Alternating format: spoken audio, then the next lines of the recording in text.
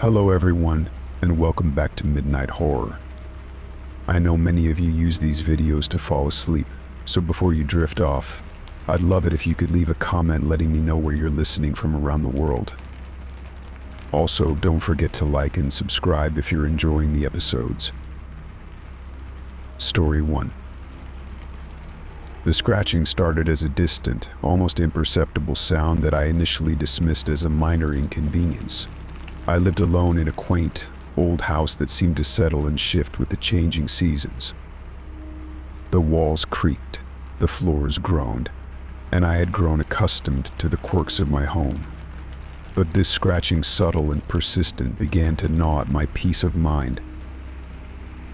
At first, it was easy to ignore. The faint rustling, like the scurrying of a mouse or the gentle scraping of a branch against the wall, was just background noise. I told myself it was probably rodents finding their way into the attic or between the walls.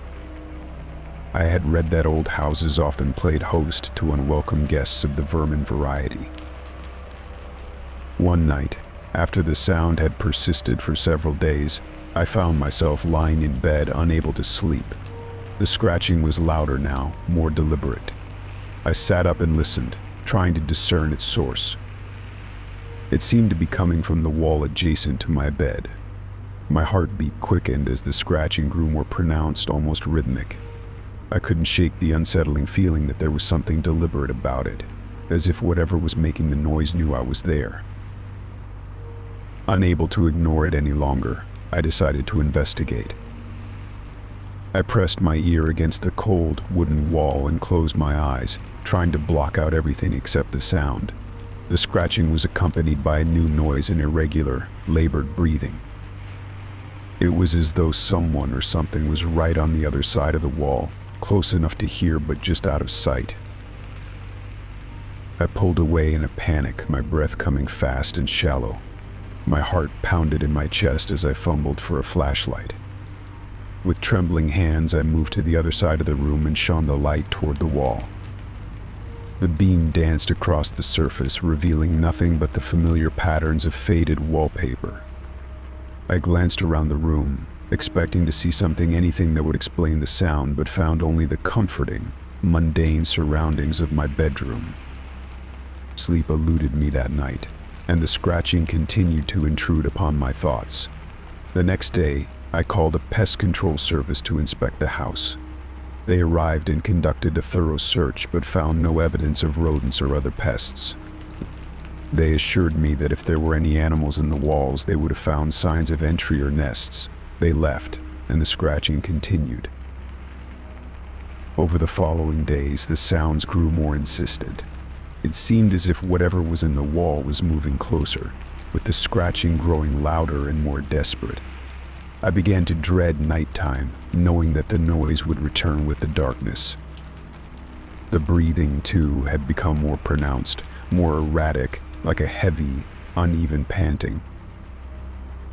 One particularly sleepless night, driven by a mixture of fear and curiosity, I decided to confront whatever was lurking.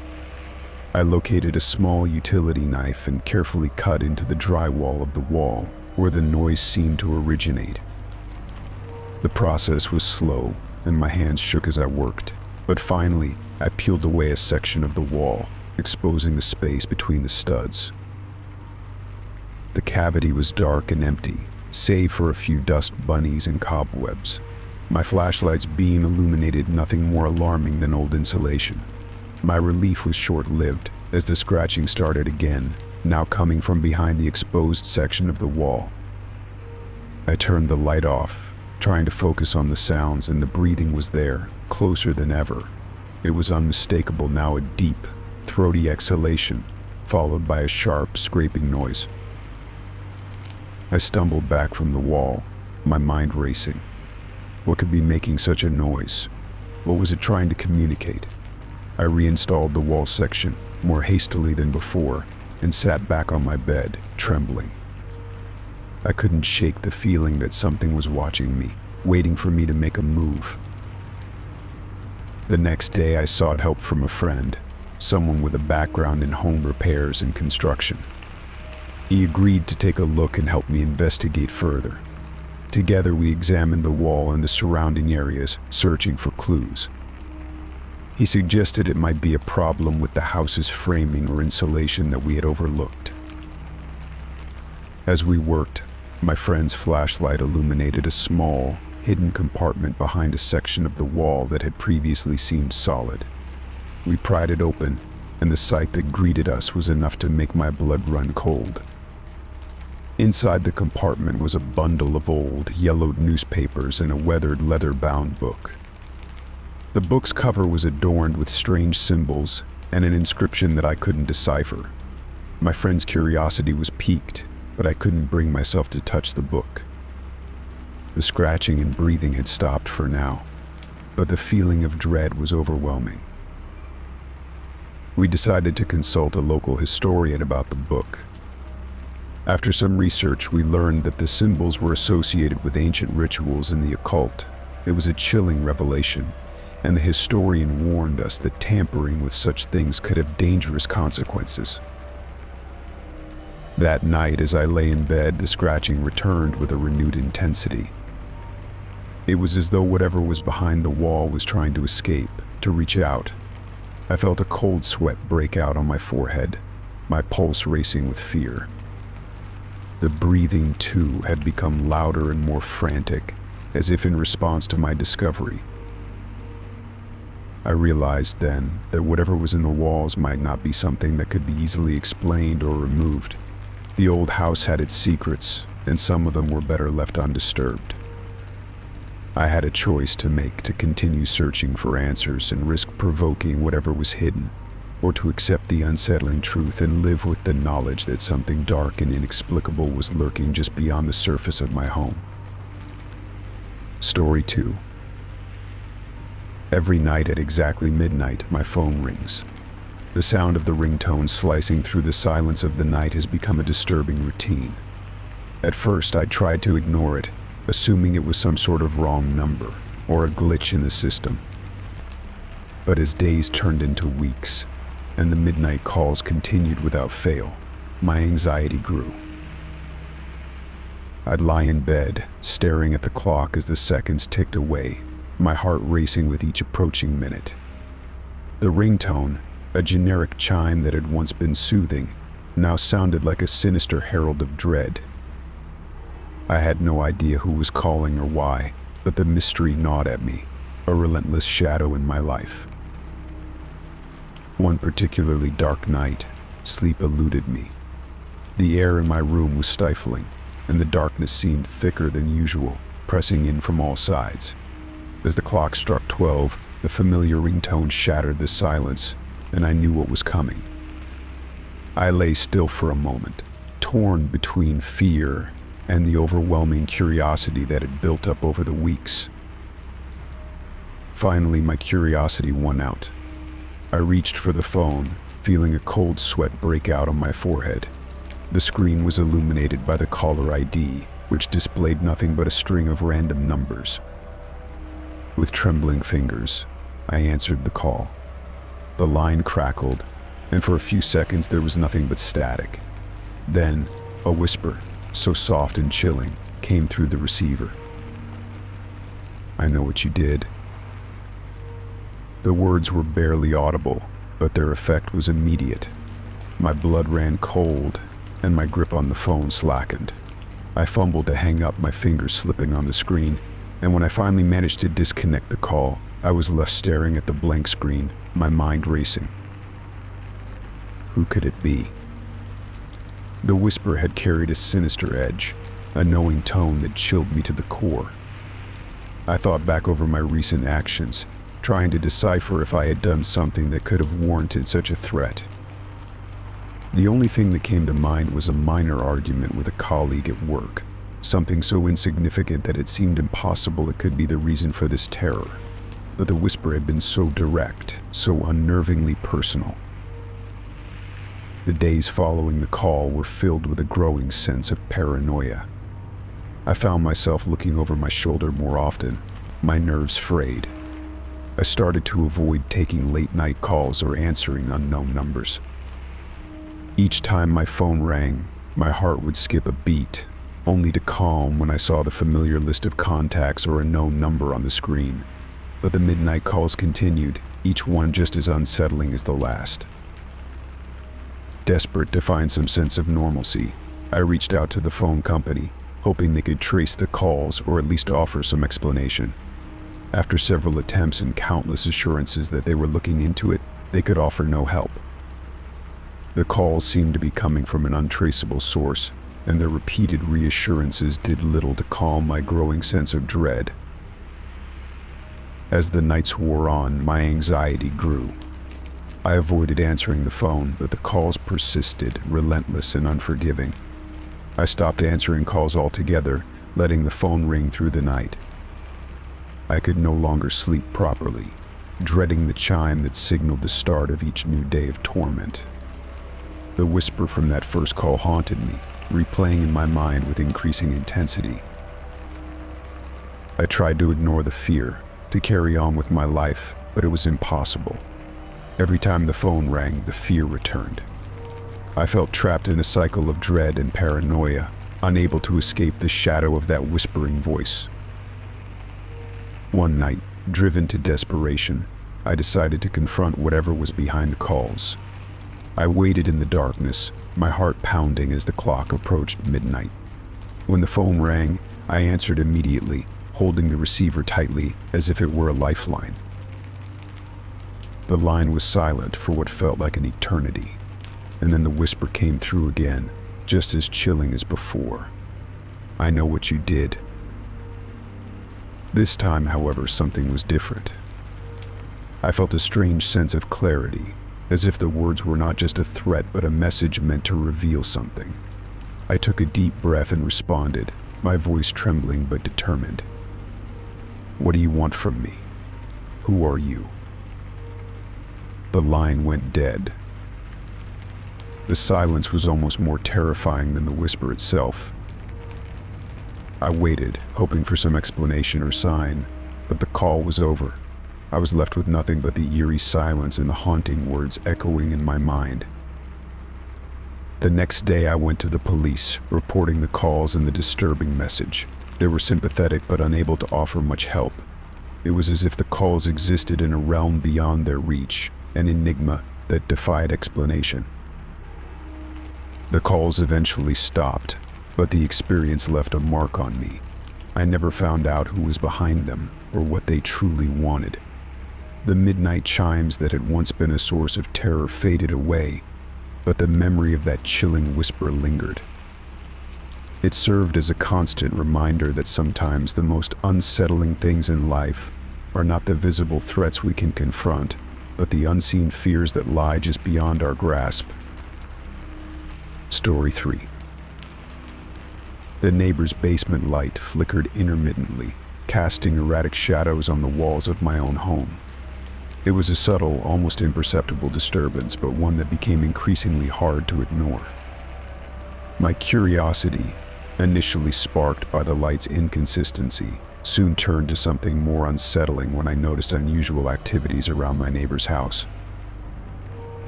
It was late in the evening when I first saw him, Thomas, a middle-aged man with a solemn demeanor and an almost unsettlingly calm presence. He was dragging a large, heavy object from his basement. The basement, as far as I knew, was accessible only through a small, unobtrusive door at the back of his house. The sight of him struggling with the weight of the object, which was obscured by a dark, tarpaulin-like cover, sent a shiver down my spine. It was clear that whatever was under that cover was far heavier than anything one would typically handle alone. I tried to keep my distance, making sure not to draw attention to myself as I watched from behind the trees lining the edge of my yard. The night was silent, except for the occasional creaking of the wooden floorboards beneath Thomas's heavy footsteps. I watched him move methodically, almost mechanically, as he loaded the object into the trunk of his old, battered sedan. The flickering basement light seemed to dance more wildly now, casting eerie patterns on the surrounding walls. When he finally got into his car and drove off, I was left standing in the dark, my mind racing with unsettling possibilities. What could he possibly be transporting at this hour? My thoughts were a chaotic mess of fear and curiosity. Driven by a need to understand what I had just witnessed, I decided to follow him discreetly. It wasn't long before we reached the outskirts of town, where Thomas pulled over to an isolated stretch of land. I kept my distance as he got out of the car, carefully opening the trunk and retrieving the heavy object. Under the pale light of the moon, I could see that he was carrying what appeared to be a large, rectangular container. He moved with a practiced ease, like someone who had done this many times before. My heart raced as I watched him struggle with the container, dragging it towards a newly dug hole in his backyard. The hole was deep and ominous, a gaping void in the earth that seemed to swallow up the surrounding light. Thomas worked swiftly, his movements deliberate and urgent. He opened the container, revealing what looked like a bundle wrapped in what appeared to be heavy-duty plastic sheeting. With a mix of dread and grim fascination, I realized what he was burying was not just an object but something far more sinister. As he lowered the bundle into the hole, I felt a cold wave of nausea wash over me. The plastic sheeting, stained and smeared, was unmistakably stained with what I hoped was not blood. Thomas's calm demeanor contrasted sharply with the horror of his actions. He worked methodically, covering the bundle with dirt and patting it down with grim efficiency. My mind reeled as I processed the horrifying scene before me. Was Thomas a murderer? Had I just witnessed him disposing of a body? The thought was unbearable. I had to remind myself to stay hidden, keeping my presence undetected. As the final shovelful of dirt was placed over the hole, Thomas stood up and surveyed his work with a strange satisfaction, as if the act of burying his secret had somehow cleansed him of it. I waited until he left before approaching the grave site. The ground was freshly disturbed, the soil uneven and unevenly packed. The sight of the makeshift grave was almost surreal. My hands trembled as I considered the gravity of what I had discovered. I knew that I had to report this to the authorities, but the fear of what might happen if Thomas realized I had witnessed his crime held me back. The next morning, I contacted the local police. The conversation was fraught with hesitation as I recounted the events of the previous night. I told them everything I had seen, leaving out only my personal fears and doubts. They listened carefully, their professional demeanor masking any reactions to the disturbing information.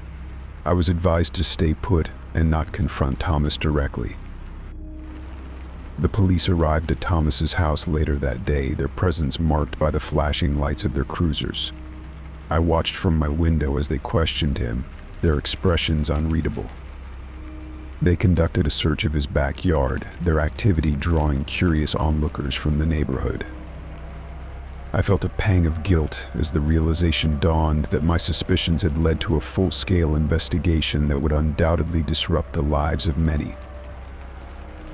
Hours later, the police announced that they had found evidence supporting my claims. The backyard was cordoned off as forensic teams worked to uncover the grim contents of the grave. Thomas was taken into custody, his expression unreadable as he was led away in handcuffs. The once tranquil neighborhood was now a scene of police activity and intense speculation. As the days passed, the investigation revealed the full extent of Thomas's crimes. It turned out that he had been hiding the bodies of victims who had fallen prey to his violent tendencies. The discovery sent shockwaves through the community, leaving many to grapple with the horror that had lurked so close to home. I felt a mix of relief and sorrow, knowing that justice had been served, but haunted by the memories of what I had witnessed. The flickering basement light, once a minor irritation, had become a symbol of the darkness that had unfolded in my own backyard. The neighbor's secret was out, but the shadows it cast would linger for a long time. Story 4. When I first laid eyes on the apartment building, it seemed like the perfect place to start fresh. The ancient structure had a faded charm with its brick facade and tall, narrow windows. The landlord, a gaunt man with a distant gaze, assured me the apartment had been vacant for years, but it was in excellent condition. I took his word for it, intrigued by the low rent and the building's old-world allure. The apartment itself was a relic from a bygone era. The floors creaked with every step, and the walls bore the scars of time with their peeling wallpaper. The kitchen was small but functional, and the bathroom was a vintage masterpiece with a clawfoot tub. Despite its age, the place had a unique character that made it feel oddly comforting. The first night, however, shattered the initial sense of comfort. As I settled into bed, the building was eerily silent. The only sound was the occasional groan of settling wood, which I tried to dismiss as normal creaks. But as the clock ticked towards midnight, a soft, muffled cry pierced through the quiet. I sat up in bed, straining to identify the source of the sound. It seemed to come from the old elevator shaft. Curiosity got the better of me. I grabbed a flashlight and made my way to the elevator shaft, which had long been out of service. The elevator doors were sealed shut with a rusty metal plate, but there was an old, worn-out maintenance door beside them. It wasn't locked. I pried open the door and shone my flashlight down the dark, narrow space. The shaft was a vertical void, stretching down into darkness. The cries grew louder, a chilling mix of desperation and sorrow. I hesitated but felt compelled to investigate. As I descended carefully, the air grew colder and more oppressive. The flashlight's beam flickered against the damp, grimy walls. When I reached what I estimated to be the bottom of the shaft, the cries stopped abruptly. The silence that followed was heavy and unsettling. I found myself in a small, forgotten room. The space was barely large enough for me to stand, and it was barely illuminated by the weak beam of my flashlight. The walls were covered in disturbing messages scratched into the decaying plaster. The words were jagged and uneven, as if they had been etched in a desperate frenzy. The messages were a mix of incoherent ramblings and chilling declarations. Phrases like "they are coming for me, no escape," and "the key is buried" were scrawled across the walls. Some messages seemed like a plea for help, while others hinted at something more sinister. The more I read, the more a cold sweat formed on my brow. In one corner of the room, there was a small, dusty box. It looked old and out of place. I approached it cautiously, the flashlight trembling in my hand. When I opened the box, I found a collection of old photographs and handwritten notes. The photographs depicted people I didn't recognize, some with fearful expressions, others in what seemed like happier times. One of the notes was particularly disturbing. It was a diary entry dated several decades ago, describing a series of unsettling events that had taken place in the building. The writer spoke of an unknown entity that haunted the residents, causing madness and despair. The final entry was a frantic plea for someone to find the key and stop the horror. I tried to piece together the fragmented stories, but the more I uncovered, the more my sense of dread grew. The room felt like a tomb for the suffering that had occurred within its walls. I knew I needed to leave before whatever force had trapped those cries in the darkness made its presence known to me. As I climbed back up the elevator shaft, I couldn't shake the feeling that I was being watched. The shadows seemed to move with an unsettling intelligence, and the cries, though faint, seemed to echo in my ears. When I finally emerged into the apartment, I slammed the maintenance door shut and leaned against it, panting. The next day, I confronted the landlord. I demanded to know about the room I had found and the strange messages on the walls. His face went ashen, and he hesitated before admitting that there had been rumors of strange occurrences in the building decades ago. He claimed the room had been sealed off after a series of unexplained disappearances, and that he had been instructed to keep it hidden from future tenants. Despite his reassurances, I couldn't stay in the apartment. The building's charm had been replaced by an overwhelming sense of dread. I packed my belongings and left, my mind haunted by the cries I had heard and the chilling messages I had uncovered. Even now, as I recount this experience, I find it hard to shake the feeling that something malevolent still lingers within those walls. The old apartment building remains vacant, a dark secret hidden behind its faded brick exterior. The cries and messages are a reminder of the darkness that can lurk beneath the surface, waiting for someone to uncover its forgotten horrors. Story 5. The house was quiet except for the faint hum of the refrigerator and the occasional creak of the old floorboards. I glanced around, making sure everything was in place for the night ahead. The Wilsons had gone out for dinner, leaving me in charge of their 2 kids, Jamie and Lily. They were tucked in their beds, their soft snores the only sounds breaking the silence. As I settled into the living room with a book and the TV turned down low, I felt a sense of calm. Babysitting was usually straightforward, and I enjoyed the rare moments of solitude. Just as I was getting comfortable, my phone buzzed. I glanced at the screen and saw it was a call from Mr. Wilson. I answered, trying to keep my tone cheerful. "Hello, Mr. Wilson." "Hi there," his voice crackled through the speaker. "We're running a bit late, probably another half hour. Is everything okay?" "Everything's fine," I assured him. "Jamie and Lily are asleep, and I'm just relaxing." Good, he replied. "Sorry again for the delay. We'll be home as soon as we can. Thanks for your patience." "Don't worry about it," I said, ending the call. I set my phone down and picked up my book, eager to get lost in its pages. The minutes ticked by slowly, and I was beginning to lose track of time when my phone rang again. This time, the caller ID showed an unknown number. I hesitated before answering, wondering if it was some sort of telemarketer or a wrong number. When I picked up, a deep, gravelly voice came through the receiver. "I'm watching you from the dark." My heart skipped a beat, and I immediately looked around the room, half expecting someone to be lurking in the shadows. The voice had been chilling, and I felt a shiver run down my spine. Trying to stay calm, I responded. "Who is this? What do you want?"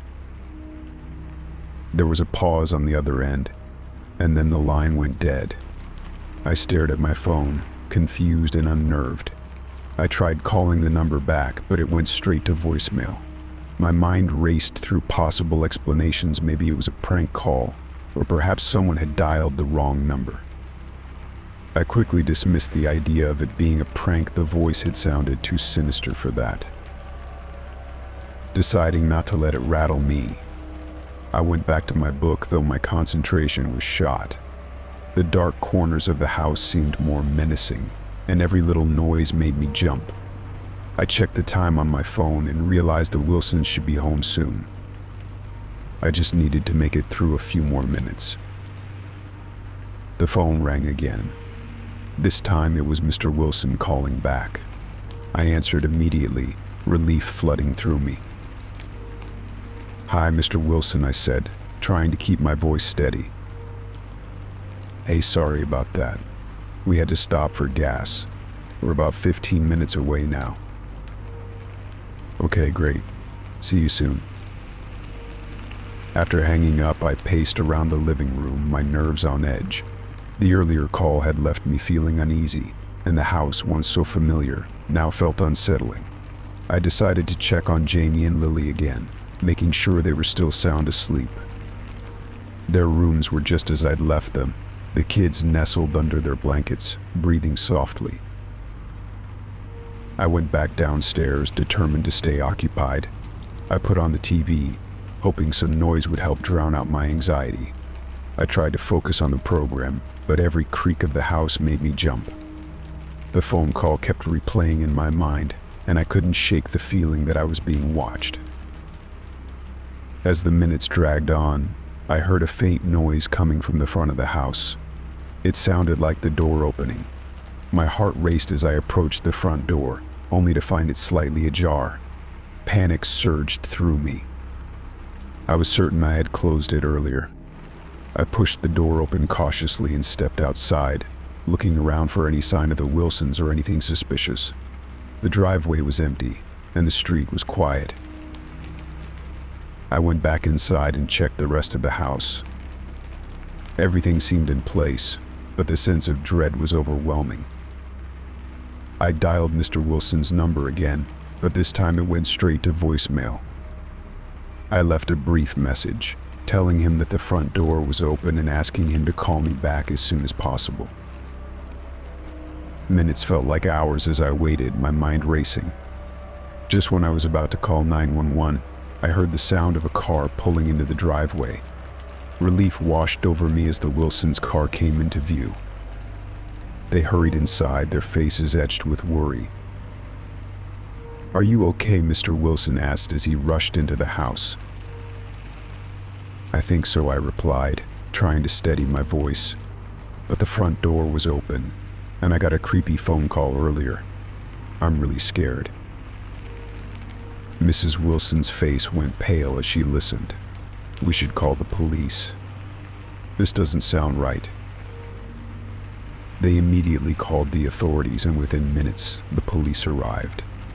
They checked the house thoroughly and reassured us that there was no immediate danger. The officers suggested that someone might have been trying to scare me, or that it was just a random prank.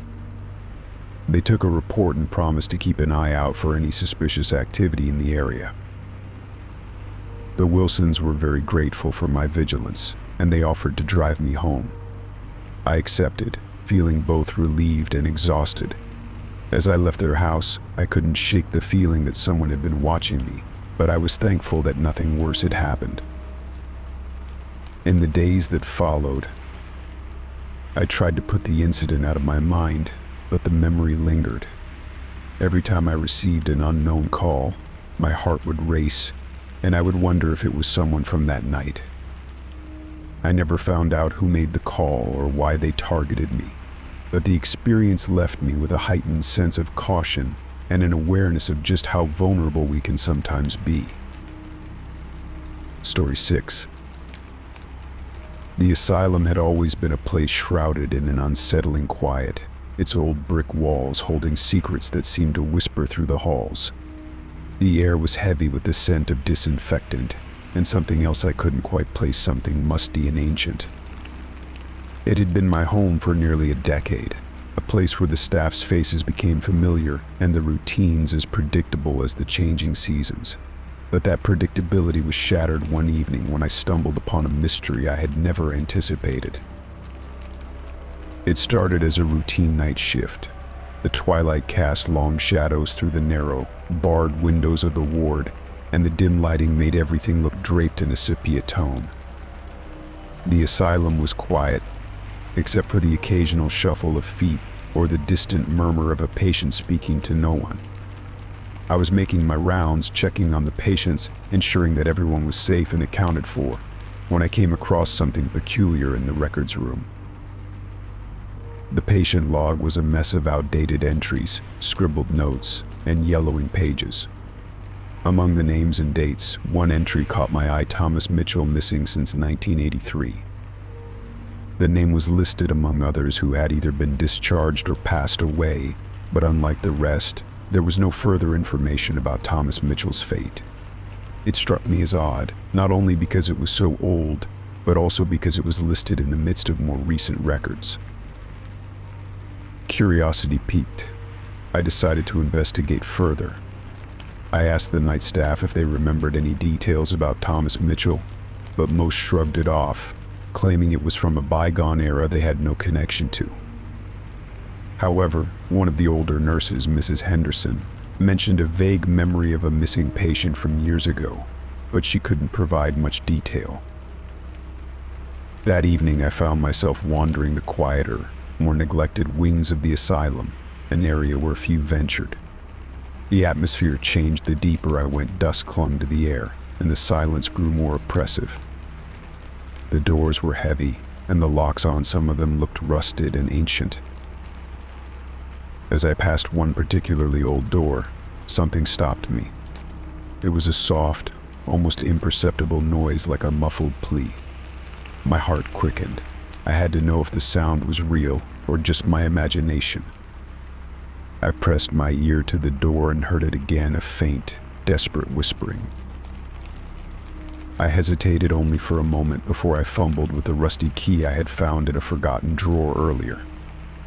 The key turned with a groan, and as the door creaked open, I was met with a sight that made my blood run cold. Inside was a small, dilapidated room, its walls stained with age and neglect. In the center of the room, sitting on a threadbare mattress, was a man who looked as though he had stepped out of a ghost story. His clothes were ragged, and his face was gaunt, but his eyes, those were the most haunting of all. They were wide with fear and pleading. "Please," he croaked, his voice barely a whisper, "don't let them take me again." I was taken aback. "Who are they?" I asked, though I felt a shiver run down my spine. The man's eyes darted around the room as though expecting shadows to materialize into something more sinister. He started, but his voice faltered. "They're the ones who did this to me. They make me disappear." His response was chilling. "Did what to you?" I pressed, feeling a mix of dread and concern. "They took me from my home," he said, his gaze fixed on a corner of the room, as if he could see something invisible. "They kept me here. They said I was dangerous, that I was sick, but I'm not. I was normal before they." His voice trailed off, and he began to tremble. I wanted to reach out, comfort him, but I hesitated, unsure of how to handle the situation. "We need to get you out of here," I said, trying to sound reassuring. "I'll make sure you're safe. I'll get help." "No," he suddenly shouted, his fear turning into panic. "You can't. If they know I'm here, they'll come for me. They'll come." I placed a calming hand on his shoulder. "I promise I'll protect you, but I need you to trust me." His eyes searched mine, and for a moment I saw a flicker of hope in them. He nodded weakly. I moved quickly, notifying the authorities and the asylum's management about the discovery. But as I relayed the details, I couldn't shake the feeling that something was deeply wrong. When the authorities arrived, the room was empty. Thomas Mitchell was gone, and the only trace of his presence was the faint impression left on the mattress. The officials dismissed my claims, attributing it to stress and imagination. They said there were no records of Thomas Mitchell ever being found. I was left with unanswered questions and a gnawing sense of unease. The asylum resumed its eerie quiet, but I was forever changed. I couldn't let go of the memory of that desperate plea or the shadows of fear that had haunted his eyes, the mystery of Thomas Mitchell and the enigmatic they who had taken him remained unsolved, a dark secret buried within the walls of the asylum. Story 7. The tranquility of my solitary home was something I cherished deeply. Living alone had its own charm, an almost meditative solitude that I found incredibly soothing. My days were a steady rhythm of peaceful routines, reading in the afternoon light, tending to my garden, and enjoying the quiet of my home. It was a life I had carefully crafted for myself, where every noise was a known and welcome sound. One evening, however, that peace was disrupted.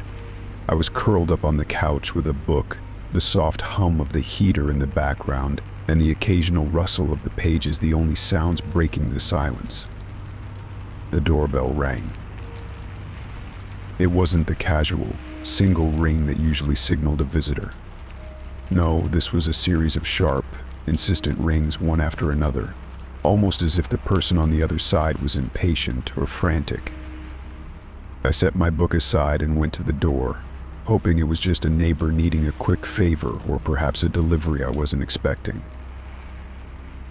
I opened the door to find nothing but the darkened porch. The streetlights cast long shadows, but the front yard was empty. I frowned and checked the space around the door, but there was no sign of anyone. Perhaps a prank, I thought, or maybe a malfunctioning doorbell. I started to close the door when the ringing began again. The same relentless, repetitive sound. I jumped back, startled. It was as if someone was standing just outside, ringing the bell with a strange insistence. I opened the door once more, but again, the porch was vacant. I peered out into the dimly lit street, scanning for any sign of movement, but there was nothing. The doorbell rang again. This time, the sound seemed different, closer. I could feel a slight vibration through the door, as if the bell's sound was resonating through the very structure of my house. I felt a shiver crawl up my spine, but I forced myself to stay calm. Maybe it was a problem with the bell itself, a short circuit or some kind of electrical issue. I closed the door and returned to my living room, trying to push away the unease that had settled over me. I resumed my place on the couch and attempted to read, but the persistent sound of the bell was like an intrusive echo in my mind. Each time I thought it had stopped, it would start again, and it was becoming more frequent. I decided to check the front door again. With each ring, it felt as if the sound was creeping closer, making its way towards the interior of my home. I walked with deliberate steps, trying to steady my breathing. When I opened the door this time, I expected to find nothing as before.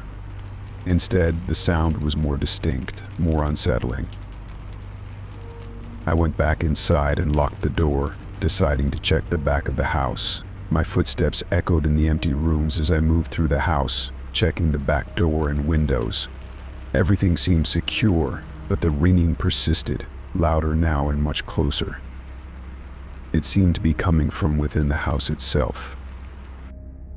The doorbell sound was no longer just a noise, but a haunting, repetitive call that seemed to follow me. It was as if someone or something was moving through the house, deliberately drawing closer to where I stood. I moved cautiously through each room, my heart racing, and checked every corner, every shadow, but there was no one. By now, I was seriously unnerved. I decided to call the police, but as I picked up the phone, the ringing stopped abruptly. A deep silence fell over the house. I hesitated, then dialed the number. As I spoke to the dispatcher, explaining the situation, the doorbell rang again, cutting into our conversation with its unsettling chime. The dispatcher assured me that help was on the way, but as I waited, the ringing grew sporadic, almost as if someone was testing my nerves. It was no longer a continuous sound, but a pattern, a rhythm that seemed to taunt me. I paced the house, my eyes darting around, waiting for the sound to return. When the police arrived, they found nothing unusual. They checked the exterior of the house, the doorbell system, and even the nearby surroundings. Everything appeared normal. They assured me it was likely a prank or a malfunction, but I could see the concern in their eyes, mirroring my own anxiety. As they left, the doorbell rang once more. This time it was faint, almost distant, as if retreating. I stood by the door, watching the darkened street, and finally it stopped altogether. The silence that followed was almost as disquieting as the noise had been. I couldn't sleep that night. The eerie sense of being watched, the unsettling rhythm of the doorbell, and the oppressive silence left me on edge. I spent the night wandering through my home, checking every lock and making sure every window was secured. The peace I once relished was now a distant memory, replaced by an unsettling tension. In the days that followed, the doorbell's disturbance never recurred. The house returned to its familiar quiet, but the unease lingered. I couldn't shake the feeling that something had come too close, brushed against the edges of my carefully curated solitude, and then disappeared, leaving behind a whisper of unease that would take time to fade. Story 8. When I inherited the family estate, I thought I was simply gaining a grand old house and some old furniture. The estate had been in the family for generations, passed down through a line of people who, for the most part, had left the property and its contents shrouded in a veneer of mystery. My great-uncle, who had lived there alone for years before his death, had never been one for social visits or letters, so the house was a distant curiosity rather than a part of my everyday life. But when the opportunity arose to claim the estate, I took it, not quite understanding what I was getting into. The first few weeks in the house were idyllic. The grand hallways, the aged oak paneling, and the intricate woodwork provided a certain charm that made me feel as though I had stepped back in time. The house, with its tall windows and sweeping staircases, had an almost cinematic quality to it. But it wasn't long before the enchantment started to give way to something darker. The first sign of trouble came when I discovered a dusty old diary in the attic. Its leather cover was cracked and worn, and its pages were yellowed with age. Curious, I thumbed through it, and soon realized that it belonged to my great-uncle, though it was written in a shaky, almost frantic script. The entry started innocuously enough, with mentions of daily life and mundane observations. However, as I turned the pages, the entries grew more erratic and unsettling. My great-uncle wrote about a series of experiments he was conducting in the basement of the house. The details were sparse, but disturbing phrases like surgical precision, unearthly results, and pushing the boundaries of human endurance were repeated with increasing frequency. I was struck by a sense of dread as I read about his obsession with life and death, the way his notes hinted at experiments that were beyond the pale of conventional science. One entry in particular caught my attention. It was dated only a few months before his death and was hastily scribbled, almost as though written in a fevered state. The subjects are uncooperative, it read. Their resistance is growing. I need to accelerate the process. Time is running out. Soon I'll have a breakthrough, or I'll be next. I couldn't shake the feeling that something was profoundly wrong. The diary was one thing, but my great-uncle had left another legacy: the basement. When I finally ventured down there, I found it to be a labyrinth of shadowy corners and old equipment covered in cobwebs. The air was thick and musty, and the floor was uneven, with cracks running through the old tiles.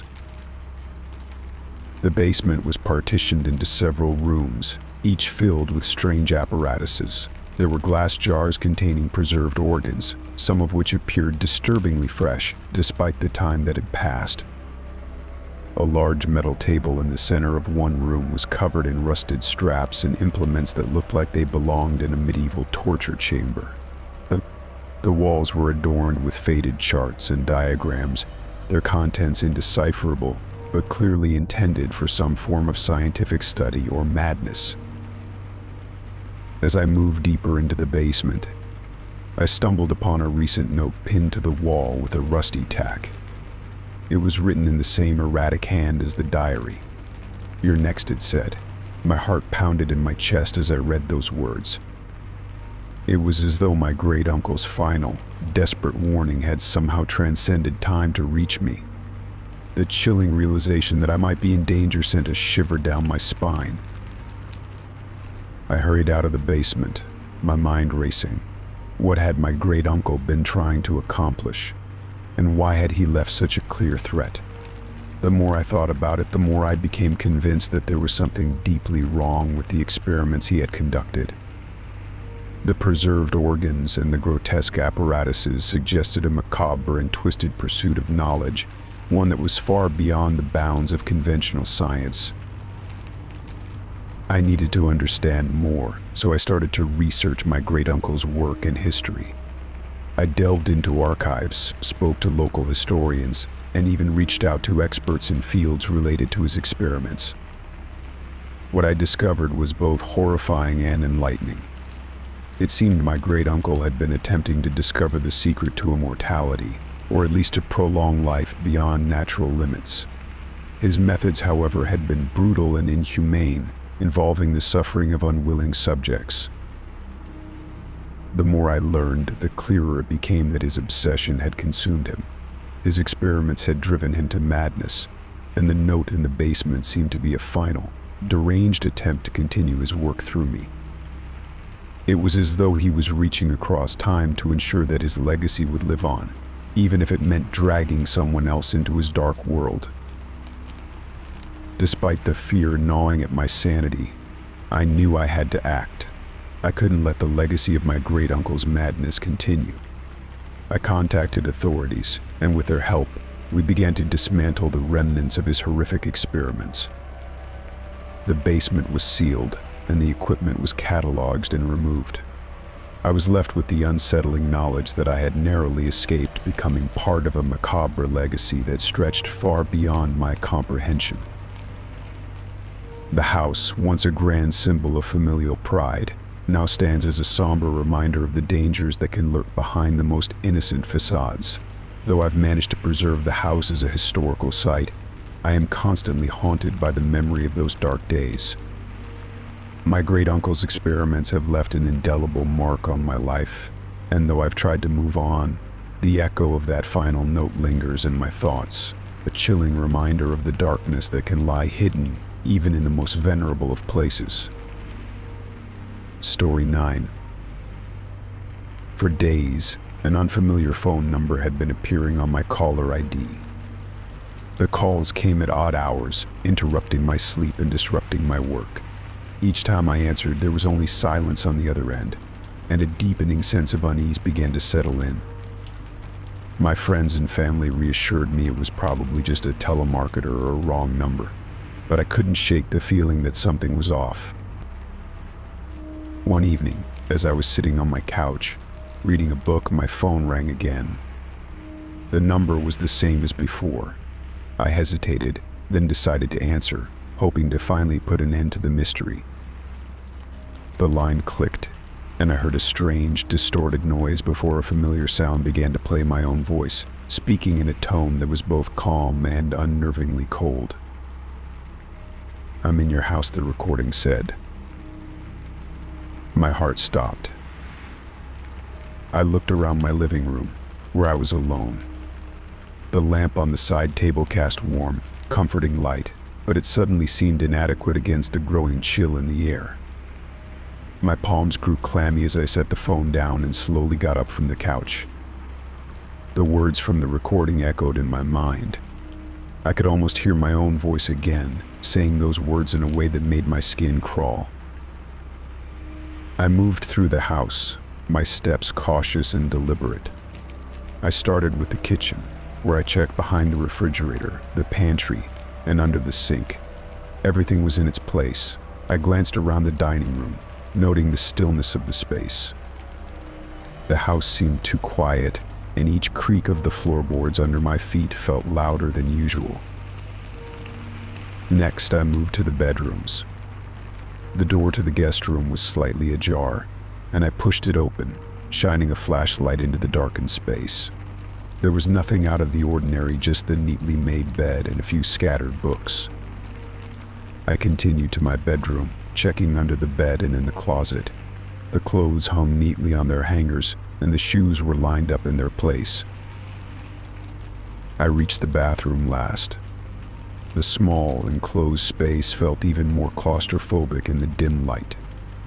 I opened the shower curtain, peering into the empty tub, and looked behind the door. My reflection in the mirror was pale and tense, and I blinked at the image of myself, feeling an odd sense of detachment. With each room I checked, the feeling of dread grew heavier. It was as though the house itself was holding its breath, waiting for something to happen. I sat down in the living room again, trying to steady my breathing. The unsettling thought of the recording echoed in my mind. Someone had somehow gotten a recording of my voice and used it to frighten me. I couldn't shake the thought that perhaps someone had been in my house. The idea was terrifying, and I started to question whether there might be another explanation. Was it possible that I had forgotten something, or that my imagination had run wild? But the fear was too real, the recording too chilling. I decided to call the police, though part of me wondered if they'd think I was overreacting. The officer who answered my call was patient and understanding. He promised to send a patrol car to check around my area. I thanked him, though I knew deep down that it might not do much to alleviate my fear. I could only hope that the presence of a patrol car would offer some measure of reassurance. As I waited, I tried to distract myself by turning on the television and flipping through channels. The flickering light from the screen and the hum of the air conditioner did little to comfort me. I kept glancing at the front door, half expecting it to creak open at any moment. The patrol car arrived about 20 minutes later. The two officers who stepped out were professional but sympathetic. They did a thorough check of the outside of the house and the surrounding area, but they didn't find anything unusual. They reassured me that it was likely a prank, but they took the recording seriously and promised to keep an eye on the area. When they left, I felt a fleeting sense of relief, but it was quickly overshadowed by the nagging worry that lingered in the back of my mind. I knew I couldn't stay in the house alone that night, so I decided to stay at a friend's place. I grabbed a few essentials and locked up, making sure every door and window was secure. At my friend's house, I tried to relax, but sleep was elusive. The eerie feeling that had settled over me earlier persisted, and every little noise made me jump. I couldn't stop thinking about the recording and the possibility that someone had been watching me, or worse, had been inside my home. By morning, the terror had turned into exhaustion. I tried to put on a brave face when I returned home, but the house felt different, less like a sanctuary and more like a place where something had gone terribly wrong. I couldn't shake the feeling that the house was now somehow tainted by the unsettling presence of the recording. As the days went by, the calls stopped, and the sense of fear gradually faded, though the memory of that night lingered. I made changes to my home security and stayed more vigilant, hoping that the strange incident would remain a haunting but isolated event. Yet, every now and then, when the phone rings and I see an unfamiliar number, a shiver runs down my spine, and I can't help but wonder if the fear might return. Story 10. Cleaning out my attic was an arduous task, one I had postponed for years. It wasn't until a burst pipe in the basement had sent water cascading through the house, forcing me to temporarily move everything into the attic, that I decided it was time to face the clutter. As I sifted through dusty boxes and forgotten trinkets, my gaze fell upon an old wooden chest. Its brass hinges were tarnished, and a thick layer of dust covered its surface, but something about it piqued my curiosity. I pried open the lid, and was immediately hit with the musty scent of aged fabric and paper. Inside the chest lay a collection of various old toys and keepsakes. The most striking of these was an antique doll. Its face was remarkably lifelike, with glassy eyes that seemed to follow me as I moved. The doll's features were both captivating and eerie. It wore a faded, frilly dress that had seen better days, and its once curly hair was now matted and tangled. Despite its age and the state of disrepair, there was something disturbingly vivid about the doll's presence. I couldn't quite place it, but a shiver ran down my spine as I set the doll aside. That night, after a day of sorting through boxes and packing away old memories, I was exhausted. I crawled into bed, hoping for a restful sleep. The house was unusually quiet, with only the occasional creak of settling wood breaking the silence. I drifted off quickly, my mind wandering through the day's tasks and the odd discovery of the doll. But sleep did not come easily. I awoke suddenly, disoriented and sweating. A sound had jolted me from my slumber, a faint, rhythmic patter of footsteps. My heart raced as I listened intently. The sound was coming from somewhere in the house, but it was so soft that it could have been my imagination.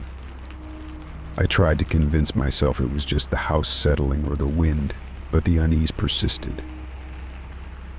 I decided to investigate. I slipped out of bed, careful not to make a sound, and crept through the darkened hallway. The house was still, save for that persistent, unsettling noise. I checked the rooms one by one, each time finding nothing amiss. The footsteps continued, but they seemed to be moving further away each time I approached their source. When I reached the guest room, I was taken aback. There, in the center of the room, stood the doll. I was sure I had left it in the attic, but here it was, placed meticulously on a chair, its eyes locked on me with that unnerving intensity. I picked it up, trying to steady my trembling hands, and carried it back to the attic, setting it down in the chest where I had found it. Returning to bed, I tried to push away the creeping fear. I told myself it was just an old doll, nothing more than a relic of the past. But sleep eluded me, and every creak of the house seemed amplified, every shadow more menacing. The footsteps continued, seeming to grow louder and more erratic. Eventually, exhaustion overcame me again, and I drifted back into a restless slumber. Morning light crept into my room, and I awoke with a start. The events of the previous night felt like a half-remembered nightmare, but the unease lingered. I went about my day, attempting to dismiss the events as the product of overactive imagination. Later that day, I returned to the attic to continue sorting through the boxes. As I approached the old chest, I was struck by an odd sense of dread. I opened the lid slowly and, to my horror, found the doll sitting at the top, staring directly at me. My heart raced as I tried to rationalize the situation. Had I not placed it back in the chest? Or was it possible that someone had been in the house, moving things around? Determined to find an explanation, I checked the entire house again. Everything seemed in order, and there was no sign of an intruder. But the doll's presence was growing increasingly unsettling. I placed it back in the chest and resolved to keep an eye on it. That night, the footsteps were louder than ever. I could hear them echoing through the house, growing more frantic and erratic. Each time I ventured out of my room to investigate, I found the doll had moved again, always facing me. It was as if it were deliberately positioning itself to watch my every move. This continued for several nights. I would find the doll in different rooms, always in a place where it could see me. The sight of those glassy eyes following me from room to room drove me to the edge of sanity. The footsteps were incessant, and no matter how many times I checked, I never found their source. Desperation set in. I decided to get rid of the doll, believing that removing it from the house might end the disturbances. I packed it carefully in a box and drove to the local charity shop, hoping that someone else might find use for it. As I handed over the box, I couldn't shake the feeling that the doll was still watching me, even from afar. That night, for the first time in days, I slept soundly. There were no footsteps, no eerie presence, and no doll to haunt my dreams. But even now, a lingering feeling of dread remains. I can't shake the thought that the doll might somehow find its way back to me, that those lifelike eyes might one day peer through my window again. Story 11. The day began like any other, with sunlight streaming through the curtains and the steady rhythm of my alarm clock urging me out of bed. I had just gone through a breakup a week prior, an amicable split, or so I thought, with my partner, Jake. We had agreed to part ways with no hard feelings, but the recent weeks had been unusually quiet. I dismissed the silence as a welcome change and tried to focus on the new beginning I had promised myself. On the first morning after our separation, I found a letter slipped under my door. The envelope was plain, and the handwriting was unfamiliar. I assumed it was a mix-up or a piece of junk mail. I tossed it aside and went about my day. That evening, I discovered the letter still lying on the floor, its presence a nagging distraction. I opened it with a mix of curiosity and skepticism. The letter contained a detailed account of my day, what I wore, where I went, and even the small interactions I had with people I encountered. I was perplexed, but quickly convinced myself it was a prank from a friend or an overzealous telemarketer. I shrugged it off and prepared for bed. though the letter lingered at the back of my mind. The following days saw the arrival of more letters, each one increasingly intrusive and unsettling. They described my daily routines with eerie precision. One letter noted my visit to the grocery store, including a specific mention of the brand of cereal I bought. Another letter detailed my visit to the gym, commenting on the exact treadmill I used and the time I spent there. The letters were signed simply a friend. With each letter, my unease grew. I began to change my routine, taking different routes to work and avoiding the places I frequented. Despite my efforts, the letters continued to arrive, each one more detailed than the last. I felt trapped in a web of observation and paranoia. It wasn't until the letters began to include personal observations, comments about my new haircut, or the new plant I had bought that I realized the sender had an unsettlingly intimate knowledge of my life. I confided in a close friend, Lucy, who was equally disturbed by the letters. She suggested I contact the authorities, but I hesitated, fearing that I might be overreacting or that the police would dismiss my concerns. Instead, I started documenting each letter meticulously, hoping to find a pattern or clue that might lead me to the sender. Days turned into weeks, and the letters kept coming. The detailed observations became more personal, reflecting my innermost thoughts and anxieties. One letter even mentioned a private conversation I'd had with Lucy, a conversation I had thought was confidential.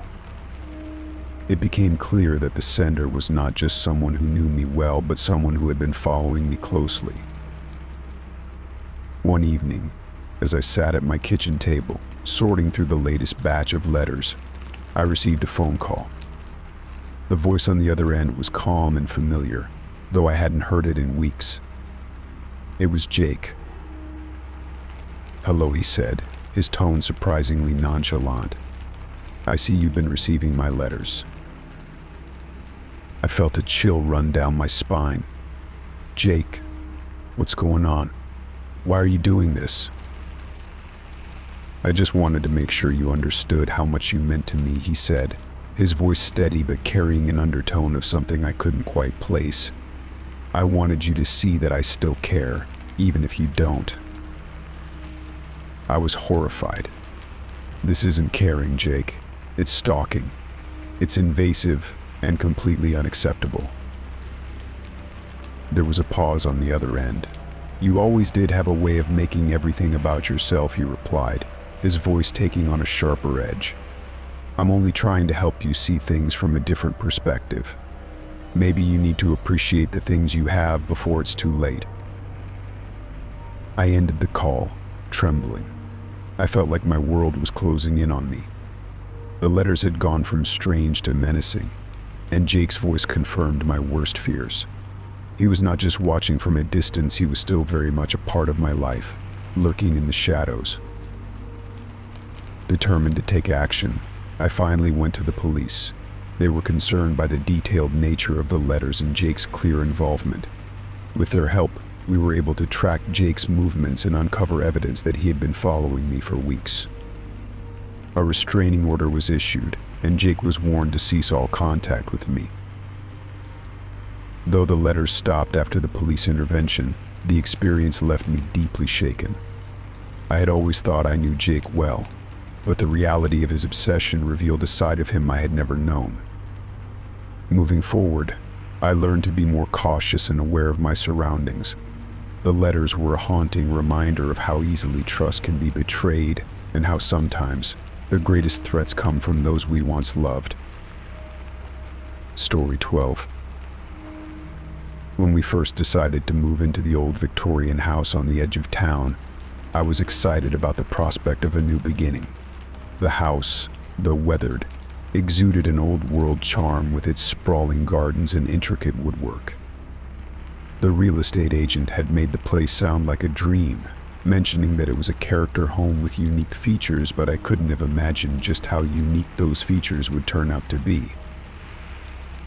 The moving process was grueling, but eventually we managed to unpack most of our belongings.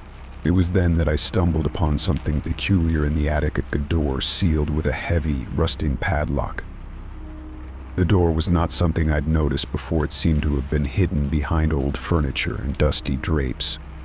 The padlock was enormous, the kind you'd see in a pirate movie, and it seemed out of place compared to the rest of the house's more delicate furnishings. Curiosity gnawed at me, but I quickly put it out of my mind. We had more pressing matters to attend to, and the padlocked room would have to wait. As days turned into weeks, strange occurrences began to unsettle me. At night, as I lay in bed, I would hear faint, unidentifiable noises coming from behind that locked door, soft thuds, scuttling sounds, and sometimes even a distant, low murmur. Each sound seemed to crawl under my skin and make me shiver despite the warmth of the blankets. I tried to dismiss the sounds as settling noises, or perhaps the house's old pipes working through their own quirks. But as the noises persisted, I began to grow increasingly uneasy. There were times when I would hear them distinctly while trying to fall asleep, only to have them suddenly cease when I got up to investigate. When I finally turned the lights back off and lay in bed, the noises would resume, as if mocking my fear. Then, one crisp autumn morning, I found the padlock had been broken. The metal loop was twisted out of shape, and the lock lay shattered on the floor.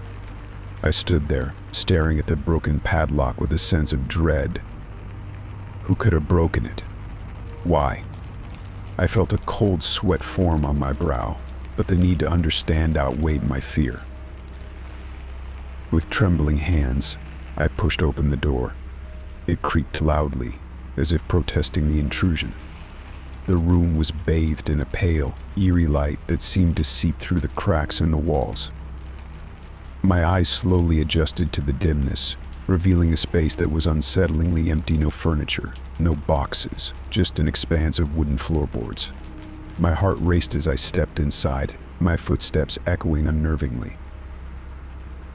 As I moved further into the room, I noticed something that sent chills down my spine. Eerie symbols were drawn all over the floor. They were crudely painted in what looked like dark, dried blood, creating an intricate web of strange, arcane patterns. The symbols were unfamiliar, but they had an unsettling, almost hypnotic quality. They twisted and looped around each other, forming an intricate, chaotic design that seemed to pulse with a malevolent energy. I knelt down to examine the symbols more closely. They were not just random doodles, they seemed deliberate, as if they held a dark significance. I tried to decipher them, but their meaning eluded me. My fingers brushed against the cold floor, and I felt a shiver of foreboding that told me I should not be here. A sudden noise behind me made me spin around. My breath caught in my throat as I saw a shadowy figure dart past the doorway. I rushed out of the room, heart pounding, but found no one in the hallway. The house was silent once more, save for the thudding of my own heartbeat. Desperate for answers, I began researching the symbols. Late into the night, I combed through occult books and online forums, but found nothing that matched the symbols exactly. They were unique, unlike anything I'd ever seen.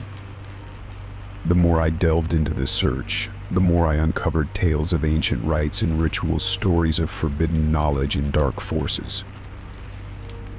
As days passed, the symbols on the floor seemed to shift in my mind, each viewing revealing new patterns and meanings. I began to feel a sense of paranoia, as if something malevolent was lurking just out of sight. My sleep became fitful, and the strange noises from the room continued, now joined by whispers that seemed to seep through the walls, murmuring unintelligible phrases. I grew increasingly obsessed with the room, unable to resist its pull. I would find myself drawn to it at odd hours, staring at the symbols and trying to piece together their meaning. The house, once a beacon of new beginnings, now felt like a prison. I started noticing changes in myself, mood swings, feelings of dread, and an overwhelming sense of being watched. It felt as though the room was exerting its influence, gradually eroding my sense of reality. I became convinced that the symbols were not just remnants of some old ritual, but a gateway to something darker, something that was now watching me. One night, as I was sitting alone in the room, the lights flickered, and an oppressive silence fell over the house. I could feel a presence, something cold and unrelenting. The symbols seemed to writhe under the dim light, and I felt a chilling breath on my neck. I knew then that I had to leave the house, but it was as if the walls themselves were holding me captive. I packed my belongings in a frantic hurry, the weight of the house's sinister presence pressing down on me. I could still hear the whispers as I fled, the sound of my own panic echoing through the empty halls. As I drove away, the house receded into the distance, but the fear remained. The locked room was left behind, its secrets untouched. I never returned, and the house eventually fell into disrepair, a silent sentinel guarding the unknown.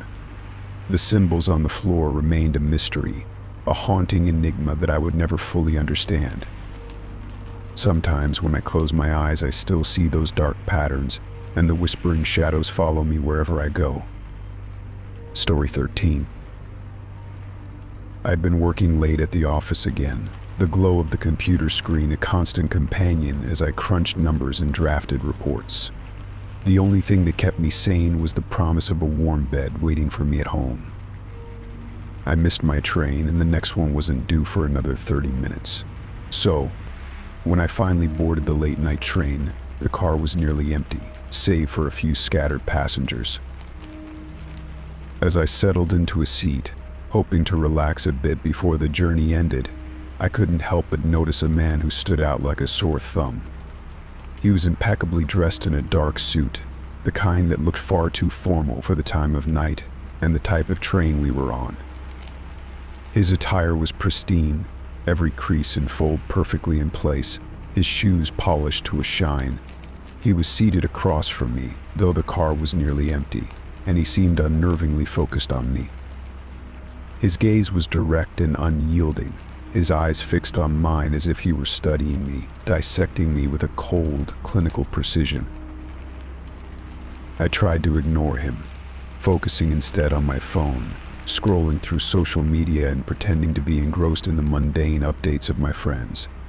But every so often I would glance up and catch him still staring, unblinking. It was unsettling. I could almost feel the weight of his gaze pressing on me, like an invisible hand gripping my shoulders. Each time I looked up, he was still there, his eyes like two dark holes boring into me. Minutes turned into what felt like hours, and with each passing stop I hoped he would get off, but he remained seated, never shifting his gaze. The train rumbled along, the rhythmic clacking of the wheels on the tracks doing little to drown out the mounting anxiety I felt. The steady hum of the engine became a backdrop to the growing unease in the pit of my stomach. When my stop finally approached, a wave of relief washed over me. I gathered my things, trying to muster up the courage to stand up and leave. As the train slowed, I glanced over to the man one last time, hoping to avoid another encounter. To my horror, he was already standing, his eyes still locked onto me as he smoothly moved to the door, as if he had been waiting for this exact moment. A sense of dread enveloped me, and as the train doors opened, he stepped out right behind me. My heart began to race, and I quickened my pace, attempting to blend into the crowd on the platform. I glanced over my shoulder to see if he was still following me, but the crowd was thick, and it was difficult to make out any distinct figures. I decided to make my way through the maze of people and onto the stairwell leading up to the street level. As I reached the top of the stairs, I dared another look back, and there he was still following me, his presence as unmistakable as ever.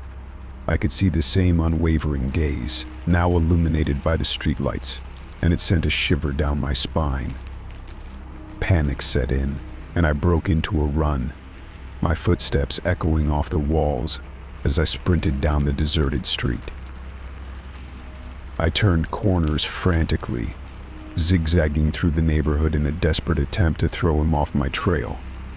I could hear his footsteps behind me, matching my pace, never faltering, never speeding up. It was as if he was determined to follow me no matter how fast I ran. My lungs burned, and my legs felt like lead, but I pushed myself harder, driven by a fear that was rapidly becoming all-consuming. My mind raced through possible escape routes. I ducked into an alleyway, hoping the narrow passage would provide some cover. The alley was dark, with only the faint glow of streetlights reaching in. I pressed myself against the cold brick wall, trying to stifle my breathing.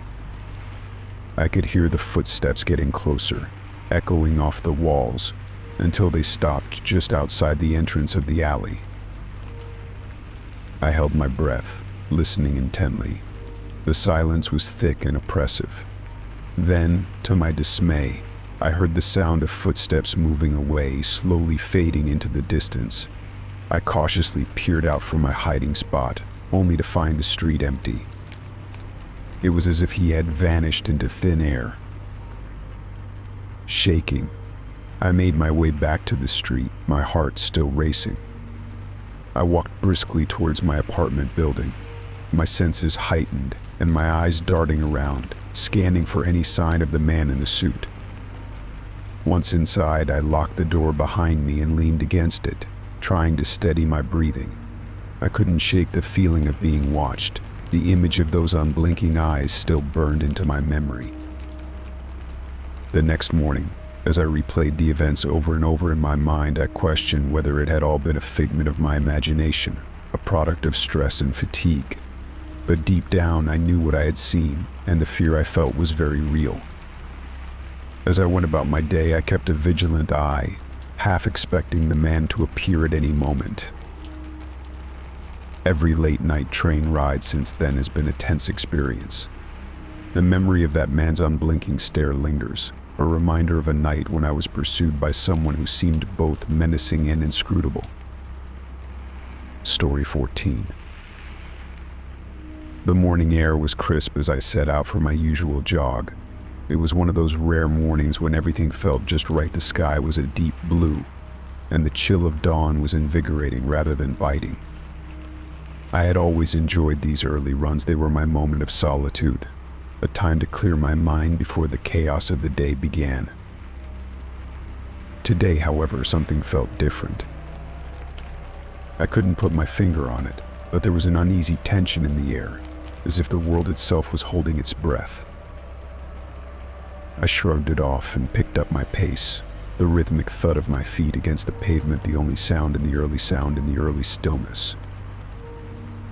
As I entered the wooded path that cut through a small section of forest near my home, the sensation of unease grew stronger. The trees, usually a comforting canopy, now seemed oppressive and foreboding. I quickened my step, trying to shake off the disquieting feeling that clung to me like a shadow. That's when I saw them. At first, it was just a flicker of movement between the trees, a vague shape that could easily be mistaken for a trick of the light. But as I drew closer, the figures became clearer. A group of men stood in the clearing, their presence starkly out of place. They were wearing masks, simple, featureless white masks that covered their entire faces. They seemed almost like something out of a horror movie, their blank, expressionless visages staring out from the darkness of the forest. My heart skipped a beat.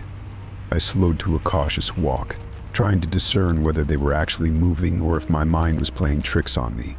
The men, however, were definitely shifting their positions, their movements eerily synchronized. It was as if they were waiting for something or someone. The feeling of dread intensified. I turned away, deciding it was best to cut my run short and head back home. As I picked up my pace again, I could feel their presence behind me. I glanced over my shoulder and saw that they had started to follow. It was subtle at first, just a hint of motion among the trees, but it quickly became clear that they were tracking my every move. Panic surged through me. I pushed myself harder, the sound of my breath growing ragged as I sprinted down the path. My mind raced, trying to think of any possible explanation for their presence, but nothing made sense. The forest seemed to close in around me, the trees forming a claustrophobic tunnel that amplified my fear. Despite my efforts, the men in masks were always there, just on the edge of my vision. Each time I looked back, they were a little closer, their silent pursuit unyielding. My heart pounded so violently it felt like it might burst from my chest. I could hear the crunch of leaves and twigs under their feet, growing louder as they closed in. The clearing where I had first spotted them seemed like a distant memory as I finally emerged from the woods. I made a beeline for my house, desperately wishing for the safety of my locked doors. I ran up the front steps and fumbled with the keys, my hands trembling uncontrollably. Inside, I slammed the door shut and threw the deadbolt into place. I leaned against the door, trying to catch my breath and calm my racing heart. Through the frosted glass of the door, I saw their silhouettes moving past my house. The sight made me shiver, and I sank to the floor, my back against the wall. I could hear them moving around outside, their footsteps heavy and deliberate. The minutes stretched into hours as I huddled in the dim light of my hallway, listening for any sign that they might be leaving. The house felt unnervingly quiet, and the sound of my own breathing seemed too loud in the stillness. When I finally dared to peek through the curtains, the forest was empty. The masked figures were gone, leaving behind an eerie silence that seemed to seep into the very walls of my home. I stayed vigilant, watching from the window for any sign of their return, but the hours passed without incident. As the sun began to rise and the first light of morning filtered through the trees, I felt a semblance of relief. Still, I was haunted by the memory of those faceless men and their relentless pursuit. What had they wanted? Why had they followed me? The questions churned in my mind, unanswered and unsettling. The next day, I tried to convince myself it was just a figment of my imagination, a trick of the early morning hours that made everything seem more sinister than it really was. But deep down, I knew that what I had experienced was real. The fear I felt, the way the men had moved everything about it was too vivid to dismiss. I resolved to avoid that path for the foreseeable future. The jogs would continue, but the wooded trail would remain a forbidden zone, a reminder of a terrifying encounter I hoped never to repeat.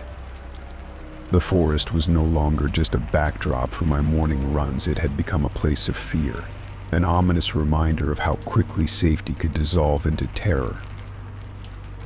Story 15. The babysitter's evening started off like any other.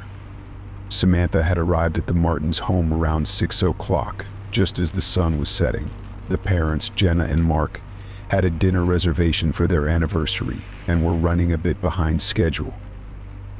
They left her with their two kids, Lily and Jake, who were already excited about their evening of movies and snacks.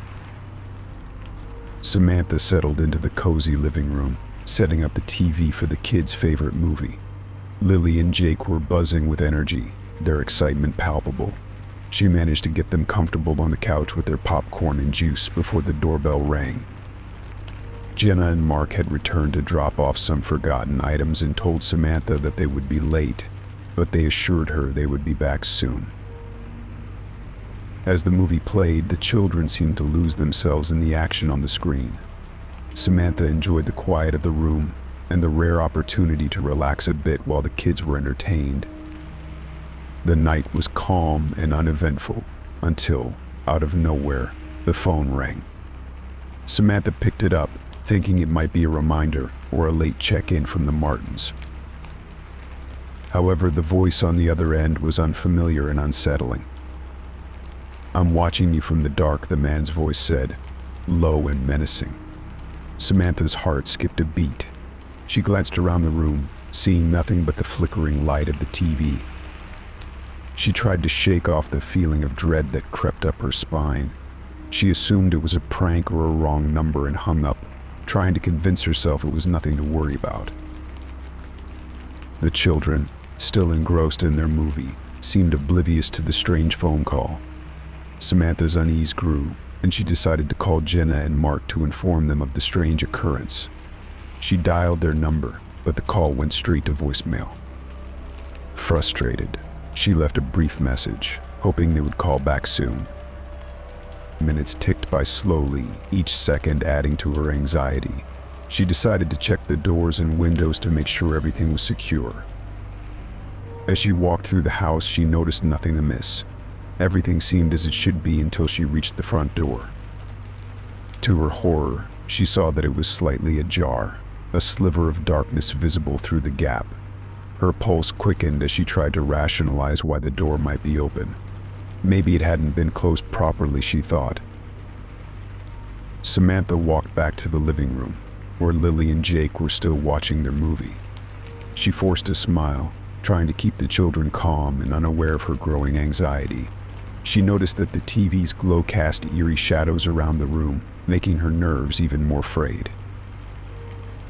As the minutes continued to drag on, the phone rang again. This time it was Jenna. Samantha's relief was palpable as she answered. Jenna's voice was filled with concern. "I'm so sorry we're late. We're just wrapping up. Are you okay? Did everything go all right?" Samantha quickly recounted the strange phone call and the partially opened door. Jenna's voice grew worried. "Are the kids okay? Did you check the house?" "Yes, they're fine," Samantha reassured her. "I checked everything, but I'm still a little on edge." "Just hang tight. We're on our way," Jenna said, her voice hurried. "We should be there in about 15 minutes. Samantha hung up the phone and tried to focus on keeping Lily and Jake calm and occupied. She forced herself to ignore the creeping feeling of being watched, trying to act normal for the children's sake. The minutes felt like hours as she anxiously waited for the Martins to arrive. Finally, the front door opened, and Jenna and Mark rushed in, their faces pale with worry. Samantha turned to greet them, relief flooding through her. But as she looked towards the door, her heart sank. The door was wide open, and Samantha's earlier fears were confirmed. She glanced around the house, but it was clear that something was off. The living room was in disarray, with the popcorn spilled on the floor and the TV screen now displaying static. Panic surged through Samantha as she realized she couldn't find Lily or Jake. She rushed through the house, calling their names, her voice trembling. Jenna and Mark joined in, their frantic search matching her own.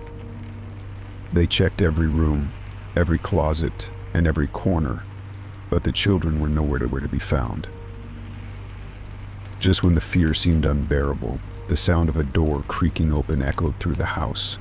Samantha and the Martins ran toward the sound, their hearts racing. They found Lily and Jake in the basement, huddled together and visibly shaken. The basement door had been left slightly ajar, the darkness within more foreboding than usual. Tears of relief streamed down Jenna's face as she gathered her children into her arms. Mark turned to Samantha, his expression a mix of gratitude and concern. "Thank you for keeping them safe," he said, though his voice was tinged with confusion. "We're just glad they're okay." Samantha, her hands trembling, tried to steady her breathing. The incident left her with a gnawing unease, a lingering sense of dread. She would never forget the feeling of being watched and the unsettling knowledge that someone had breached the safety of the Martins' home. As she left the house, she couldn't shake the feeling that she was being followed, her every step echoing with the eerie certainty of being watched from the shadows.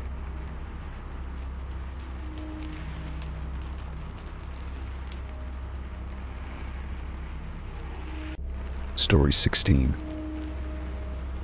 I had always loved the solitude of hiking. The quiet and peace of nature was a welcome respite from the demands of everyday life. But the day I stumbled upon that abandoned cabin, my love for the outdoors took a dark turn.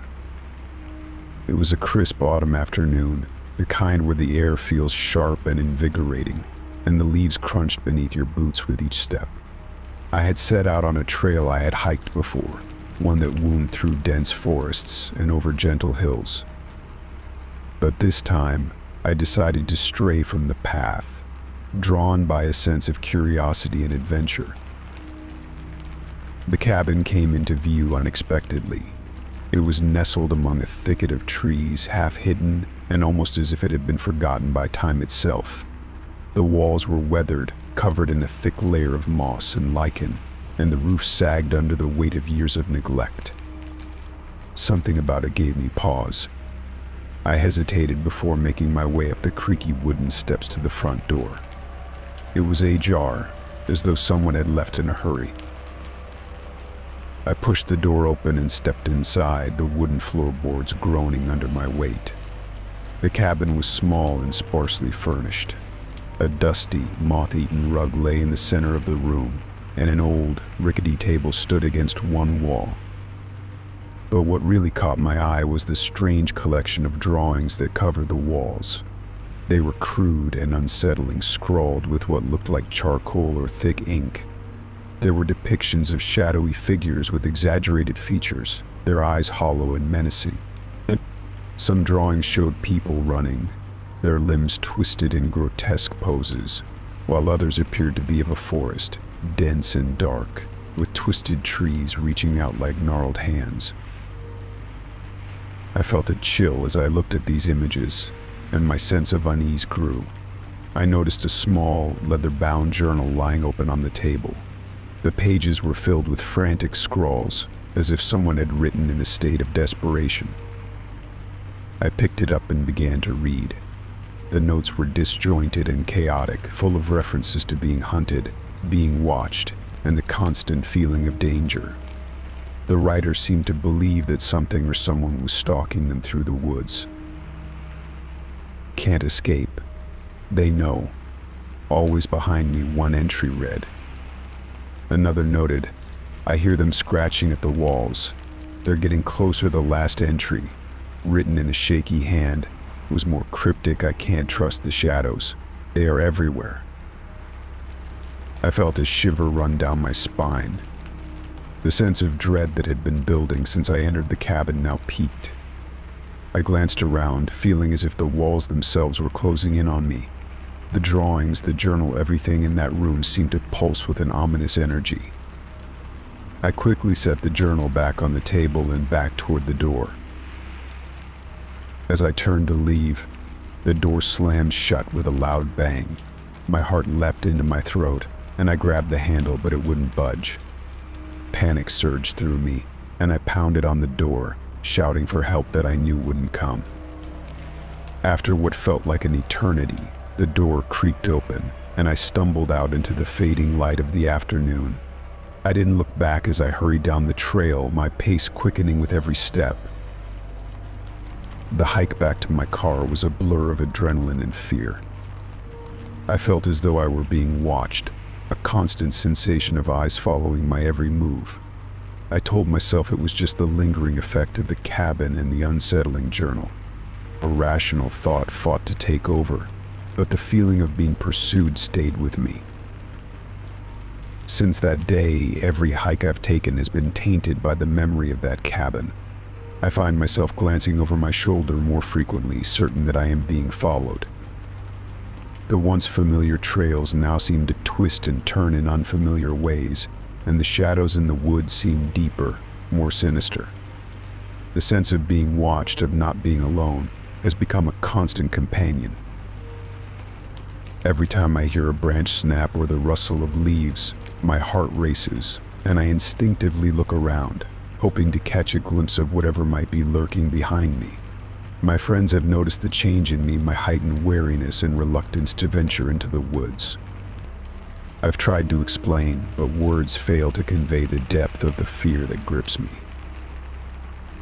I've thought about going back to the cabin to understand what really happened, but the very idea terrifies me. What if I find something there that confirms my worst fears? What if the things described in that journal were more than just the ramblings of a disturbed mind? For now, I'm trapped in a state of paranoia, a prisoner of my own fear. The shadows that once comforted me now seem to be hiding something, and every hike feels like a test of my sanity. I don't know if I'll ever be able to hike again without feeling like I'm being watched, but for now I'm left with a haunting thought that whatever was in that cabin might still be out there, waiting. Story 17. I rented a modest room in a somewhat worn apartment complex on the outskirts of town. It was a place where the other tenants mostly kept to themselves, and the general atmosphere was one of polite but distant coexistence. My room was small but comfortable, with just enough space for a bed, a desk, and a narrow closet. I enjoyed the quiet solitude it offered, a rare luxury in the city. Late one night, as I was drifting off to sleep, I was jolted awake by the sound of footsteps outside my door. At first I thought it might be a neighbor coming home late, or perhaps someone from the building maintenance. But the footsteps didn't fade. Instead, they seemed to approach my room. The sound was unnervingly close, each step heavy and deliberate. I listened intently, trying to make sense of it. The noise grew louder, and then I heard the unmistakable sound of someone rummaging through my belongings. My heart pounded as I sat up in bed. I grabbed a flashlight from my nightstand and, with a deep breath, crept towards the door. I turned the handle slowly and peered out into the dimly lit hallway. The corridor was empty. The sounds had stopped abruptly, leaving an unsettling silence in their wake. I checked my belongings. My books, clothes, and personal items were all in their places, seemingly untouched.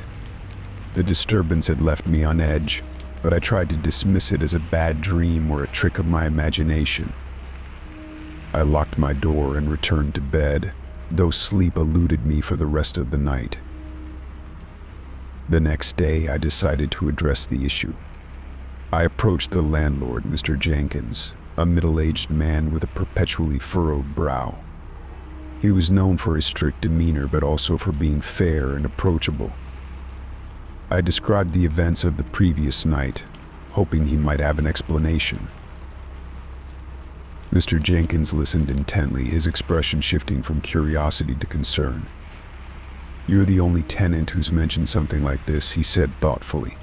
"We've had no reports of disturbances from the other tenants." I was taken aback. "What do you mean?" He cleared his throat, looking a bit uncomfortable. "Well, it's not something I usually talk about. We have what some people call an unseen tenant living here." My confusion must have been evident. An unseen tenant. "Yes," Mr. Jenkins said, shifting uncomfortably. "It's not something I can easily explain. Some of the other tenants have mentioned hearing noises or experiencing strange occurrences, but they're used to it. They've learned to coexist with it." I stared at him, trying to process what I was hearing. "So you're saying that there's someone or something living here that's not actually visible?" Mr. Jenkins nodded. "I know it sounds strange, but this building has a history. Over the years, there have been stories and rumors about unusual occurrences. Some tenants believe it's the spirit of a former resident. Others think it's just a quirk of the building. Regardless, it's something we've all learned to live with." I felt a shiver run down my spine, and no one thought to tell me this before I moved in. He looked apologetic. "It's not something that usually comes up. People have different reactions to it. Some are unaffected, while others, well, it's unsettling for them. I didn't mean to hide it from you, I just didn't think it was relevant." I was left with a deep sense of unease. The idea that my apartment might be shared with an unseen presence was disconcerting. I spent the rest of the day wrestling with my thoughts, trying to convince myself that it was all a figment of imagination or an elaborate prank. That night, I decided to take precautions. I double-checked that my door was securely locked and made sure there were no valuables left out. I even left a small recording device on my desk, hoping to capture any sounds if they occurred again. As I lay in bed, the silence of the apartment seemed to press in on me. My mind raced with thoughts of the unseen tenant, and I found myself jumping at every creak and groan of the building. Sleep was elusive, and I spent most of the night wide awake, listening intently for any sign of disturbance. When morning came, I reviewed the recordings from the night before. To my dismay, there were faint sounds on the tape, soft footsteps, and the rustling of what seemed to be papers. The evidence was inconclusive, but it did little to ease my anxiety. Determined to get to the bottom of the mystery, I began to speak with the other tenants. Their reactions ranged from indifferent to dismissive. One tenant, an elderly woman named Mrs. Hawkins, offered a cryptic comment: "Some things are better left alone. It's been this way for years. The less you know, the better." Despite their reluctance to talk, I began to notice patterns in the strange occurrences, things moving slightly, subtle noises, and the occasional chill in the air. It became clear that I was not alone in my experiences. As the days went by, I found myself adapting to the presence, or at least trying to. I started to accept that the unseen tenant was an inexplicable part of the building's character. It was unnerving, but I decided to focus on making my own space as comfortable as possible. Over time, the fear subsided, and I learned to live with this strange presence. It became a part of my routine, something I acknowledged but chose to ignore as much as possible. In the end, I realized that the unseen tenant was just one of many peculiarities in the tapestry of life, something that, while unsettling, was not entirely beyond comprehension. Story 18. When I first moved into the small, secluded cottage on the outskirts of town, I felt a strange sense of peace. The place was cozy, with its creaky wooden floors and ivy-clad walls, and I had hoped it would be a sanctuary from the relentless pace of city life. I had always cherished my privacy, so when I discovered a small hidden camera nestled behind a loose panel in my living room, my unease was immediate. It happened on a rainy Thursday evening. I had just returned from work, my wet umbrella dripping on the mat as I kicked off my shoes and made my way into the living room. I was looking forward to a quiet night, curled up with a book and a cup of tea. However, as I was rearranging the furniture, trying to find a better spot for my reading lamp, I noticed something odd. A panel in the wall seemed slightly out of place. Upon closer inspection, I discovered a small black object wedged behind it. It was a hidden camera. My heart skipped a beat.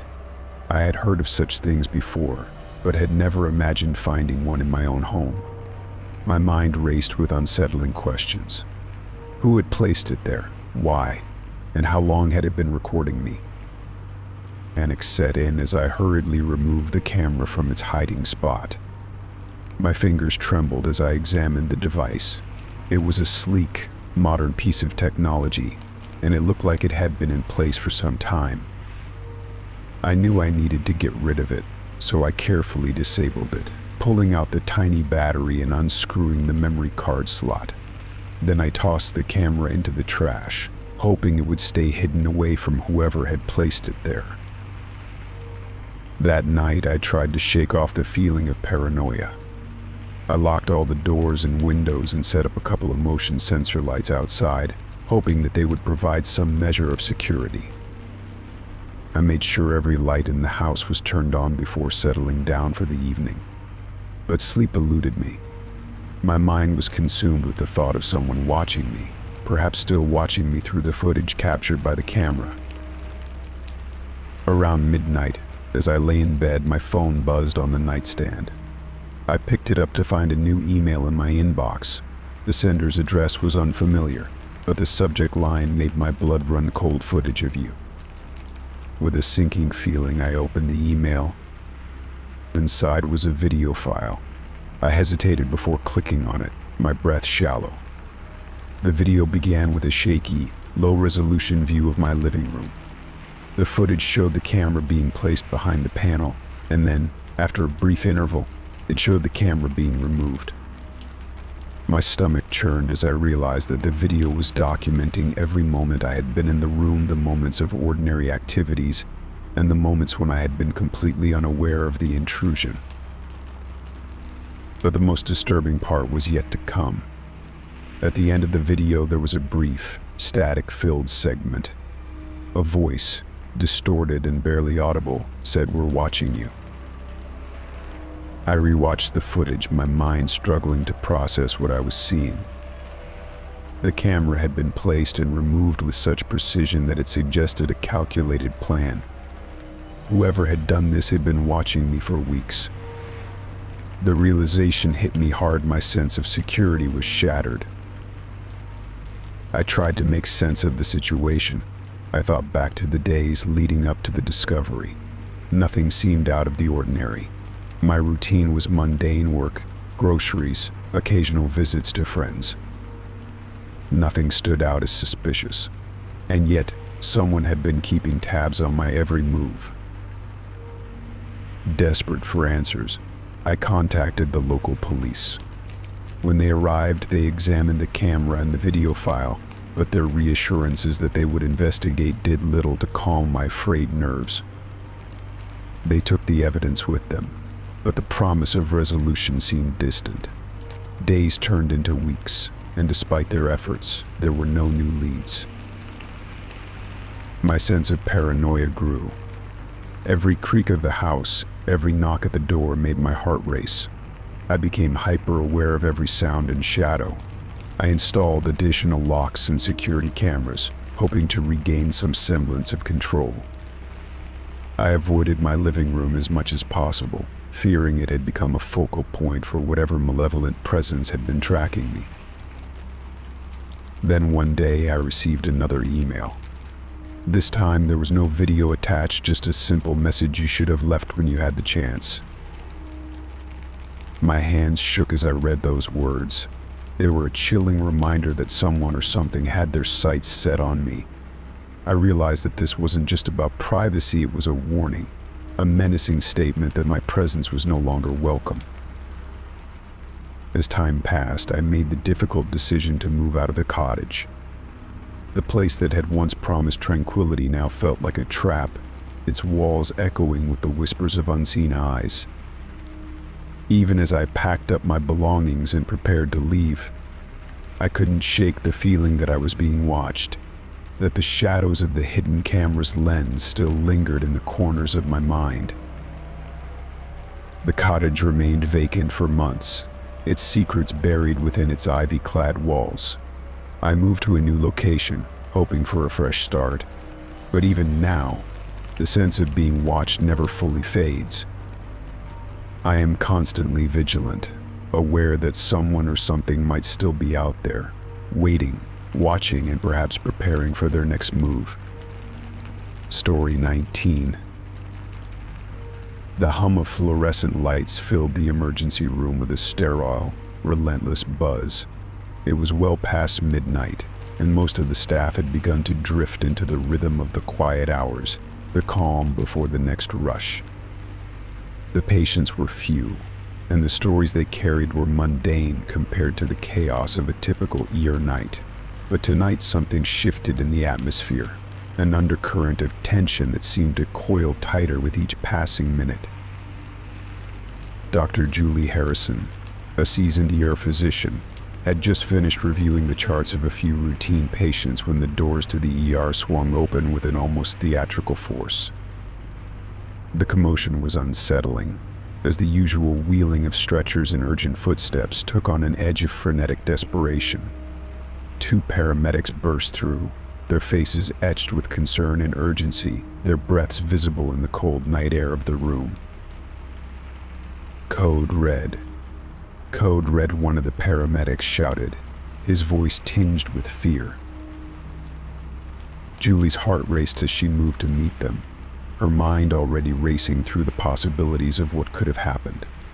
The stretcher they wheeled in bore a man whose condition was immediately apparent. His clothes were torn, his face pale, and his eyes wide with terror. His breathing was ragged, and he clutched at his chest as if something invisible was squeezing the life out of him. "Who is he?" Julie asked, taking stock of the situation. "His name's Jack Morris," the second paramedic replied, struggling to maintain his composure. "He says he's being chased by someone. He won't stop talking about it." Jack's eyes darted around the room, his gaze locking onto Julie's with an intensity that made her shiver. "They're coming," he gasped. "They're coming for me. I can't stay here. They're everywhere." Julie tried to calm him. "We're going to take care of you, Jack. Just tell me what happened." Between frantic breaths and fits of coughing, Jack managed to describe a sequence of events that made little sense but were nevertheless disturbing. He spoke of shadows lurking in every corner, of whispers that seemed to echo through the night, and of a relentless pursuit by an unseen force. His delirium was punctuated by intermittent bouts of terror, his body trembling uncontrollably. As Julie and her team worked to stabilize him, the ER fell into a tense silence. The only sounds were the beeping of monitors and the occasional murmur of the medical staff. Despite their best efforts, Jack's condition deteriorated rapidly. His heart rate plummeted, and his breaths became more labored. After hours of trying to resuscitate him, the monitors finally fell silent. Jack Morris was pronounced dead. The ER staff, exhausted and disheartened, began to clear the area. Julie's mind was not at ease, her thoughts dwelling on the man's final moments. She'd seen her fair share of trauma and death, but Jack's story had left a lingering discomfort that she couldn't shake. A few hours later, Julie found herself making her rounds in the quiet hours, seeking a moment of solace in the calm. She checked on the patients who had been admitted earlier and made sure everything was in order. Her rounds eventually led her to the morgue, a place she typically avoided unless necessary. The bodies of deceased patients were stored there, awaiting autopsy or family arrangements. As she approached the morgue, Julie noticed something odd. The door was slightly ajar. It was unusual. The door was always kept tightly closed to maintain the proper conditions for the bodies inside. A sense of unease crept up her spine as she pushed the door open further. The scene that greeted her was disconcerting. The morgue was dimly lit, and a single fluorescent light flickered overhead. The metal drawers, which were usually lined up neatly and securely closed, were all slightly open. A muffled, unnatural sound seemed to emanate from the room, a series of faint, disjointed screams that seemed almost to echo from the walls themselves. Julie's pulse quickened. She stepped inside cautiously, her eyes scanning the room. "Hello," she called out, but her voice seemed to get swallowed by the oppressive silence. The screams grew louder, almost as if they were coming from inside her own head. Julie approached the open drawers, her mind racing with the possible explanations. As she peered inside one of the drawers, she found it empty. Her heart pounded as she moved to the next one, which was also vacant. It was then that she heard a distinct noise behind her, a shuffling sound, like footsteps on the cold floor. She spun around but saw nothing. The air grew colder, and a chill ran down her spine. The screams were now replaced by an eerie, unnatural silence. Julie's eyes fell on a small, folded note lying on a nearby counter. With trembling hands, she unfolded it, her breath catching in her throat as she read the words written in a hurried, shaky hand. "They're here. They're coming for you next. Save yourself." The note fell from her hands as the reality of the situation sank in. Her thoughts raced back to Jack Morris, his panicked claims, and his tragic death. Was it possible that something had followed him, something that had made its way into the morgue? The feeling of being watched intensified, and Julie bolted from the room, slamming the door behind her. She raced down the hall, her heart pounding, unable to shake the sense that she was not alone. The once quiet ER was now a place of palpable dread, every shadow and every sound amplified by her fear. The night dragged on, and though she tried to focus on her duties, Julie couldn't escape the unsettling experience of that night. The morgue remained locked, and no further incidents were reported. Yet, as she left the hospital at dawn, she couldn't shake the feeling that something had changed forever. Jack Morris's death remained a mystery, his story a chilling reminder of the unknown. Julie knew that sometimes in the darkest corners of reality, there were forces beyond comprehension, forces that could leave a permanent mark on the world and the people who crossed their path. Story 20. The public restroom was in a state of disrepair. Its once bright tiles were now chipped and stained, and the flickering fluorescent lights cast eerie shadows on the walls. I had been assigned the task of cleaning it after a particularly busy day at the park. As a janitor, I had dealt with all sorts of messes, but this was different. The restroom had clearly seen better days, and it seemed like it had been neglected for a long time.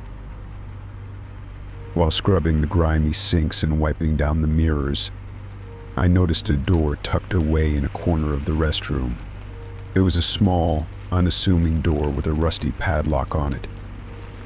Curiosity got the better of me, so I approached and found that it was a janitor's closet, except there was no key to open it.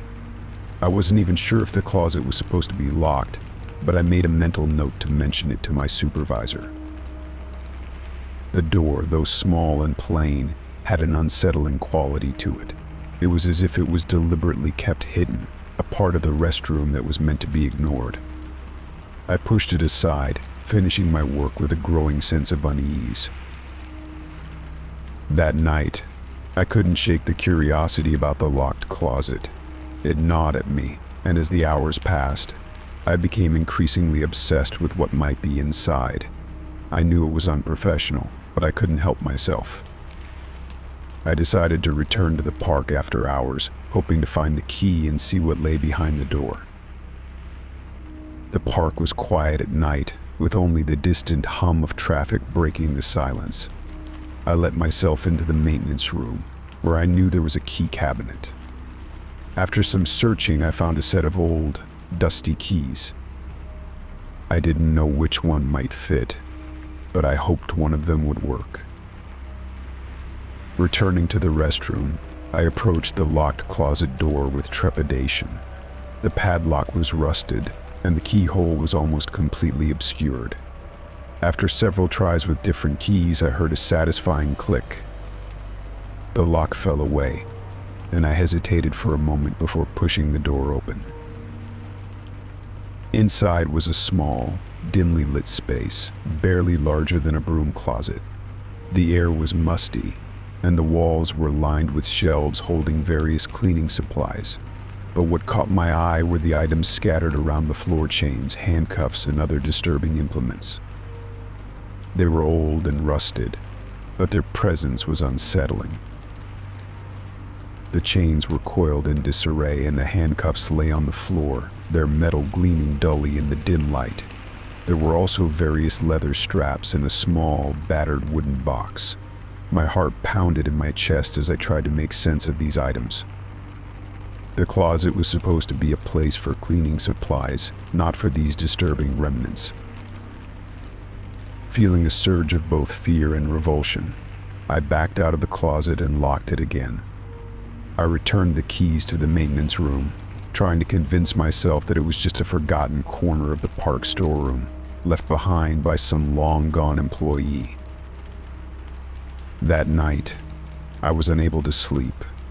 My mind was plagued by the thought of what I had seen. The chains and handcuffs kept playing on repeat in my mind, each image more terrifying than the last. I tried to dismiss it as my imagination running wild, but a nagging fear settled deep in my bones. Around midnight, I was jolted awake by a strange noise. It sounded like scraping, harsh, rhythmic scratching coming from the direction of the restroom. My heart raced as I tried to discern the sound. It seemed to be coming from behind the closet door, the very door I had unlocked earlier that day. I lay still, straining to listen. The scratching continued, growing louder and more frantic, It was as if something or someone was trying desperately to escape. Panic gripped me as I considered the possibilities. Had I inadvertently released something when I opened that door? The thought of an unseen presence trying to break free from behind the closet made my skin crawl. I gathered the courage to investigate. Armed with a flashlight, I crept through the darkened house towards the restroom. The scraping sounds grew more intense, echoing off the walls. Each step I took felt like a mile, my anxiety mounting with every passing second. Reaching the restroom, I hesitated before turning the handle. The door creaked open slowly, and I shined the flashlight into the closet. The sight that greeted me was nothing short of horrifying. The closet was still empty save for the cleaning supplies and the items I had seen earlier, but the chains and handcuffs were now in a different position, as if someone or something had been manipulating them. I checked the closet thoroughly, but there was no sign of an intruder. The noises had stopped as abruptly as they had started, leaving me alone with my racing thoughts. The oppressive silence that followed was almost worse than the noise. The next morning, I reported the situation to my supervisor, but my concerns were met with skepticism. The closet was deemed a relic of a bygone era, and no one seemed to believe that anything out of the ordinary had happened. I was instructed to leave the door as it was and not to worry about it further. Despite the reassurances, I couldn't shake the feeling of dread that had settled over me. The scraping noises, the unsettling items in the closet, everything felt like a dark secret buried within the park's walls. I tried to forget about it and focus on my duties, but every time I passed the restroom, a chill ran down my spine. Even now, as I look back, I can't shake the feeling that something was hidden in that closet, something that was never meant to be uncovered. The park has since been renovated, and the restroom is no longer in use, but I can't help but wonder what secrets still lie hidden behind those walls. Story 21.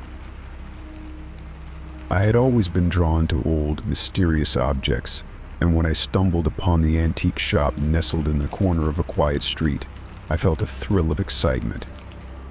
The shop was cluttered with relics from bygone eras, vintage jewelry, tarnished silverware, and dusty old books. But one item caught my eye immediately, a weathered leather diary with a cracked spine and yellowed pages. Its antiquity and the promise of hidden stories within compelled me to buy it. The shopkeeper, a wiry old man with a knowing smile, handed it over with a nod. "You might find something interesting in there," he said cryptically. I took the diary home, eager to uncover its secrets. That evening, as the rain pattered against my window, I settled into my favorite armchair and opened the diary. The pages were filled with elegant cursive, but the writing had a peculiar, almost disjointed quality, as though the writer had been in a hurry. I began reading, intrigued by the life and thoughts of someone long gone. The entries started innocuously enough. The writer, identified only as Evelyn, described her daily routines and interactions. But as I delved deeper, the tone of the diary shifted from mundane observations to darker, more unsettling entries. Evelyn wrote about growing fears and a sense of being watched. Her descriptions became increasingly frantic, detailing ominous encounters and a pervasive feeling of dread. One entry, dated just a few days before her last entry, was particularly disturbing. "I feel like someone is following me. I see shadows at the edge of my vision, and sometimes when I turn, I swear I see a figure lurking just out of sight. Last night I heard scratching noises coming from the walls. I don't know how much longer I can take this. I feel like I'm losing my mind." The final entries were chaotic, written in a scrawl that was barely legible. They spoke of a looming threat and a desperate plea for help. The last page was stained with what looked like blood, and the final words were a frantic scrawl. "They're coming for me. I can hear them now. Please, someone help me." I closed the diary with a shiver. The unsettling nature of Evelyn's writing lingered with me long after I put the book down.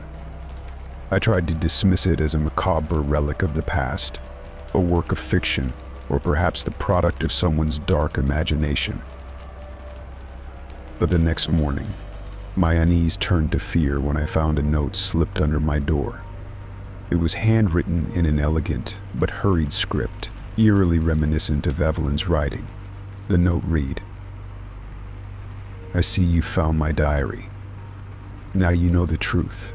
They are watching you, just as they watched me. You're not safe." My heart raced.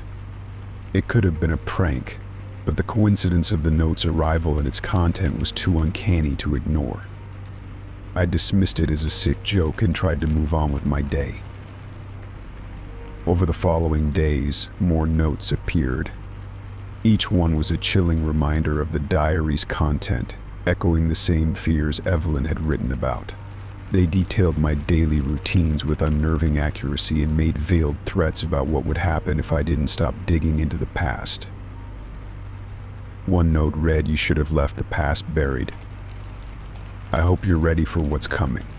They won't stop until you're as frightened as I was." I became increasingly paranoid. The notes seemed to appear out of nowhere, and no matter how carefully I checked, I could never catch a glimpse of anyone leaving them. I started feeling watched, convinced that someone was lurking near my home, waiting for the right moment to make themselves known. My fear escalated when I discovered that my front door had been tampered with. The lock had been fiddled with, and the door frame bore signs of recent forceful attempts to pry it open. I contacted the police, but they found no evidence of a break-in and could offer little help. They suggested I might be overreacting, and that the notes could be the work of a prankster. Determined to find out more about Evelyn, I researched her name but found little information. The antique shop yielded no clues, and the shopkeeper seemed unusually evasive when I asked about the diary. I felt trapped in a nightmare, with no clear path to safety or resolution. Then, one night, I was jolted awake by a noise. My heart pounded as I heard faint scratching sounds coming from inside my walls, just as Evelyn had described in her final entries. My mind raced back to the diary and its haunting words. The sounds grew louder, and I could feel the panic rising. I grabbed a flashlight and cautiously explored the house, but found nothing. The scratching stopped as abruptly as it had begun, leaving me in an eerie silence that was almost worse than the noise. I had the distinct feeling that something or someone was very close, watching from the shadows. That night, as I lay in bed, I wondered if the diary had been a curse rather than a mere historical artifact. Evelyn's story seemed to have become my own, with the menacing presence that had once haunted her now looming over me. The past had reached out from the pages of that old diary, intertwining with my present in a way I could never have anticipated. The notes continued, each one more menacing than the last. The sense of dread grew stronger, and I realized that Evelyn's final, desperate plea was not just a cry from the past, it was a warning. The past had not stayed buried, and now it seemed to be dragging me into its dark depths. Story 22. Moving into a new apartment is always a mix of excitement and anxiety. When I first got the keys to the old 2-bedroom unit on the edge of town, I was thrilled. The place had character, high ceilings, charming moldings, and a kitchen with a classic vintage feel. Little did I know, the excitement would soon turn to dread. It started with small things that seemed insignificant at first. I'd hear strange noises at night, soft rustling, faint thuds, but when I'd get up to check, everything appeared normal. The sounds were always just outside of my immediate sight, as if they were deliberately evading detection. Then came the refrigerator. Every morning I would find it slightly ajar. At first I thought it was just me being forgetful. I'd push the door shut, ensuring it clicked into place, and go about my day. But the problem persisted. Each morning the fridge door was open again. It seemed too deliberate to be a mere coincidence. Growing increasingly frustrated and uneasy, I decided to take action. I installed a small security camera in the kitchen, hoping to catch the culprit in the act. The setup was discreet, just a tiny, unobtrusive device mounted near the ceiling. I hoped it wouldn't intrude on the aesthetic of the room while it did its job. That night, I lay awake in bed, listening to the same rustling noises that had been troubling me. I tried to ignore them, convincing myself they were just the settling noises of an old building. The next morning, I awoke with a sense of trepidation. I rushed to the kitchen to check the footage from the camera. Watching the footage was an unsettling experience. I saw myself, groggy and disheveled, walk into the kitchen and open the fridge. As I rummaged through its contents, a strange flicker of movement caught my eye. I paused the video and rewound it. There, in the corner of the frame, was a figure emerging from behind a panel in the wall. The figure was slender and shrouded in shadows, but it was unmistakably human. I watched, horrified, as the person quietly approached the fridge, opened the door, and rummaged through its contents. They seemed to be searching for something specific, but left everything as it was before retreating back behind the wall. I replayed the footage several times, my mind racing. Who was this person? How long had they been living there? The compartment behind the wall was a mystery to me. It was something I had never noticed before, a hidden space that clearly wasn't on any of the apartment's blueprints. That evening, I made up my mind to confront the intruder. I found a crowbar in the utility closet and pried open the panel behind the fridge. It was hard work. The panel was heavy and stubborn. Eventually, I managed to remove it, revealing a narrow space behind the wall. The compartment was cramped and dimly lit by a small, flickering bulb. Inside was a makeshift living area, blankets strewn on the floor, a few personal belongings, and a small stash of food. And there, seated on the makeshift bed, was the figure from the video.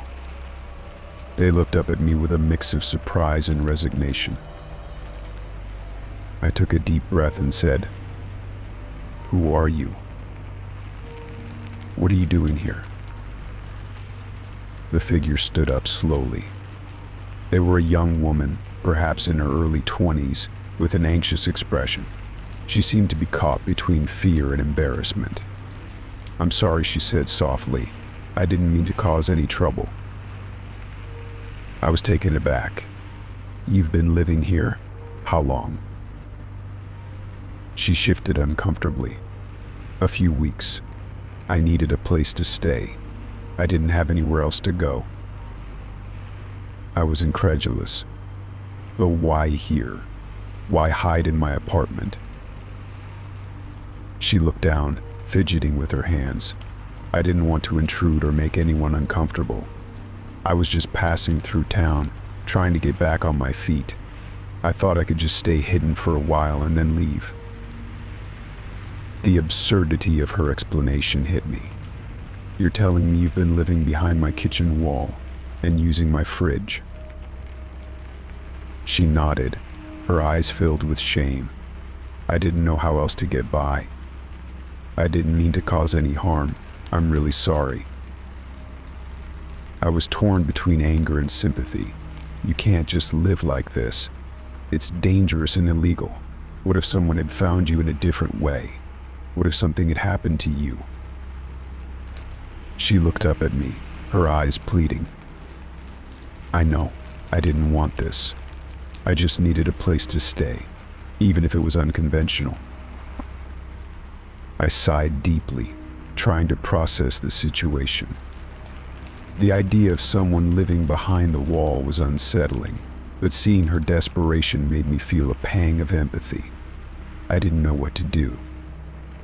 Part of me wanted to call the authorities, but another part of me recognized that she was simply a person in need of help. After a long discussion, I decided to help her find a more suitable place to stay. I couldn't simply leave her in such a perilous situation. I helped her find a local shelter and provided her with some essentials to get her started. I also made sure to change the locks and check the apartment thoroughly for any other hidden spaces. It took a while for me to adjust to the aftermath of the discovery. The apartment, once a source of excitement, had become a place filled with lingering unease. I had to come to terms with the fact that someone had been living in secret within my home. In the end, I learned a valuable lesson about compassion and the complex nature of human circumstances.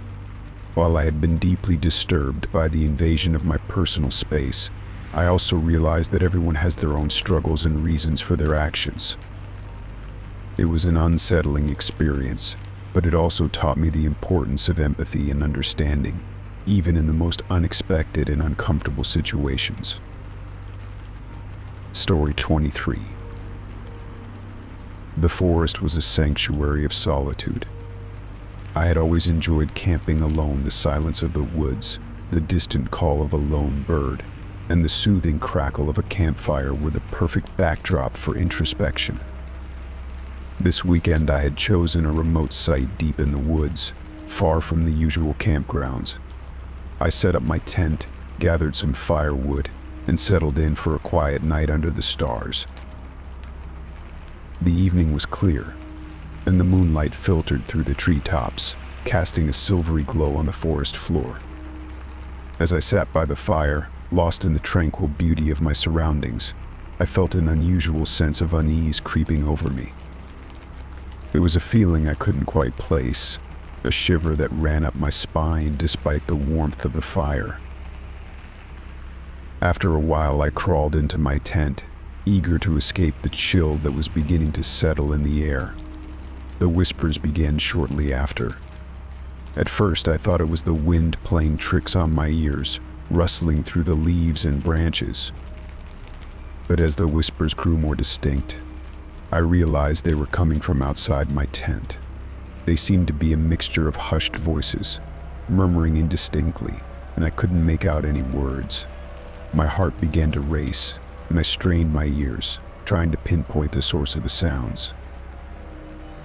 I unzipped the tent just a crack and peered outside, but the darkness revealed nothing but the silhouettes of trees and the faint glow of the campfire.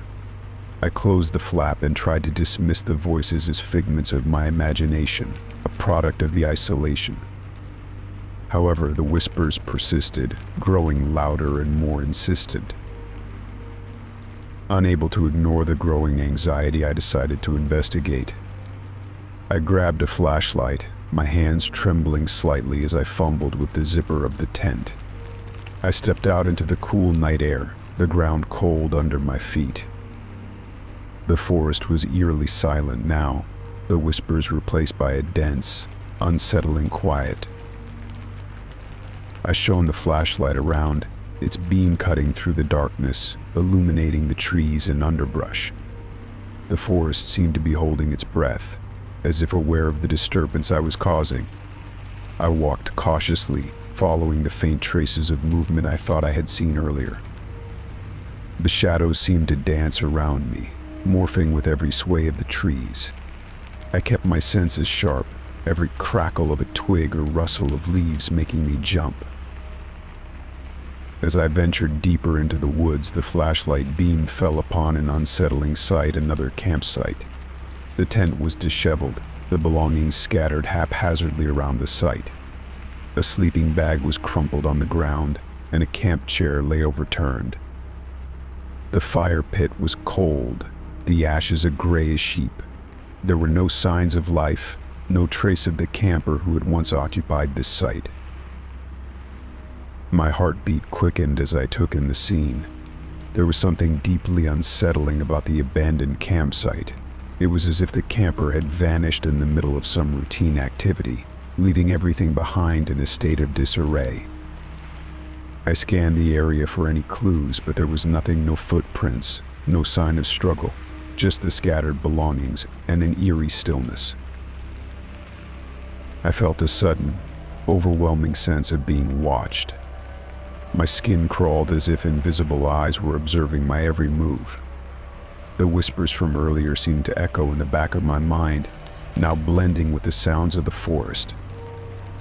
I could almost feel the weight of unseen presence pressing in on me. Panic set in. I couldn't shake the feeling that whatever had happened here could easily extend to my own campsite. I quickly retraced my steps, making my way back to my tent with a sense of urgency. Every rustle and snap of a twig seemed magnified, and I was acutely aware of the growing darkness around me. When I reached my tent, I packed up as quickly as I could, my hands working frantically to fold the tent and stow my gear. The familiar tasks were done with a sense of dread, each movement performed with an anxious haste. The shadows seemed to close in, and the whispers returned, this time almost sounding like they were right beside me. I finished packing and started my car, eager to leave the forest behind. The engine roared to life, and as I drove away, I glanced in the rearview mirror. The forest looked unchanged, serene and still, but the memory of the abandoned campsite haunted me. The road ahead was empty, the night filled with the comforting hum of the engine and the distant chirping of crickets. Yet, despite the distance I had put between myself and the forest, the feeling of being watched lingered. It wasn't until I was safely back in my apartment, the familiar surroundings of my home enveloping me in their warmth, that I began to feel somewhat at ease. Even now, the memory of that night still haunts me.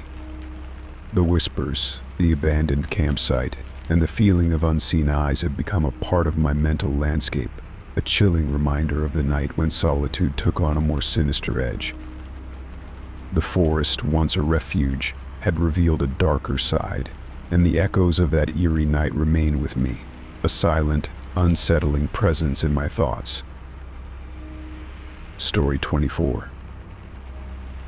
It was an ordinary Tuesday when I found the package on my doorstep.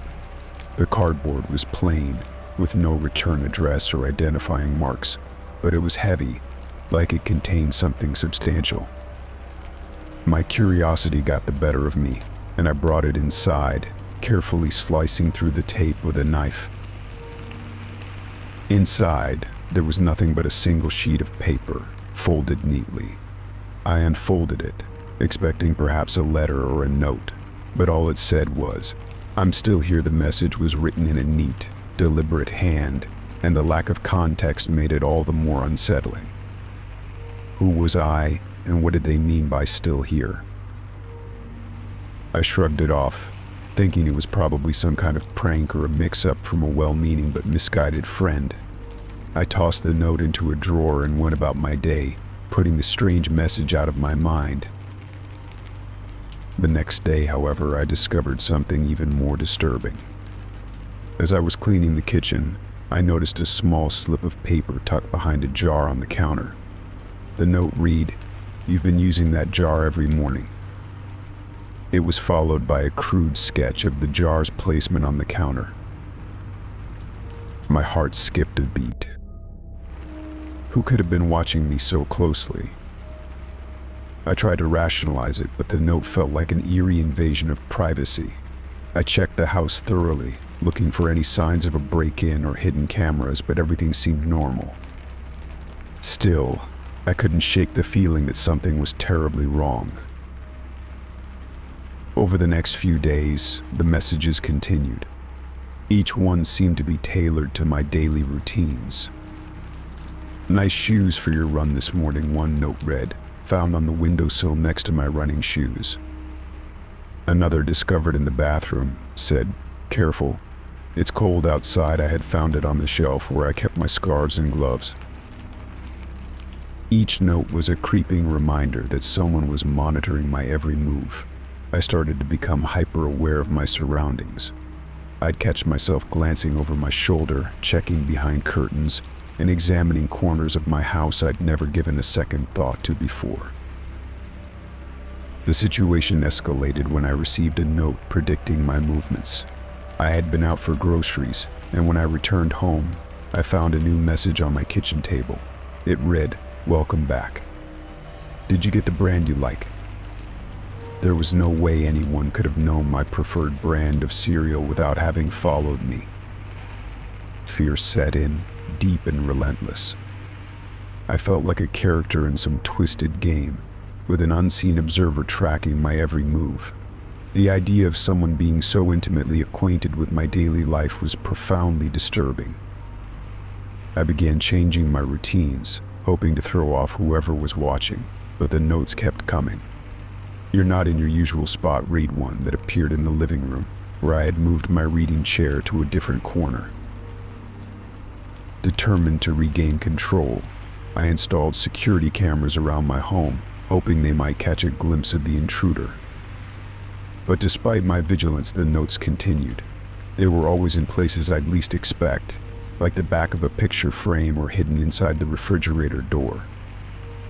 Each one was a reminder that my security measures were inadequate. One night, unable to sleep, I decided to review the footage from my cameras. I scanned through hours of empty rooms, only to find that the tapes revealed nothing unusual. There were no signs of an intruder, no mysterious figures lurking in the shadows. It was as if the notes were appearing by some supernatural means. I was exhausted and on edge, my paranoia reaching new heights. I began to fear for my safety, convinced that someone was not only watching me but actively trying to unsettle me. I considered calling the police, but I hesitated. How could I explain the situation without sounding like I was losing my mind?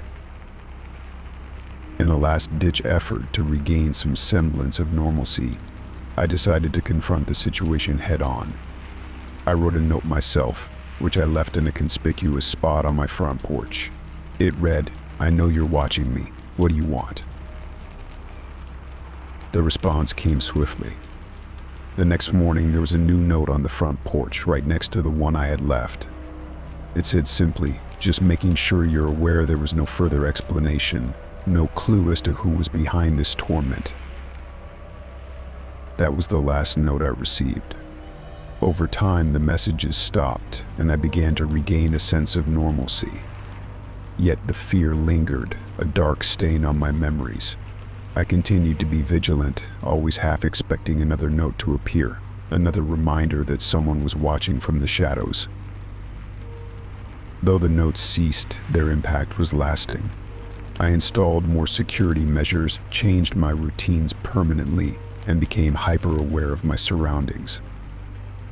The experience had irrevocably altered my sense of security, leaving me with a haunting reminder of how easily privacy can be invaded, and how unsettling it can be to realize that someone might be observing you, always just out of sight. Story 25. The abandoned hospital loomed in the twilight, its once pristine facade now a crumbling testament to decay. The building, long forsaken and overgrown with ivy, had always been a subject of local legend. It was rumored to have housed strange and sinister experiments in its final years of operation, and many claimed it was haunted by the echoes of its troubled past. Despite the tales, or perhaps because of them, I found myself irresistibly drawn to it. That Friday evening, I decided to explore the dilapidated structure with a few friends. We entered through a broken side door, our flashlights casting eerie beams of light across the dust-covered corridors. The air was thick with mildew and the faint smell of rot, mingling with the mustiness of forgotten memories. The walls were lined with peeling paint, and the floors creaked underfoot with every step we took. We split up to cover more ground, agreeing to meet back at the entrance in an hour. As I wandered through the winding halls, I stumbled upon a door marked records that had been left slightly ajar. The hinges groaned as I pushed it open, revealing a room cluttered with old filing cabinets and yellowing documents strewn across desks. The faint glow of my flashlight illuminated the titles on the folder's patient records, dated back decades, and notebooks filled with scrawled notes. Curiosity got the better of me, and I began to sift through the papers. The records were clinical and detached, detailing mundane aspects of patient care. However, as I dug deeper, I found entries that grew increasingly disturbing. One file contained detailed accounts of experimental procedures conducted on patients, each note more disquieting than the last. Descriptions of unauthorized drug trials, invasive surgeries performed without anesthesia, and unethical psychological experiments filled the pages. I felt a chill run down my spine as I read about the experiments. The notes spoke of pain and suffering inflicted in the name of research, of patients who had mysteriously disappeared. The handwriting became more erratic, the language more desperate, as though the author had become increasingly unhinged. It was clear that something deeply sinister had occurred in this place. The oppressive atmosphere of the room began to weigh on me, and a growing sense of dread crept in. I decided it was time to leave. As I turned to head back, the light from my flashlight flickered, and the temperature seemed to drop suddenly. My footsteps echoed through the empty halls, creating a disconcerting symphony of sound in the silence. I retraced my steps, but the layout of the hospital seemed to shift. The once familiar hallways appeared to twist and elongate, the exits moving further away with each turn. I tried to maintain my composure, telling myself it was just a trick of the mind, a result of anxiety and the strange layout of the building. My heart pounded as I quickened my pace, the oppressive feeling of being followed growing stronger. The shadows seemed to lengthen and stretch, coiling around me as though alive. I could hear faint, echoing footsteps behind me, mirroring my own. I glanced back, but there was no one there, only the dark, empty corridors stretching into an unsettling void. Desperation set in as I tried door after door, only to find them locked or leading to dead ends. The building seemed to mock my efforts, its labyrinthine passages a cruel maze designed to entrap. The more I struggled, the more disoriented I became. The sense of being watched was almost palpable, and every sound, every creak of the building felt like a whisper from a hidden observer.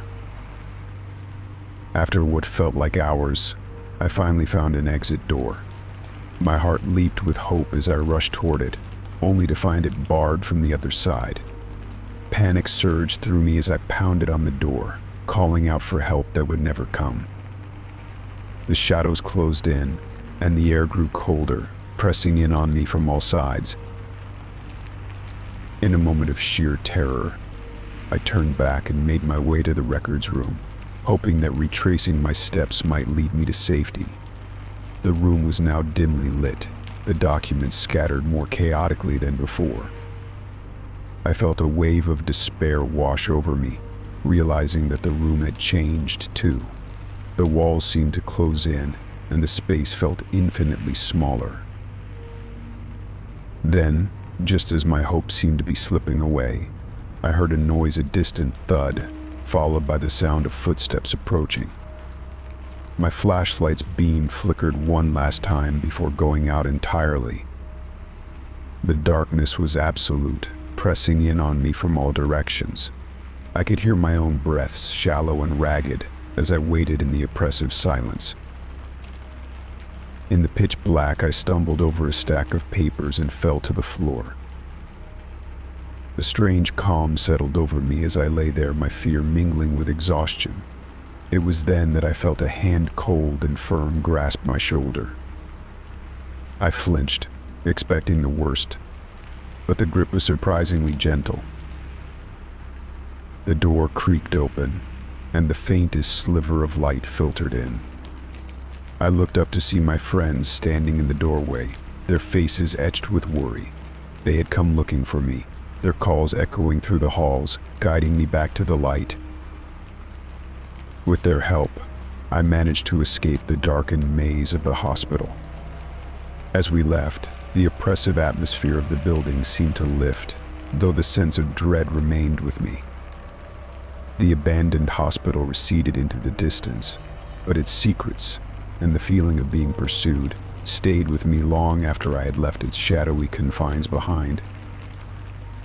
Story 26. I've always been drawn to antique shops, enchanted by the idea of discovering something unique with a story of its own. It was during one of these wanderings that I stumbled upon the mirror.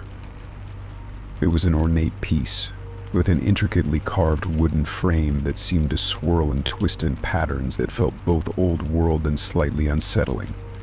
The glass was faintly tarnished, and though it was polished, it had a certain depth to it and allure that was hard to resist. I didn't give it too much thought when I purchased it. It was simply a beautiful object that would look splendid in my living room. It was only when I hung it on the wall that I began to notice the oddities. At first, the reflection seemed normal, if a little distorted. The mirror had a tendency to make the room look slightly different, but I figured it was just a quirk of its age. However, as days passed, I started seeing things in the reflection that didn't match my surroundings. At times, I'd noticed that the colors were off or objects seemed to shift places without me moving them.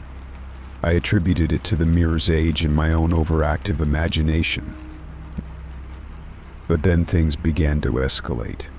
One evening, as I was lounging in the living room, I glanced up at the mirror and saw something that made my blood run cold.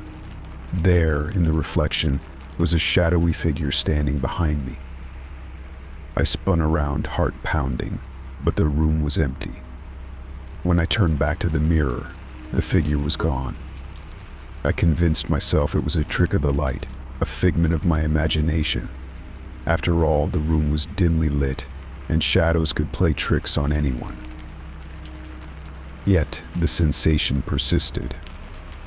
Each night, as the room grew darker, the figure seemed to appear more often. Sometimes it was just a vague outline, other times it was more defined, almost as if someone were standing right there in my space. The feeling of being watched became an oppressive weight on my chest. I started avoiding the mirror, covering it with a cloth whenever I wasn't actively using it, hoping to quell the unsettling sensations. One particularly stormy night, the wind howling and rain lashing against the windows, I decided I couldn't take it anymore. Desperate to rid myself of the mirror and the eerie presence it seemed to harbor, I gathered the strength to confront it. I took a hammer and with trembling hands prepared to smash the cursed object. As I raised the hammer, a sudden gust of wind blew through the room, though all windows and doors were tightly shut. The mirror seemed to hum with a low, vibrating sound, and I hesitated, my resolve faltering. But then, with a determined breath, I brought the hammer down. To my shock, the mirror didn't shatter upon impact. Instead, it cracked in a spider web of fractures, the glass resisting the force as if it were somehow alive. I struck it again and again, my fear and frustration driving me to relentless blows. Finally, with a sharp crack, the mirror broke apart. But what lay behind it was far worse than I had imagined. As the pieces fell away, I saw that the back of the mirror was covered in strange etchings, messages, scrawled in what looked like dark, smudged ink, or perhaps something more sinister. The messages were erratic, almost as if they had been carved in a frenzy.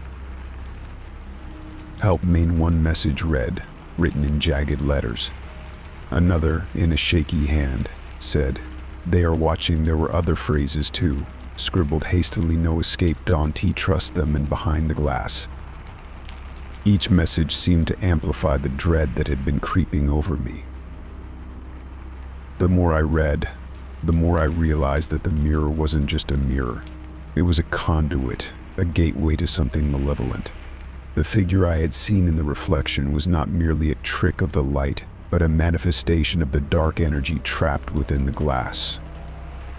The messages seemed to plead for release or warn of a threat, but their meanings were shrouded in mystery. That night I couldn't sleep. I felt as though the oppressive presence from the mirror had seeped into my home, lingering in the corners of my room. Every creak of the house, every shadow seemed to pulse with an eerie significance.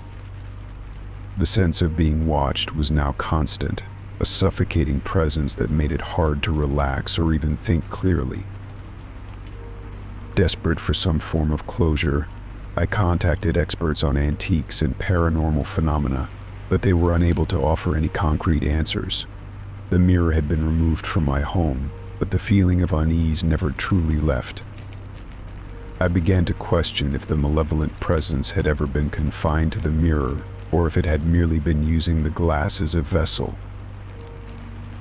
I still wonder about the mirror's origins and the nature of the messages behind it. Was it a relic of something sinister, or was it a mere trick of the mind, amplified by fear? The mirror is gone, but the anxiety it stirred up lingers, a reminder of the shadows that sometimes dwell within the reflections we see. Story 27. The day started like any other. I woke up to the soft hum of my alarm clock and shuffled into the kitchen to make coffee. It was a routine I'd perfected over the years, a comforting ritual that eased me into the day. But this morning there was an unsettling surprise waiting for me, a package that had been left at my doorstep. It was a plain, brown box, unremarkable, except for the fact that it had no return address. The absence of any identifying information made my skin prickle with unease. I brought the package inside, set it on the kitchen counter, and stared at it for a moment, debating whether or not I should open it. A surge of curiosity eventually overcame my hesitation, and I carefully untaped the box. Inside, I found a single photograph resting on top of some crumpled newspaper. My heart sank as I saw what the photo depicted. It was a picture of me sleeping, taken from inside my own home. The shot was so clear that I could see the exact position I'd been lying in, my face partially hidden by the folds of my blanket. The realization that someone had been in my home while I was asleep was both terrifying and disorienting. I took a deep breath and scanned the kitchen, trying to steady my nerves. There were no signs of forced entry, and nothing seemed out of place. I moved through the house methodically, checking every room and every window.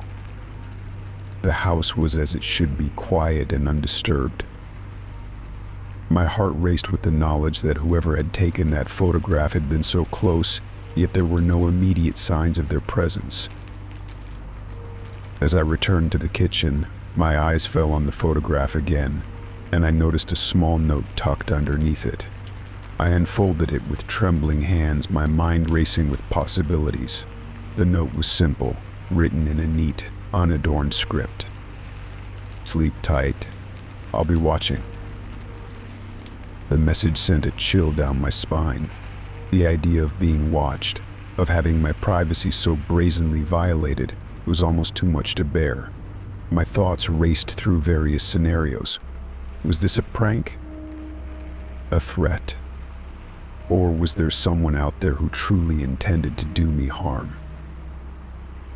I immediately called the police, explaining the situation and providing them with the photograph and the note.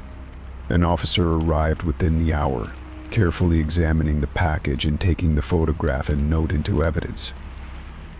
They assured me that they would investigate, but warned me that without more concrete information, it might be difficult to track down the sender. The rest of the day was a blur of anxiety and paranoia. I tried to go about my usual activities, grocery shopping, answering emails, tidying up, but I found it impossible to concentrate. Every noise outside my house, every creak of the floorboards, seemed amplified in my heightened state of alertness. I kept checking the locks on my doors and windows, feeling a growing sense of vulnerability. As the days went by, I grew increasingly uneasy. The police had no new leads, and the lack of information left me feeling powerless. I began to notice subtle changes in my environment. Small things, like a slightly ajar window or an item on the kitchen counter being out of place, made me question whether someone was still observing me. I started to consider installing security cameras around my home, hoping that they might provide some sense of control and perhaps capture any suspicious activity. As I researched various options, the dread of being constantly monitored by an unseen presence weighed heavily on me. I found myself peering out of the windows more often, half expecting to catch a glimpse of someone lurking in the shadows. One evening, as I sat in my living room, I heard a faint rustling sound coming from outside. My heart raced as I slowly approached the window and peered through the blinds. The street was empty, bathed in the soft glow of streetlights. I tried to calm myself, reminding myself that the chances of an actual intruder were slim, but the anxiety persisted. A week after receiving the package, I received another surprise. This time, the package was left on my doorstep without any note or photograph. My hands trembled as I opened it, half expecting another chilling message. Instead, I found a small, innocuous item, a ceramic figurine of an owl, its eyes large and watchful.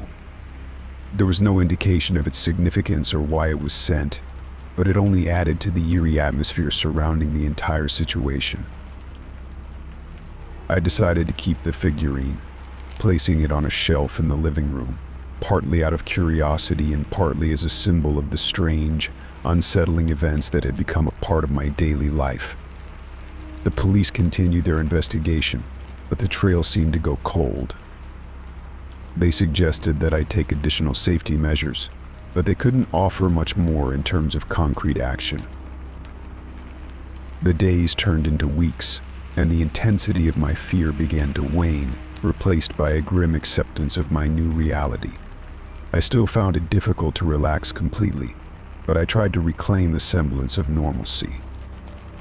I kept the windows locked, the doors bolted, and the security cameras rolling, hoping that these precautions might offer some measure of protection. The figure of the owl, with its watchful eyes, became a strange comfort in a way. It served as a reminder of the strange chapter in my life, a reminder that while I might not fully understand the motivations or identity of the person who had intruded into my private world, I could still take steps to safeguard my home and my peace of mind.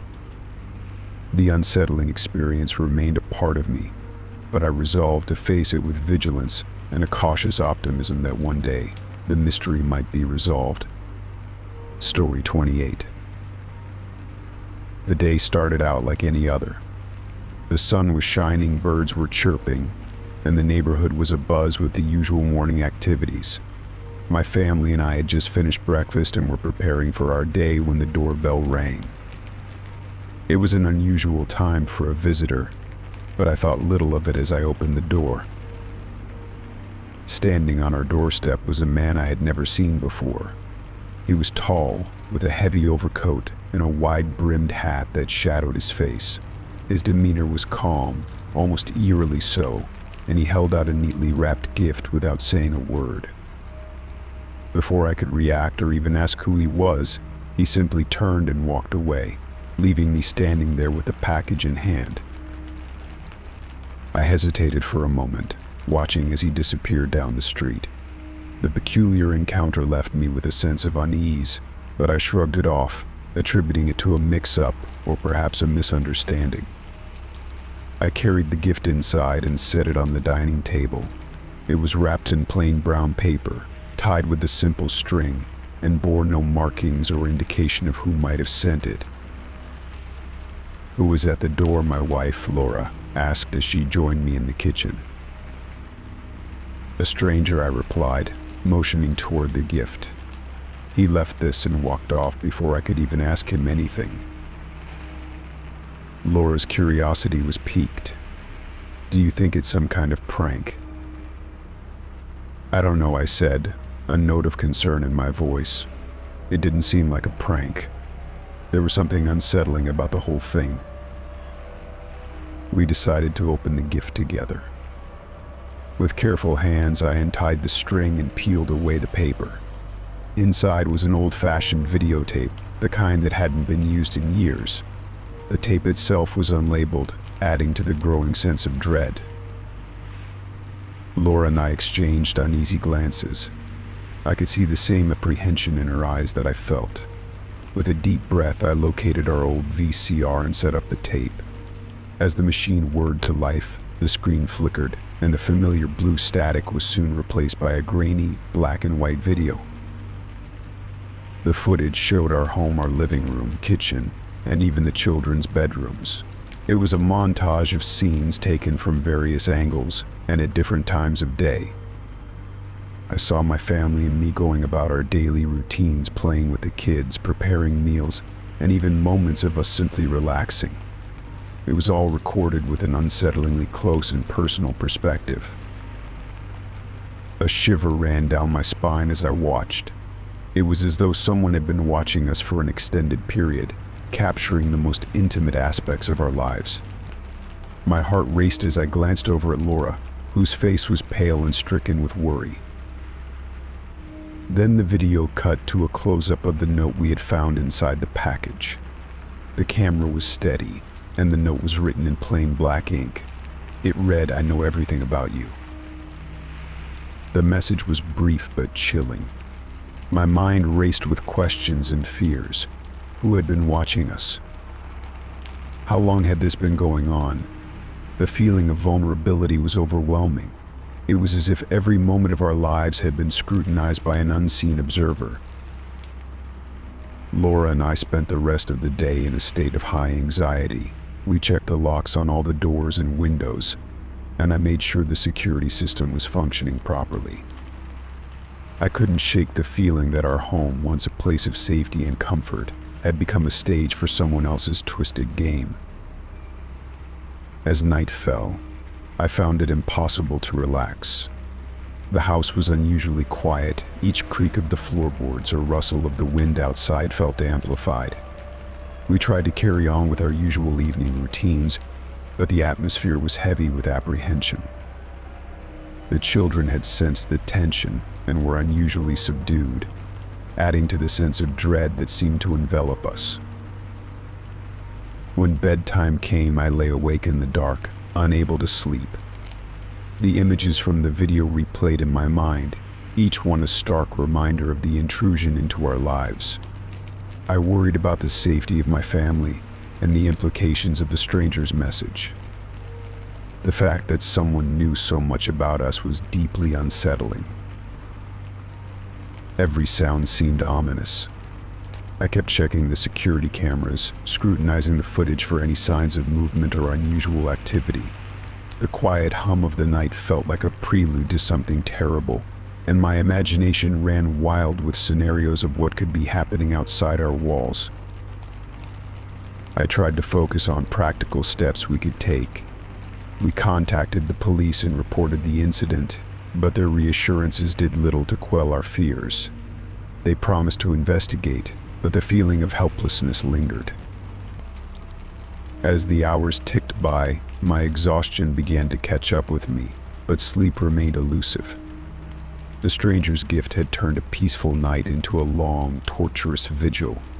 With every passing minute, the sense of being watched and the dread of the unknown grew more intense. The next morning, I was bleary-eyed and on edge, but determined to take back some semblance of normalcy. The sense of invasion lingered, and while we took steps to fortify our home and improve our security, the unease remained. The stranger's gift had left a mark on our lives, a haunting reminder that sometimes the most unsettling threats come not from within our own minds, but from the dark, unseen corners of our world. Story 29. The evening had begun with all the hallmarks of a perfect party. Laughter filled the air, mingling with the clinking of glasses and the warm glow of lights strung across the living room. Friends and acquaintances had gathered in the cozy, elegantly decorated space, the festive atmosphere radiating from every corner of the house. Julia Spencer, the host, was in her element, moving gracefully between conversations, ensuring everyone had what they needed, and occasionally slipping away to check on the food and drinks. Everything was going smoothly until Julia noticed something unusual. As she made her way back from the kitchen, A man she didn't recognize stood in the middle of her living room. He was casually dressed in jeans and a button-down shirt, and he had an air of calm confidence about him. He was engaged in an animated conversation with a group of her guests, seemingly blending in as though he were an old friend of everyone there. Julia paused, a frown creasing her forehead. She scanned the crowd, trying to match faces with names, and came up empty. She didn't recall inviting anyone new. Her curiosity turned to concern as she approached the stranger, her smile faltering. "Excuse me," Julia said, trying to sound friendly but firm. "I don't believe we've met. I'm Julia, the host. How did you come to be here?" The man turned to face her, his expression unreadable. He was in his early 30s, with neatly tousled hair and an air of detached amusement. His eyes were an unusual shade of green that seemed to flicker in the dim light. "Oh, hi," he said, his tone casual. "I'm here just waiting for someone." Julia's eyebrows arched in confusion. "Waiting for someone? I don't recall anyone mentioning a guest for you." The man's smile remained, though it didn't quite reach his eyes. "Yes, well, sometimes plans change. I didn't think it would be a problem to join in until they arrive." Julia felt a shiver of unease at the casual dismissal. There was something off about his demeanor, a sense that he was too comfortable, too composed in a situation where he clearly didn't belong. She took a deep breath, her instincts urging her to maintain control. "Look, I'm sorry, but I really don't think you should be here. Could you please leave?" she asked, her voice steady but with an underlying edge of authority. The man's eyes narrowed slightly, and for a moment Julia saw a flicker of something, defiance perhaps, but then it was gone, replaced by a bland, easygoing smile. "Sure, I understand. I'll be on my way. I'm just finishing up a conversation. No need to be so formal about it." Julia nodded, watching as he casually strolled towards the door. She followed him, making sure he exited the house and closed the door behind him. The moment the door clicked shut, she felt a wave of relief. The party continued, but the unease lingered. Julia tried to shake off the feeling and focus on her guests, but the stranger's presence had cast a shadow over the evening. She couldn't help but glance out the windows periodically, half expecting to see him lurking outside, watching the festivities. The hours ticked by slowly, each minute stretching longer than the last. Julia found herself increasingly distracted, her attention divided between her guests and the gnawing worry that had settled in her gut. The conversations felt distant, the laughter hollow. Every time she heard a noise or saw a shadow move outside, her heart skipped a beat. Around midnight, as the party began to wind down and guests started to leave, Julia decided to do a final check around the house. She moved through the rooms, straightening up and making sure everything was in order. Her footsteps echoed through the empty spaces, the silence amplifying her sense of unease. In the dimly lit hallway leading to the front door, she paused. There was something unsettling about the quiet that enveloped the house, a tension that seemed to cling to the walls. As she reached the door, she noticed something unusual, a small, crumpled note lying on the floor just inside the entrance. Julia picked it up, her fingers trembling slightly. The note was written in neat, precise handwriting. It read, "I was just passing through. Watch closely. It will come for you next." Julia's blood ran cold. She glanced around the empty hallway, the sense of being watched growing stronger. She hurried to the front door and looked outside, but the street was empty. No sign of the stranger. Shaking, Julia placed the note in her pocket and closed the door firmly. She locked it and turned off the lights, determined to rid herself of the unsettling feeling. She tried to convince herself it was nothing more than a prank, a harmless mischief from an uninvited guest. but deep down, she couldn't shake the nagging fear that there was something more sinister at play. The party ended, and her guests departed, leaving her alone in the darkened house. As Julia prepared for bed, she found herself jumping at every sound, her mind racing with unsettling possibilities. The stranger's presence and the cryptic note had left an indelible mark on her psyche. That night, Julia lay in bed with one eye open, the shadows of her room seeming to shift and dance in the corners of her vision. The sense of being watched never left her, a chilling reminder that sometimes the intruders we least expect can leave the deepest scars. The next morning, the sun came up, casting a warm glow over the house, but it did little to dispel the lingering unease. Julia couldn't help but wonder if the stranger's warning had been more than just a cryptic message. As she went about her day, she remained vigilant, constantly aware of her surroundings, unable to fully shake the feeling that something or someone was still out there, watching and waiting. Story 30. The mailbox was an unassuming part of my daily routine. I'd pick up the mail each evening as I returned from work, sifting through bills and catalogs with a practiced disinterest. But one particular evening I found something different, a stack of notes, folded neatly and stuffed into the mailbox, each one handwritten in a meticulous flowing script. The first note was innocuous enough, merely describing my routine with alarming precision. It mentioned the time I left for work, the route I took, and even the specific brand of coffee I bought from the cafe on the corner. At first, I thought it was a prank or perhaps a misplaced piece of mail. I glanced at the second note, which continued with similar details documenting my entire day, from my gym visit to the exact time I walked my dog in the park. The notes were unsettling, but not yet enough to make me panic. I chalked it up to a misguided but harmless joke. The final note, however, was different.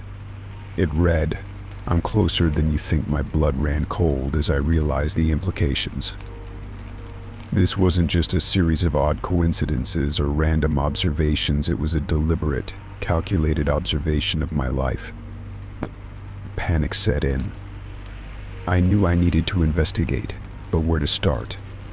I reviewed the notes, trying to piece together any hints about the sender's identity or their motives. I considered calling the police, but the lack of any concrete threats made me hesitant. After all, it could just be someone with an obsession, and nothing more. I decided to conduct my own investigation.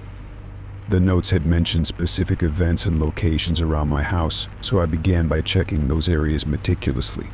I started with the front porch, where the mail had been delivered. Nothing seemed out of place. I moved on to the windows and the backyard, searching for any signs of tampering or surveillance equipment.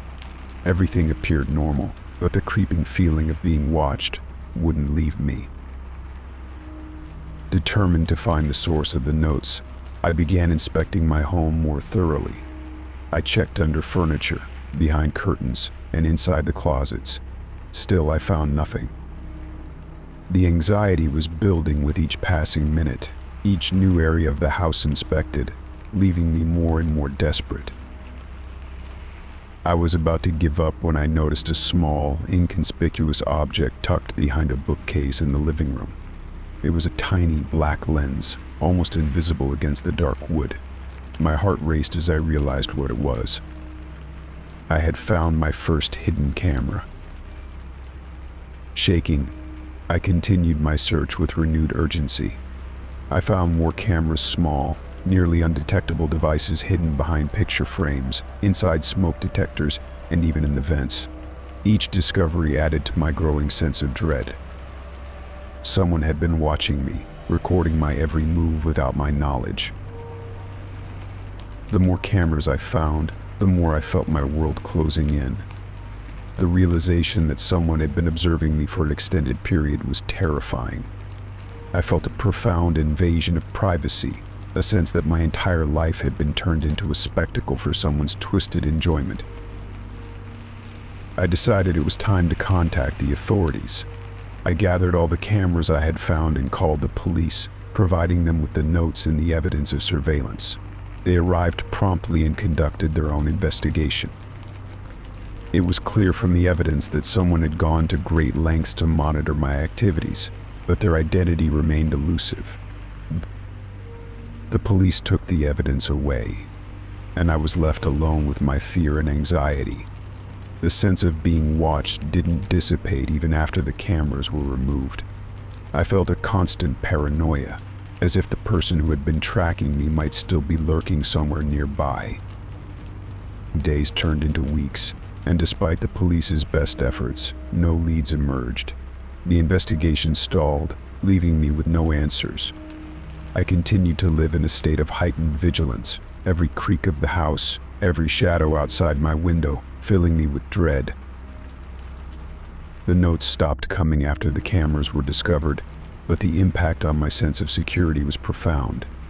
I had to reevaluate my daily routines and implement new security measures. I installed an alarm system and reinforced the locks on my doors and windows. My home, once a sanctuary, had become a place of anxiety and fear. Even now, years later, I can't shake the feeling that someone knows too much about me. The experience left a lasting mark on my psyche. I find it difficult to trust easily and often look over my shoulder, wary of any sign of intrusion. The notes were a chilling reminder of how vulnerable we can be, even in the places where we should feel safest. In a way, I've become more vigilant about my surroundings, more aware of the technology we use daily. But the fear remains, a quiet undercurrent in my life. The hidden message in those notes still haunts me. I'm closer than you think. It's a phrase that has become a dark echo in my mind, a reminder of the unsettling reality that someone was once very close, watching from the shadows. Story 31. I was deep into spring cleaning, which for me meant sorting through long neglected corners of my house. The process always felt cathartic, an opportunity to clear out the old and make space for the new. The attic, with its cobwebs and dust-laden memories, was always the final frontier. On this particular day, I was determined to tackle it once and for all. Among the boxes of forgotten trinkets and faded mementos, I came across a small, ornate box, its surface adorned with intricate carvings that had long since lost their luster. Curiosity got the better of me, and I carefully opened it. Inside, nestled in a bed of moth-eaten velvet, was an old photograph. I picked it up and felt a shiver run down my spine. The photo was a black and white portrait of a young woman who looked strikingly like me. She had the same angular face, the same dark hair, and even the same intense, inquisitive eyes. But her attire was completely different. She wore a Victorian-style dress with a high collar and voluminous sleeves, the kind that seemed almost theatrical in its formality. The background was a studio setting, adorned with drapes and old-fashioned props. I stared at the photo, my heartbeat quickening. The resemblance was uncanny, to the point where it felt almost unreal. I flipped the photo over, but there was no name or date, only a smudged inscription that was difficult to read. I set it down, trying to shake off the unsettling feeling it had stirred in me. As I continued my cleaning, I noticed that the light in the attic began to flicker sporadically. I told myself it was just an old wiring issue, something that was bound to happen in a house as old as mine. I moved to the next box, but the flickering intensified, and the room was cast in a strobe-like light that seemed to amplify my growing anxiety. The photograph stayed on my mind, and no matter how hard I tried to focus on the task at hand, I kept finding my gaze drifting back to it. There was something profoundly unsettling about seeing a person who was so clearly my double, yet from another time. I couldn't help but wonder about the connection between us, if any existed. My curiosity soon turned to dread as the flickering lights became more erratic. Shadows danced across the walls, and the attic seemed to take on a life of its own. The air grew colder, and I felt a presence that made my skin crawl.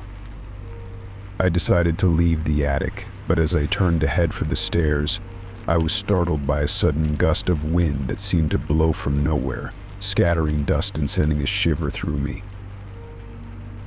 Trying to calm my racing heart, I went downstairs, but the sense of unease followed me. The flickering lights continued, and the house seemed to groan under an invisible weight. I tried to distract myself by putting away the cleaning supplies, but every creak of the floorboards and every flicker of the light made me more anxious. That night, as I lay in bed, the image of the photograph haunted my thoughts. I couldn't shake the feeling that it was more than just an old picture. I found myself tossing and turning, unable to escape the sense of being watched. Eventually, I drifted into a restless sleep, only to be jolted awake by a noise. The sound was faint but persistent, a scratching noise coming from the attic. I lay there, my heart pounding, trying to convince myself it was just the house settling. But the scratching grew louder, almost like the sound of nails scraping against wood. I knew I had to check it out. I crept out of bed and made my way to the attic. The light from the hallway barely penetrated the darkness above, and the flickering from the old light bulb in the attic added to the eerie atmosphere. I hesitated at the top of the stairs, but the scratching continued, growing more frantic. When I finally opened the attic door, I was hit by a rush of cold air. The flickering light revealed the photo lying face up on the floor, as though it had been thrown.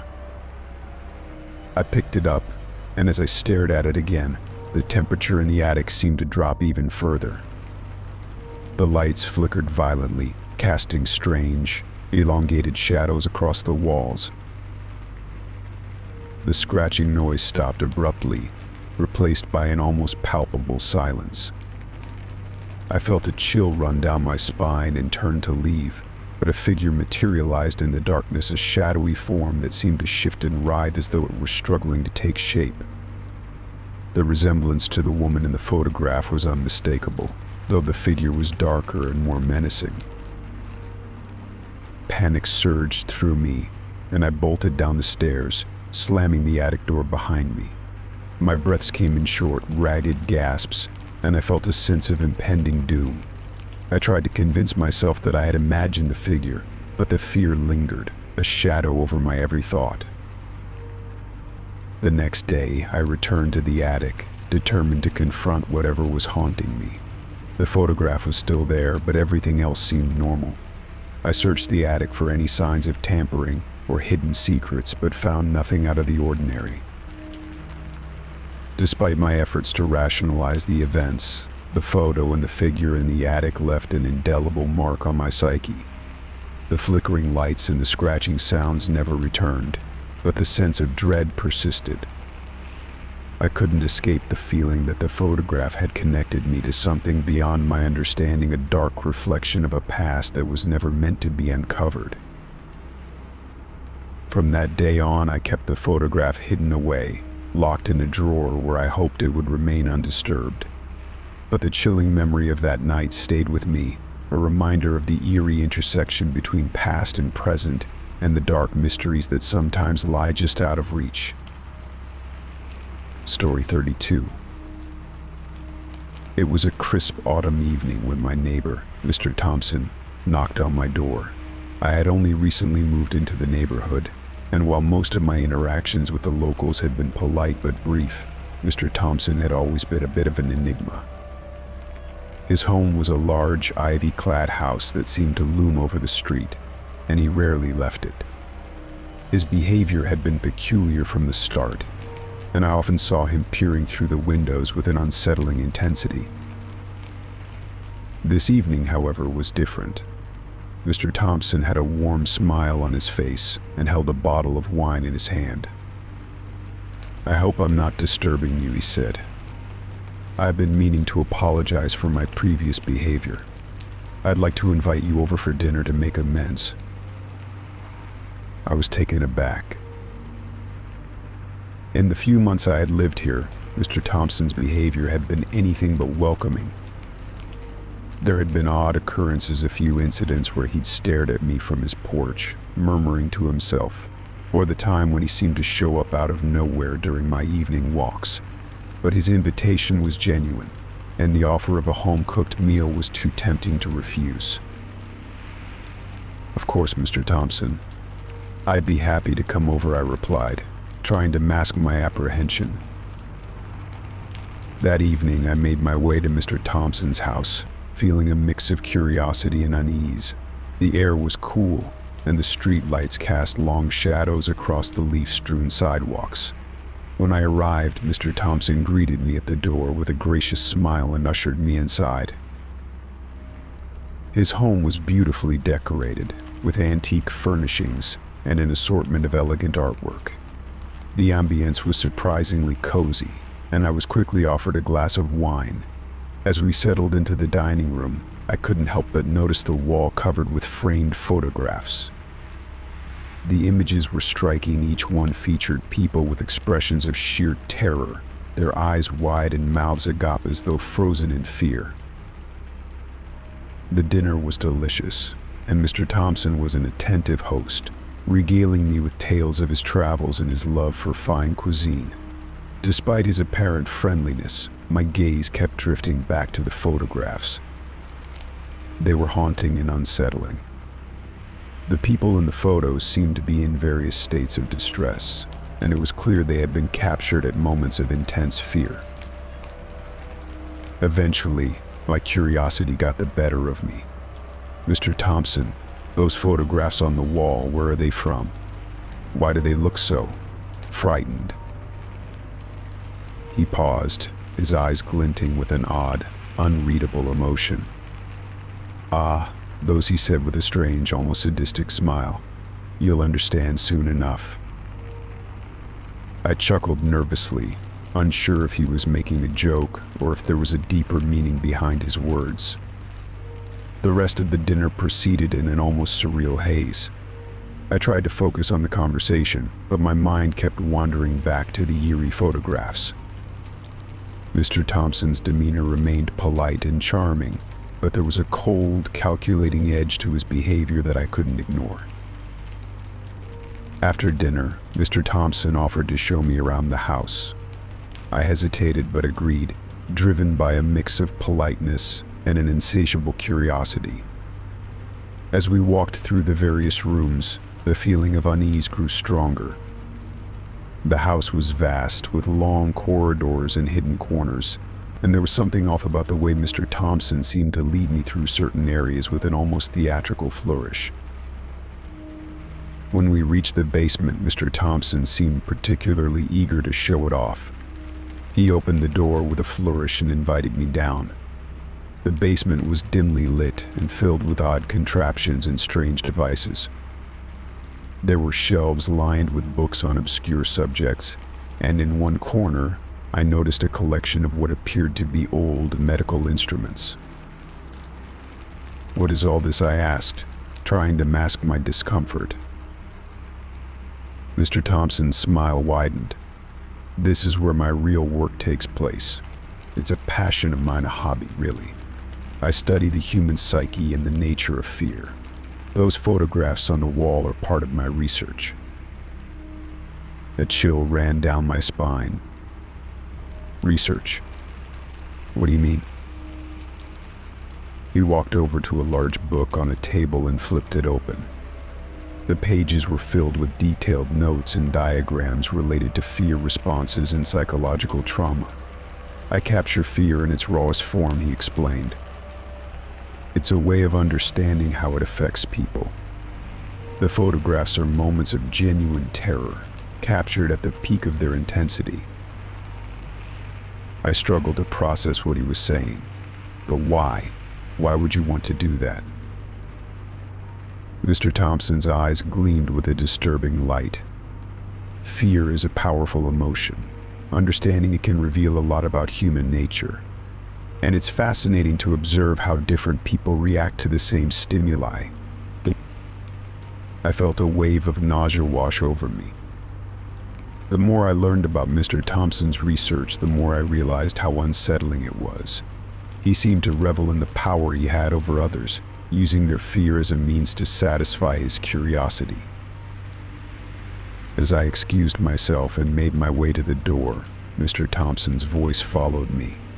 "I hope you've enjoyed the evening. I look forward to our next conversation." I left his house with a profound sense of unease. The night air felt colder as I walked back to my apartment, and I couldn't shake the feeling that I had narrowly escaped something deeply disturbing. The photographs, the basement, and Mr. Thompson's twisted fascination with fear all left me feeling unsettled. In the days that followed, I kept my distance from Mr. Thompson, avoiding any further interaction. The photographs in the basement stayed with me, a haunting reminder of the darkness that can lie behind a seemingly friendly facade. I learned to be cautious, realizing that sometimes curiosity can lead to unsettling truths. Story 33.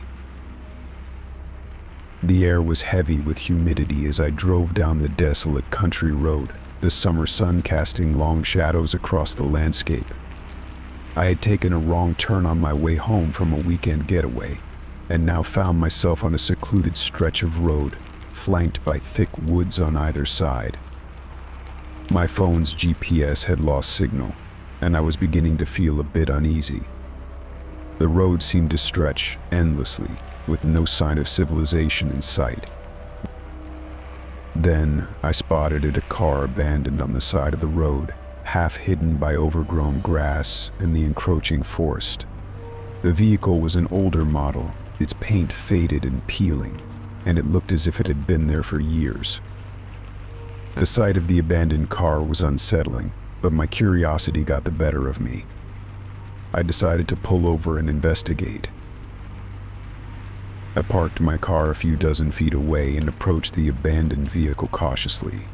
As I got closer, I noticed personal belongings scattered around the area: an open suitcase, a few articles of clothing strewn across the grass, and a small, battered backpack lying on the ground. My heart began to race. Something about the scene felt wrong, and a creeping sense of dread settled over me. I approached the car and peered inside. The interior was dusty and disheveled, with empty food wrappers and a few discarded items littering the floor. It looked like someone had left in a hurry.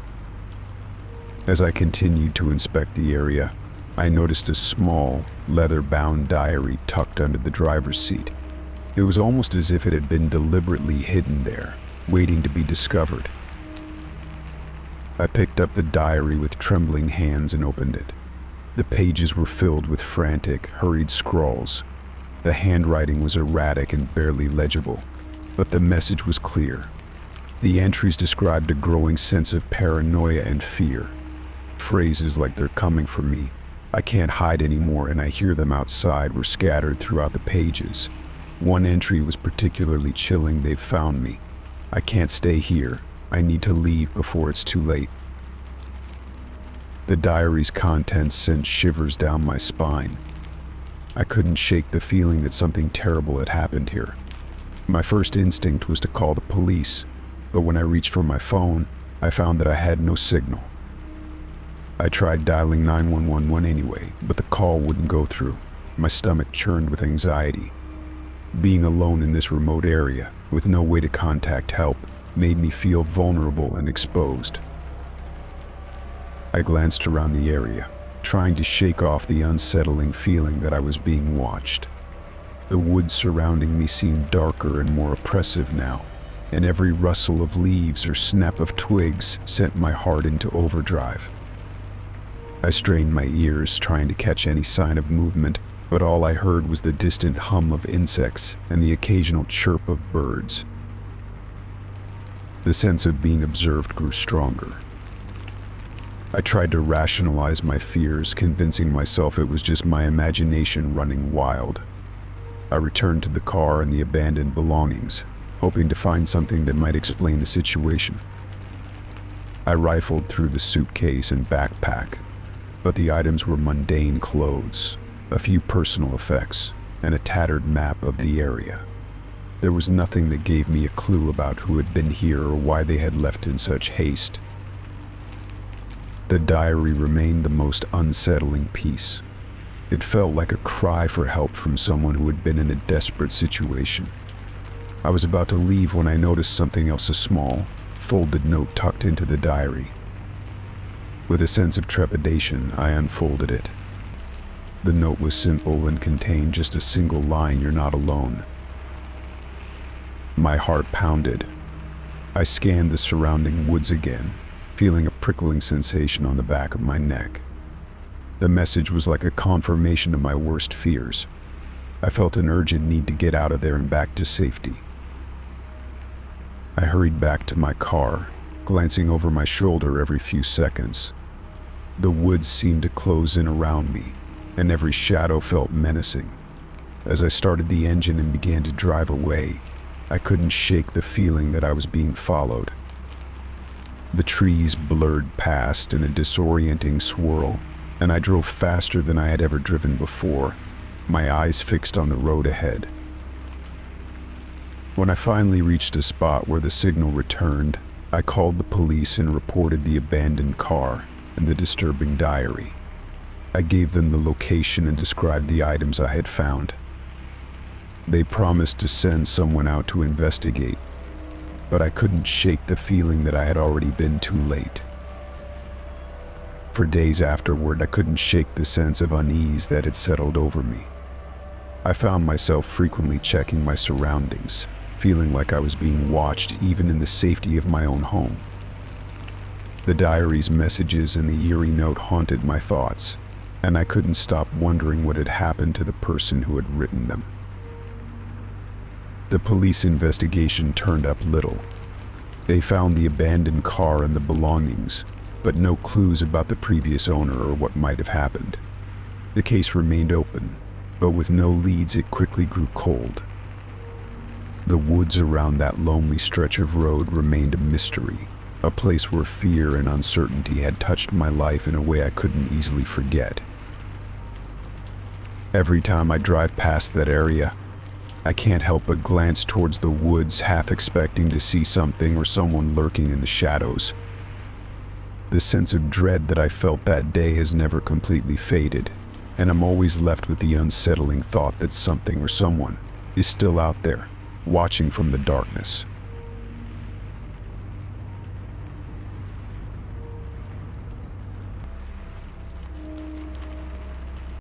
Story 34. The office building was eerily quiet as the clock ticked past midnight. The hum of the fluorescent lights overhead was the only sound that punctuated the silence of the long, empty hallway. My work had dragged on into the late hours, and I found myself alone in the vast expanse of cubicles and empty meeting rooms. The building, usually bustling with activity during the day, was now a cavernous shell, its corridors echoing with a sense of abandonment. I had stayed late to finish a particularly challenging project, the deadline looming over me like a dark cloud. My colleagues had long since gone home, their desks deserted and their computers powered down. I was accustomed to working late, but tonight felt different. An inexplicable sense of unease settled over me as the minutes ticked by. The long hallway that connected the offices to the break room seemed particularly foreboding in the dim light. The walls, lined with muted paintings and company posters, appeared to stretch endlessly, their details obscured by the shadows. I was at my desk, furiously typing away, when I first heard a faint sound that seemed to come from the hallway. It was a rhythmic tapping, like footsteps echoing off the walls. I paused and listened, my heart racing. The sound was distant but unmistakable. I turned around, peering into the hallway, but there was no one there. The emptiness of the corridor was both unsettling and reassuring. I shook my head, dismissing the noise as a trick of the building's acoustics, perhaps the result of the heating system or a draft. Returning to my work, I tried to focus, but the noise persisted. It was as though someone was walking just out of sight, their footsteps muffled but constant. I glanced up at the clock on the wall. It was already past 1 in the morning. My fatigue was starting to cloud my judgment, and I couldn't shake the growing feeling that I wasn't alone. Determined to finish my task, I pressed on, but the sound grew louder and more persistent. It was no longer just a distant echo, but a clear and deliberate rhythm, like someone was pacing back and forth just outside my line of sight. I could feel my nerves fraying, and the sound seemed to follow me as I moved from one side of my desk to the other, searching for any source of the disturbance. With growing frustration, I decided to investigate. I walked cautiously down the hallway, my footsteps echoing in the silence. The lights flickered slightly, casting erratic shadows that danced along the walls. I reached the break room and peered inside, but it was empty. The sound had stopped as suddenly as it had started. Feeling a mix of relief and trepidation, I turned to head back to my desk. But as I walked, the sound began again, clearer and more insistent. The footsteps seemed to follow me, each step resonating with a sense of purpose. I quickened my pace, but the footsteps remained in sync with my own, their rhythm unwavering and unnervingly close. I reached my desk and tried to focus on my work, but the noises were too distracting. The air in the hallway felt heavier, the silence between each footstep more pronounced. I glanced at the clock again, 2 a.m. The building seemed to be closing in around me, its vastness amplifying the sounds and making them feel more oppressive. The sound of footsteps grew louder, and the tapping became almost a pounding. It was as though someone was walking just behind me, their presence growing more insistent and threatening. I could no longer ignore the feeling that I was being watched, and every instinct screamed at me to leave. I stood up abruptly, the chair scraping loudly against the floor. The noise in the hallway seemed to intensify, and I felt a surge of panic. I grabbed my coat and quickly gathered my things, my hands shaking as I fumbled with my belongings. The footsteps were now a relentless barrage, echoing with an urgency that matched my rising fear. With a final glance at the empty office, I bolted down the hallway, my footsteps pounding in rhythm with the unseen presence behind me.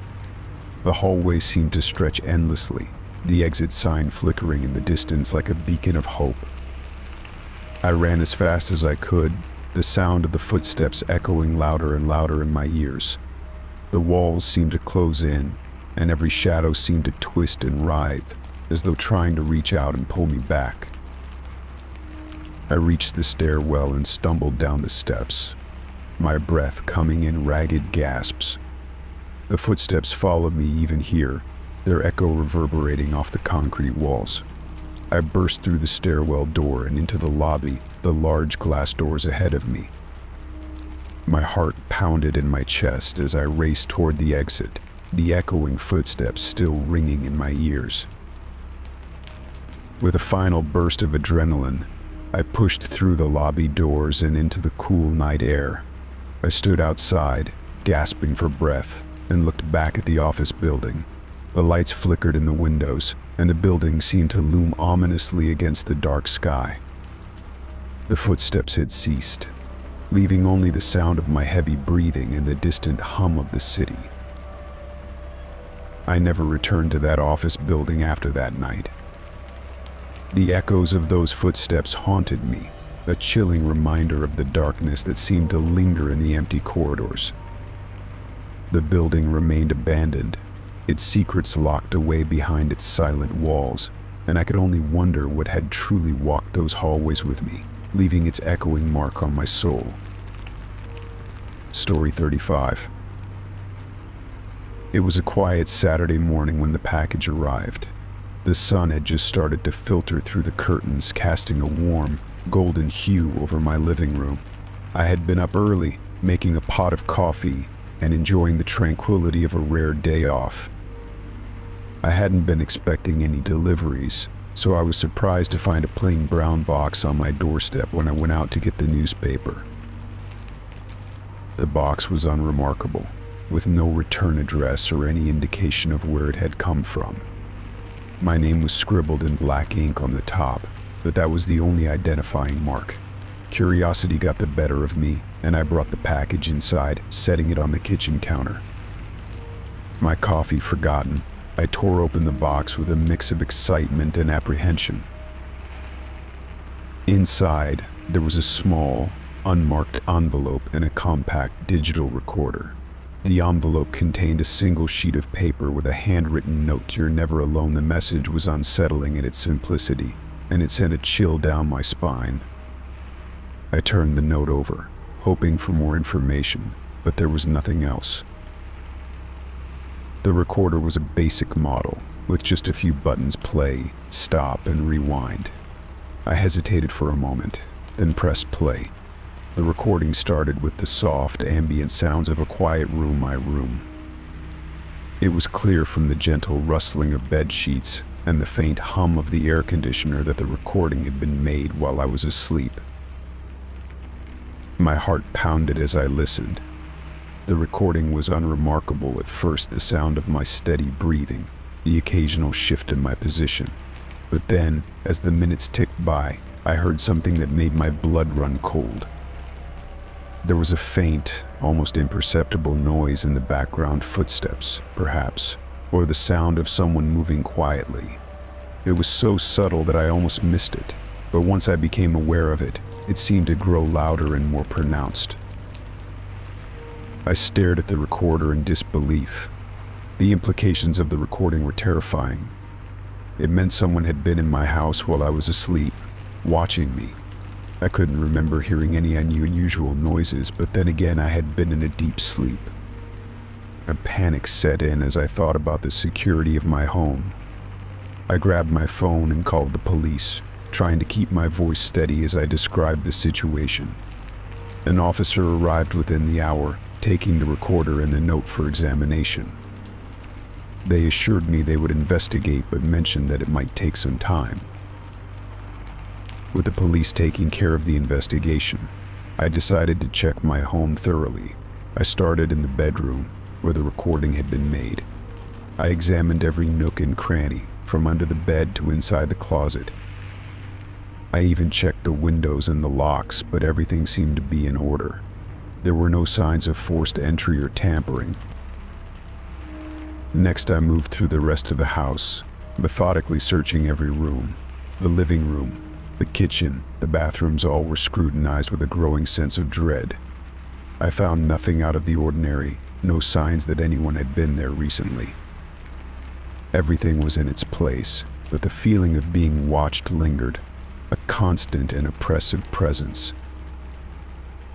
As the days went by, the sense of unease only grew stronger. I couldn't shake the feeling that someone was still watching me. I started to notice subtle changes in my daily routine, the lights flickering slightly, the sound of a door creaking open in the middle of the night.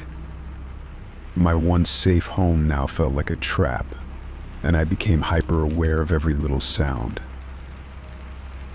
I took additional precautions, installing extra locks on the doors and adding security cameras to monitor the exterior of the house. I hoped that these measures would provide some reassurance and perhaps catch whoever was responsible if they attempted to return. But even with these precautions, the paranoia never left. The police investigation yielded no results. There were no fingerprints or traces of evidence that could lead to a suspect. The recording was analyzed, but no new information came to light. It was as if the person who had left the package had vanished without a trace. The experience left me feeling vulnerable and anxious. I couldn't help but wonder if the message, "You're never alone," was more than just a warning. It felt like a taunt, a reminder that someone had invaded my privacy and left me with the haunting knowledge that they could return at any time. Months have passed since the package arrived, and I've tried to return to some semblance of normalcy. I've become accustomed to the new security measures and the constant vigilance that comes with them. But the fear remains, a shadow that lurks in the corners of my mind. The package and its unsettling contents have become a part of my life, a reminder that my sense of security was fragile and that there are some things we can never fully control. I've learned to live with the knowledge that my privacy was breached in the most invasive way possible, and that there are some mysteries that may never be solved. Every creak of the floorboards, every flicker of a light, makes me question if someone is still out there watching. The feeling of being alone in my own home is now tainted by the knowledge that, at least once, I truly wasn't. Story 36. The first night I heard it, I thought it was just the wind playing tricks on me. I had been lying in bed, the house enveloped in silence, when a faint, eerie laughter drifted through the open window. It was a disconcerting sound, distant yet strangely clear, and it made the hairs on the back of my neck stand up. I peered out into the dark street below, but saw nothing unusual, just the familiar outlines of parked cars and the quiet hum of streetlights. The laughter continued sporadically over the next few nights, always just out of reach, echoing softly through the night air. It wasn't the kind of laughter you'd expect from a joyful gathering, but rather a low, sinister chuckle that seemed to come from a place far away. It gnawed at my sense of security, like a shadow that refused to be banished. By the fourth night, the sound had become a relentless presence. I lay awake in bed, listening to it echo through the walls of my apartment. My curiosity and anxiety were tangled together, and I felt an overwhelming urge to track down the source of the sound. I slipped out of bed, tiptoed across the room, and peered out the window.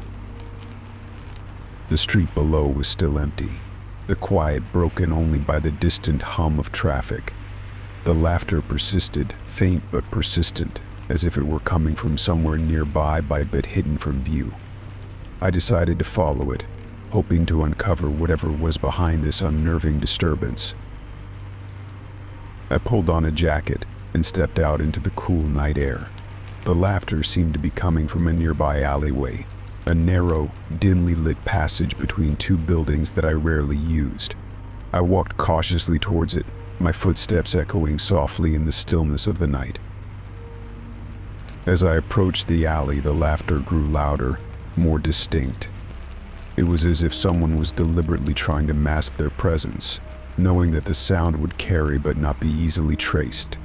The alley was dark, illuminated only by a few flickering street lamps. Shadows danced across the walls, creating an atmosphere of eerie uncertainty. I reached the mouth of the alley and hesitated for a moment, my heart racing.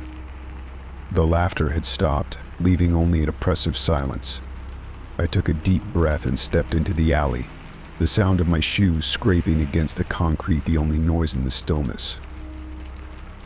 As I ventured further, I noticed something unusual, a series of crude drawings scrawled on the walls and the pavement. They were hastily done, with crude lines and erratic scribbles, but they were unmistakable in their intent.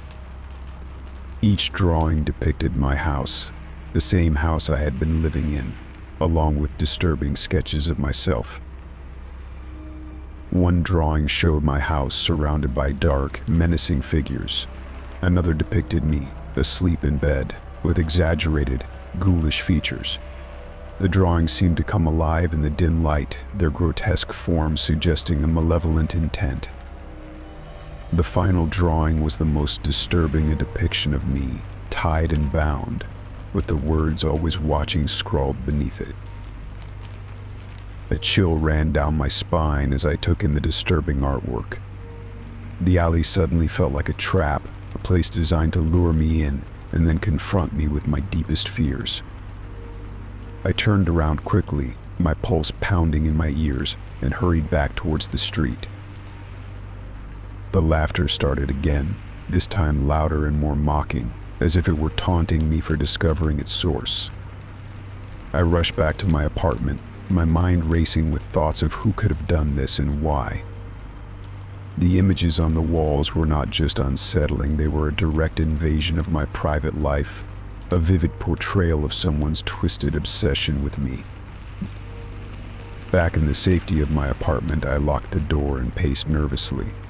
The drawings were a clear sign that someone had been watching me closely, and the laughter was an ongoing reminder that they were still out there. The sense of violation was overwhelming, and I felt an intense need to protect myself. The next day, I contacted the police and reported the drawings and the laughter. An officer came to my apartment to take a statement and examine the evidence. I described everything in detail, from the drawings to the eerie laughter. The officer listened attentively but remained skeptical, noting that the drawings were disturbing but not necessarily indicative of a serious threat. They promised to increase patrols in the area but warned me that without more concrete evidence, there was little they could do. The weeks that followed were a blur of heightened vigilance and paranoia. The laughter persisted, though it grew less frequent. Each night I would lie in bed with the windows shut tight, the curtains drawn, and the lights on, trying to drown out the sound with the hum of a white noise machine. I installed additional security measures in my apartment, including motion sensor lights and a security camera aimed at the alley. The camera captured nothing unusual, and the lights seemed to have little effect on the elusive laughter. It was as if whoever was behind it knew exactly how to avoid detection. The disturbing drawings remained etched in my memory, a constant reminder of the invasion of my privacy. I found myself looking over my shoulder more often, and my once peaceful home had become a place of unease. I couldn't shake the feeling that the laughter was a sinister game, one that was designed to unsettle and unnerve me. Despite the police patrols and my own precautions, the sense of being watched never fully dissipated. The laughter eventually stopped altogether, leaving behind only the haunting memories and the unsettling knowledge that someone had been so close, so intent on making their presence felt. The experience left a lasting impact on me, a reminder of the fragility of safety and the lengths to which some people will go to impose fear. I learned to be more cautious and vigilant, but the echoes of that distant laughter continued to haunt my nights, a chilling reminder that some mysteries are never fully resolved. Story 37. When I bought the old Victorian house on the outskirts of town, I was drawn to its charm and potential. The house, though weathered by time, had an undeniable character with its ornate woodwork and sprawling garden. As I began to renovate, I was eager to uncover its hidden treasures and make it my own. Little did I know that some secrets were better left buried. The discovery began quite innocuously. I was in the basement, tackling a minor plumbing issue, when I noticed a peculiar anomaly in the wall, a section that seemed slightly uneven compared to the rest. Curiosity piqued. I decided to investigate further. After some effort, I pried open a hidden panel and revealed a narrow, concealed staircase leading down into darkness. The basement I had been using was standard, nothing out of the ordinary. But this hidden staircase led to an entirely different space. My heart raced with a mix of excitement and apprehension as I descended into the unknown. The air grew colder and mustier with each step, and the dim beam of my flashlight barely cut through the thick shadows. When I reached the bottom, I was greeted by a room that seemed to have been untouched for decades. The walls were lined with shelves, cluttered with dusty old boxes and forgotten memorabilia. In the center of the room was a large wooden chest, its surface covered in layers of grime. My hands trembled as I approached it. I opened the chest slowly, and inside I found a collection of old videotapes, each one labeled with dates and disturbing titles like Session 7, and the last screen next to the tapes was a leather-bound diary. The diary was worn but meticulously kept, with entries written in an elegant, though somewhat erratic script. I pulled out the first tape and examined it closely. The label read Dr. Edward Gray's Sessions. My curiosity got the better of me, and I decided to play one of the tapes on an old VCR I had found in the attic. The footage was grainy and unsettling. It showed a series of people, faces twisted in terror, screaming in what appeared to be a small, dark room. The sound was muffled but unmistakable. The screams were raw and desperate. I felt a chill run down my spine. Who were these people, and why were they being recorded? I tried to rationalize it as a disturbing but harmless project left behind by a previous owner. But as I continued to watch, my unease grew. The recordings seemed to follow a disturbing pattern, and the cries of the individuals were more intense with each passing tape. I turned my attention to the diary. The entries were cryptic and increasingly disturbing. They spoke of preparations and the chosen ones, and phrases like "the next one" appeared repeatedly. The author seemed obsessed with documenting the fear of others and hinted at a sinister ritual or practice. My unease deepened as I read about the ceremony that involved making the subject experience their worst fears. The final entry in the diary was a chilling revelation. It mentioned the basement as a sanctuary and described the preparations for the next session. The entry ended with a chilling note: "Tonight, the next one arrives. The cycle continues." I felt a rush of panic.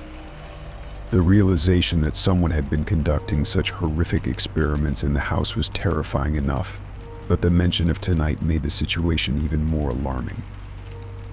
I suddenly felt like the house, which had seemed so inviting and full of promise, had turned into a trap. I decided to leave immediately, but as I turned to head back up the stairs, I heard a noise. It was faint, but unmistakable, a creaking sound, as if someone was moving around in the house. My heart pounded in my chest. I quickly glanced around the basement, searching for any signs of movement.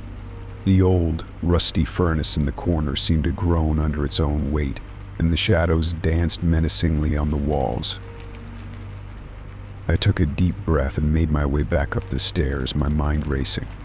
The house was eerily silent now, but the feeling of being watched was overwhelming. Every creak of the floorboards and gust of wind felt like a threat. I locked the basement door behind me, my hands shaking as I did so. As I made my way through the house, checking every door and window to ensure they were securely locked, I couldn't shake the feeling that I wasn't alone. I could hear faint noises, like whispers, coming from different parts of the house. It was as though the house itself was alive, its walls whispering secrets and threats. I called the police, but the fear that gripped me made it difficult to explain the situation clearly. By the time they arrived, the house was quiet and nothing seemed out of place. They conducted a thorough search but found no evidence of anyone else being there. The basement was still locked, and the tapes and diary were untouched. The officers reassured me that they would keep an eye on the property, but I could tell they were skeptical of my story. They chalked it up to the overactive imagination of someone new to a house with a lot of history. Despite their reassurances, I couldn't shake the fear that had taken root in me. I moved out of the house shortly after, unable to live with the knowledge of the horrors that had taken place within its walls.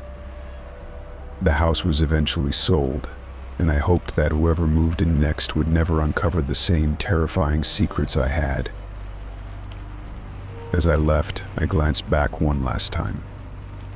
The Victorian house stood silently, its darkened windows like hollow eyes staring back at me. The basement's secret remained hidden, buried beneath layers of dust and forgotten memories, a grim reminder of the darkness that can lurk behind even the most charming facades. Story 38. The first time Sarah noticed her landlord's behavior was during a routine check of the apartment's heating system. It was a chilly October morning, and the central heating had been struggling to keep up with the dropping temperatures. When she mentioned this in passing during a phone call to Mr. Lawrence, the landlord, She expected a standard response, a promise to send someone over to inspect it. Instead, he arrived at her apartment just a few hours later, looking slightly disheveled but intensely focused. Mr. Lawrence was a middle-aged man with a kind face that seemed at odds with the growing sense of unease Sarah felt. He wore a flannel shirt over a t-shirt, and his gray hair was tousled as though he had rushed to get there. Despite the apparent urgency, he appeared overly eager to chat about everything from the state of the heating system to her personal life. As Sarah showed him around the apartment, he remarked on how nice it was that she had recently adopted a rescue dog, complimented her on her taste in decor, and asked if she felt safe living alone. She brushed off his questions with polite, albeit puzzled, responses, attributing his behavior to a simple concern for his tenants. Over the next few weeks, Mr. Lawrence's visits became increasingly frequent. He showed up unannounced at odd hours, claiming he was just checking in to see how things were going. Sometimes it was for trivial reasons like asking if she needed any more light bulbs or if her refrigerator was functioning well. Other times, his reasons seemed even more intrusive. He wanted to know how her work was going, if she had been out with friends, and if she felt she was getting enough exercise. Each visit left Sarah feeling more uncomfortable, yet she tried to brush it off as part of his quirky personality. However, when Mr. Lawrence appeared one evening, just as she was settling down for dinner, his behavior reached a new level of unsettling. He lingered at her doorstep for nearly an hour, chatting about local events and her plans for the weekend, despite her clear hints that she was busy. His eyes, though friendly, seemed to scrutinize her every word and movement. The final straw came one rainy afternoon when Sarah returned home to find a maintenance worker in her apartment, fixing what she was told was a leaky pipe. She had not been informed of this visit in advance, and when she questioned the worker, he seemed evasive and uncomfortable. As soon as the worker left, Sarah decided she had had enough. Determined to confront Mr. Lawrence, she called him to arrange a meeting. He agreed to come over the next morning. When he arrived, Sarah's expression was one of clear discomfort, and she didn't waste any time addressing her concerns. "Mr. Lawrence, I need to talk to you about your recent visits. They've been happening far too often, and I feel like my privacy is being invaded." "I don't understand why you're checking in so frequently," Sarah began, her voice steady but tinged with frustration. Mr. Lawrence's face fell, and he shifted uncomfortably. "Sarah, I've only been trying to ensure you're comfortable and safe. I worry about my tenants. It's part of my job to make sure everything is all right." "That's very kind of you, but it feels more like surveillance than concern. Why do you need to check up on me so often?" Sarah pressed, her anxiety mounting. He hesitated, his eyes darting around the room as if searching for an escape. Finally, he sighed and took a deep breath. "I'm afraid there's something you should know. I've installed some security cameras around the apartment. Just a few, to monitor things and ensure you're safe." Sarah stared at him in shock. "Security cameras? Without my knowledge or consent? That's a serious invasion of privacy." Mr. Lawrence's demeanor shifted from apologetic to defensive. "I only did it to protect you. You're a young woman living alone, and there have been reports of break-ins in the area. I wanted to make sure you were secure." Sarah felt a rush of indignation. "Even if your intentions were good, this is not acceptable. You have no right to monitor my private space without permission. How many cameras are there? Where are they?" "There are a few cameras just in the common areas and outside," Mr. Lawrence explained, his voice growing softer. "I didn't mean to cause any harm. I thought it was for your own protection." "Regardless of your intentions, you need to remove them immediately," Sarah demanded. "I don't want to live in an environment where I'm constantly watched." Mr. Lawrence reluctantly agreed, though his expression showed his disappointment. He promised to have the cameras removed within the week and assured her that no recordings had been made. Sarah, though relieved, still felt a lingering sense of violation. In the days that followed, Sarah kept a close eye on the landlord's actions. She checked the apartment thoroughly, ensuring that no hidden cameras or recording devices remained. The removal of the cameras did little to erase the sense of unease she felt whenever she was alone. Though Mr. Lawrence was no longer a constant presence in her life, the impact of his overzealous actions left a lasting mark. Sarah found herself increasingly cautious, her trust in others shaken. She couldn't shake the feeling that someone had been intruding on her life in ways she hadn't fully comprehended, and it took time for her to regain a sense of normalcy and privacy. As the weeks went by, Sarah continued to live in the apartment, her interactions with Mr. Lawrence growing minimal. The experience had taught her the importance of boundaries and the need to protect her personal space.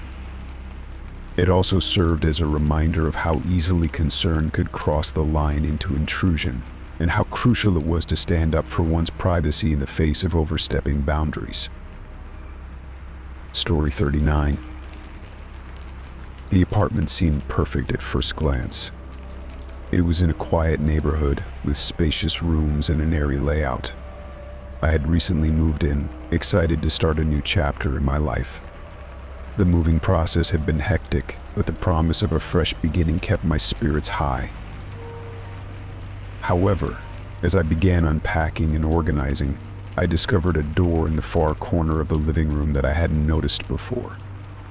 It was an old wooden door with a rusty doorknob set into the wall, as if it had always been there but had been forgotten. It was peculiar because it was boarded up with wooden planks, secured with nails that had long since rusted. Curiosity got the better of me. I grabbed a screwdriver and carefully pried off the boards one by one. The air that escaped from behind the door was stale and musty, as though it had been sealed for years. When the last board fell away, I hesitated before pushing the door open. The room beyond was small and dark, illuminated only by the dim light spilling from the hallway. It was as if time had stood still in that space. The walls were lined with shelves filled with various tools and implements that looked out of place in an ordinary apartment. Chains, handcuffs, and leather straps were neatly arranged on the shelves, each item meticulously polished, despite the layer of dust that covered everything. The sight of these objects sent a chill down my spine. In the center of the room stood a large, metal chair with thick straps attached to its arms and legs. The chair was bolted to the floor, and it looked menacing under the faint light. I felt a shiver of dread as I took in the room's grim details. My initial curiosity had given way to a profound sense of unease. The room seemed to hold a sinister secret, one that was beyond my understanding. As I continued to explore, I noticed a small, old-fashioned tape recorder on a dusty shelf. The tape was running on a continuous loop, its sound barely audible over the creaking of the old building. With a sense of trepidation, I leaned in closer and listened. The tape was playing a recording of someone's voice, pleading for help. The voice was filled with desperation, its tone breaking with emotion as it repeated the same words over and over. Hearing that recording was like a punch to the gut. The pleading cries for help echoed through the room, mixing with the ominous silence that followed. The realization that this room had been used for something horrifying settled over me like a heavy fog. The tools and restraints, the recording of someone's desperate pleas, it all painted a disturbing picture of what had occurred in this darkened space. My hands trembled as I turned off the tape recorder. I knew I had to leave the room, but the thought of what I had discovered made me feel trapped. I quickly boarded up the room again, feeling a desperate need to close off the horrifying secret that lay behind that door. I felt nauseous, my mind racing with thoughts of the previous occupants of the apartment and what they might have been involved in. I contacted the landlord the next morning, explaining that I had found a boarded-up room with disturbing contents. The landlord's reaction was a mix of surprise and discomfort. He seemed genuinely unaware of the room's existence, and after a brief conversation, he promised to investigate the matter further. In the days that followed, the landlord and maintenance workers conducted a thorough investigation. The room was inspected, and the disturbing contents were removed.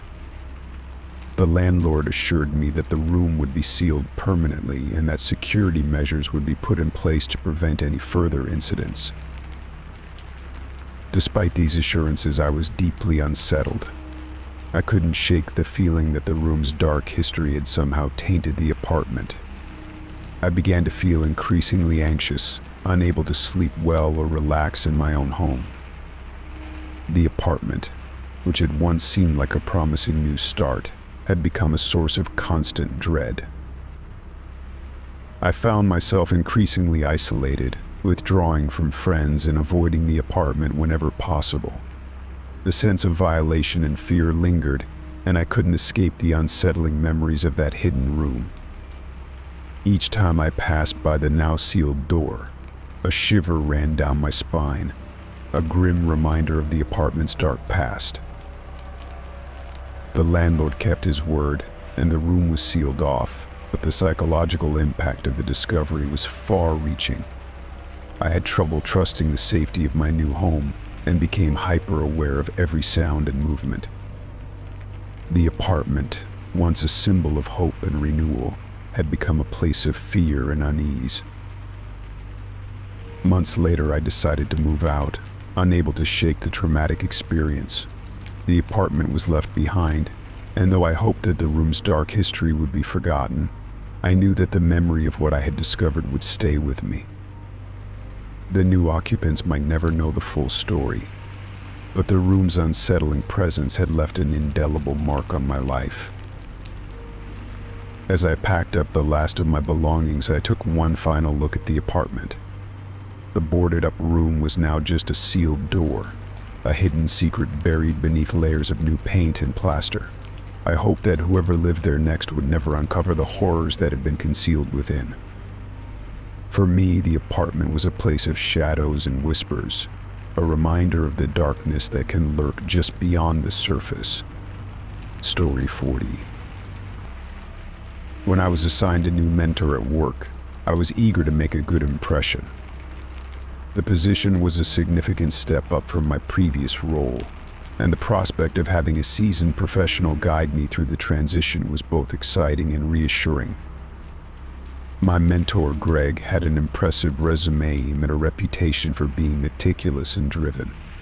Our first meeting was formal but cordial, and he seemed genuinely enthusiastic about helping me navigate my new responsibilities.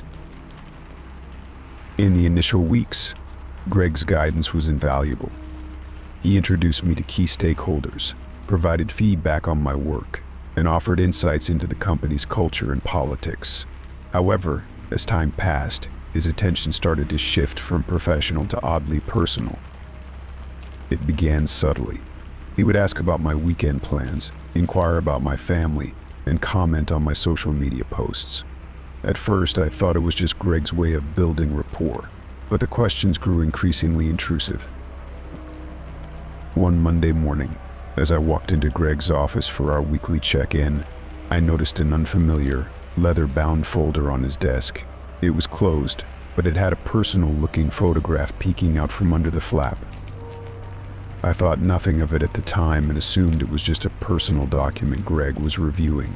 But as weeks went by, the folder seemed to become a regular fixture in our meetings.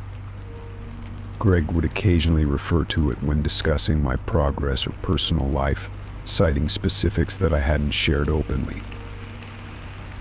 The situation took a more alarming turn one day when I had to visit Greg's office for a meeting that had been rescheduled at the last minute.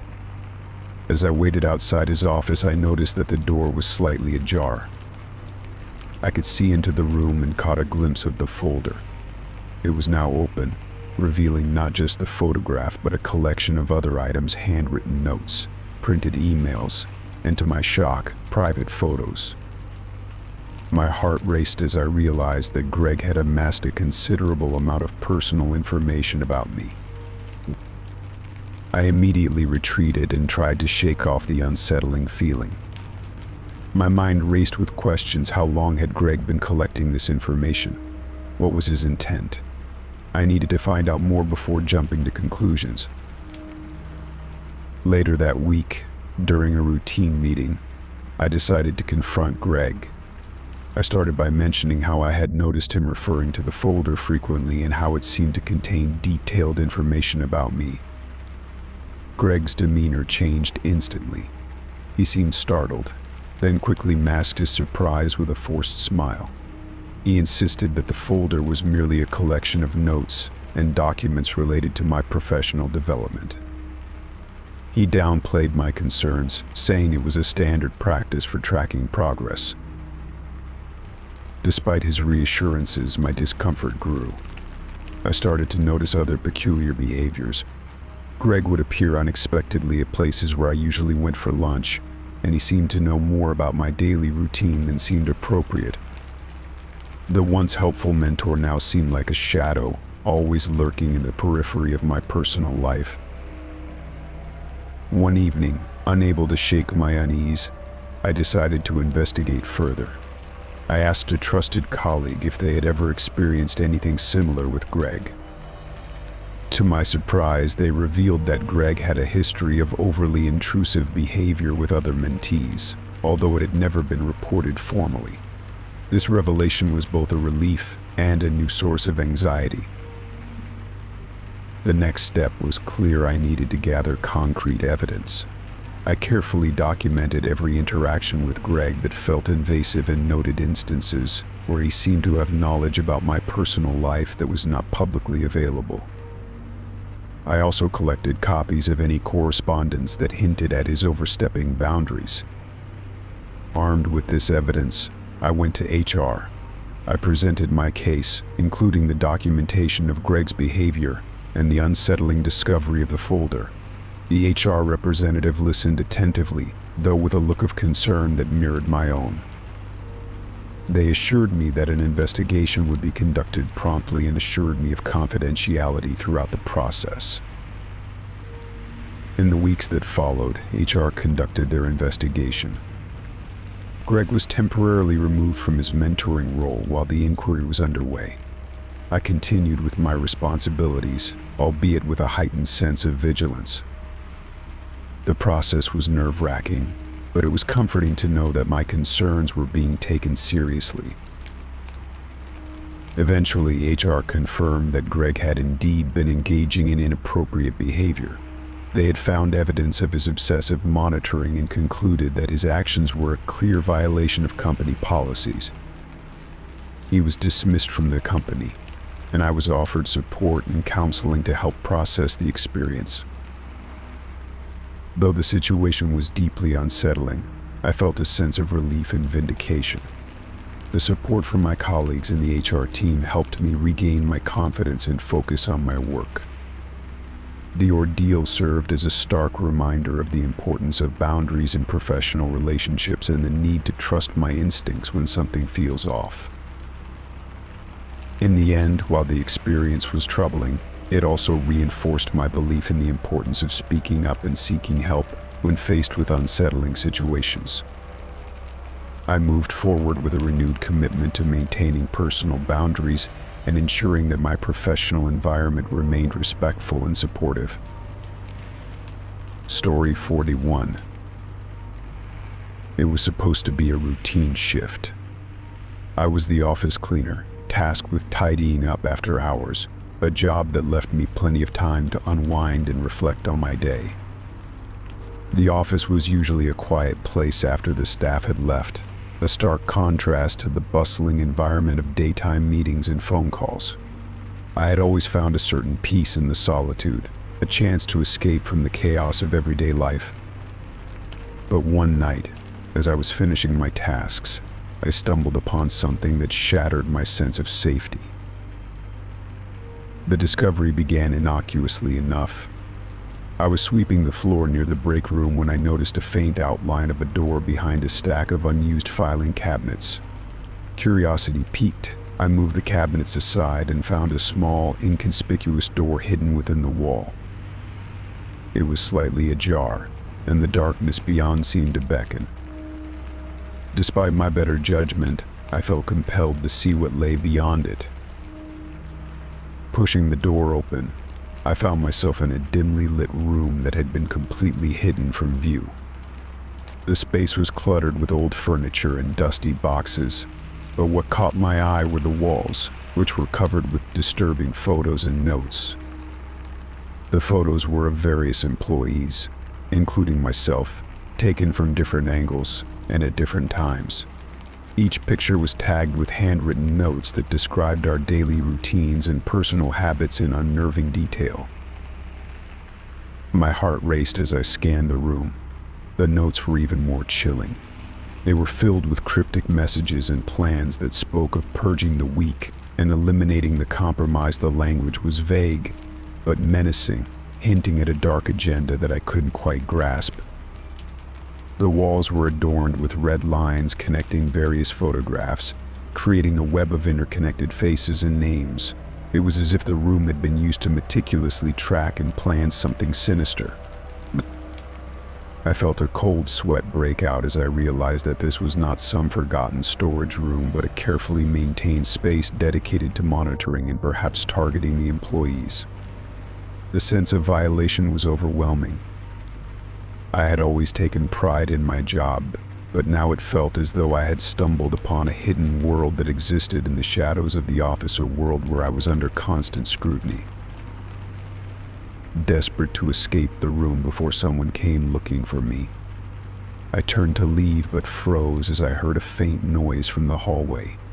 My breath caught in my throat, and I quickly shut the door, trying to blend into the shadows. I peered through the tiny crack, barely able to make out the shapes moving outside. The noise grew louder and I could hear muffled voices discussing something in urgent tones. Panic surged through me. I needed to get out of the office and warn someone, but the hidden room had left me disoriented. I crept quietly back to the break room, making sure to avoid any sounds that might draw attention. The office was eerily silent, save for the distant murmurs that grew fainter as I approached the exit. Just as I reached the main door, I saw a figure step into view. It was one of the higher-ups from the office, someone I had seen many times but never really knew. They were moving deliberately, their face set in a grim expression.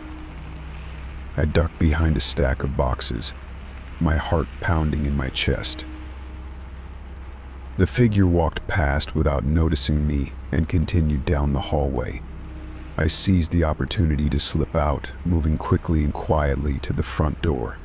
As I exited the building, the cool night air hit me like a wave of relief, but the fear still clung to me like a shadow. I spent the rest of the night trying to make sense of what I had seen. My mind raced with questions and scenarios. Who could be behind this? What were their intentions? And most importantly, why had they chosen to keep such a disturbing room hidden within the office? The next day, I returned to the office with a sense of dread. But the room and its secrets were gone. The hidden door was sealed, and there was no sign of the photographs or notes. I wondered if I had imagined the entire thing.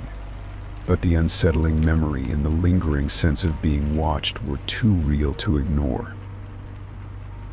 I reported the incident to the authorities, but my claims were met with skepticism.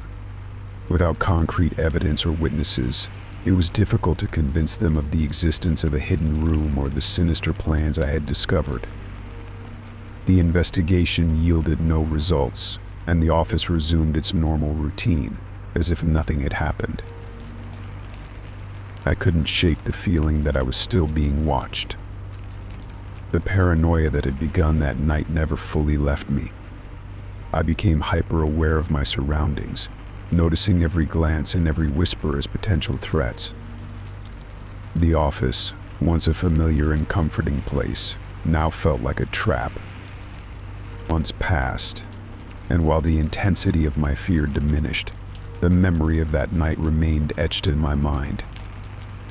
I had hoped to find some sense of closure or justice, But the reality was that the dark secrets of that hidden room remained buried, and I had to accept that some mysteries were too dangerous to unravel. Despite the fear and the uncertainty, I continued with my life, always looking over my shoulder and remaining vigilant. The hidden room had revealed a dark undercurrent to the seemingly mundane world of office life, a reminder that sometimes the most terrifying threats come from places we least expect. Story 42. The day had been exhausting.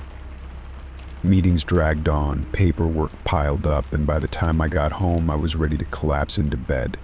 The sun had already set, and the dim light from the street lamps outside cast long shadows across the living room floor. I tossed my keys onto the kitchen counter and made my way to the couch, eager to unwind. As I sat down and kicked off my shoes, I noticed an envelope on the coffee table. It was an ordinary white envelope, but it was oddly out of place. There was no return address, no name, just a simple, unmarked piece of paper. My heart quickened as I reached for it, my fingers trembling slightly. The only sound in the room was the faint hum of the refrigerator. I carefully opened the envelope and pulled out a single photograph. At first glance, it seemed like a normal picture, just a snapshot of my front yard.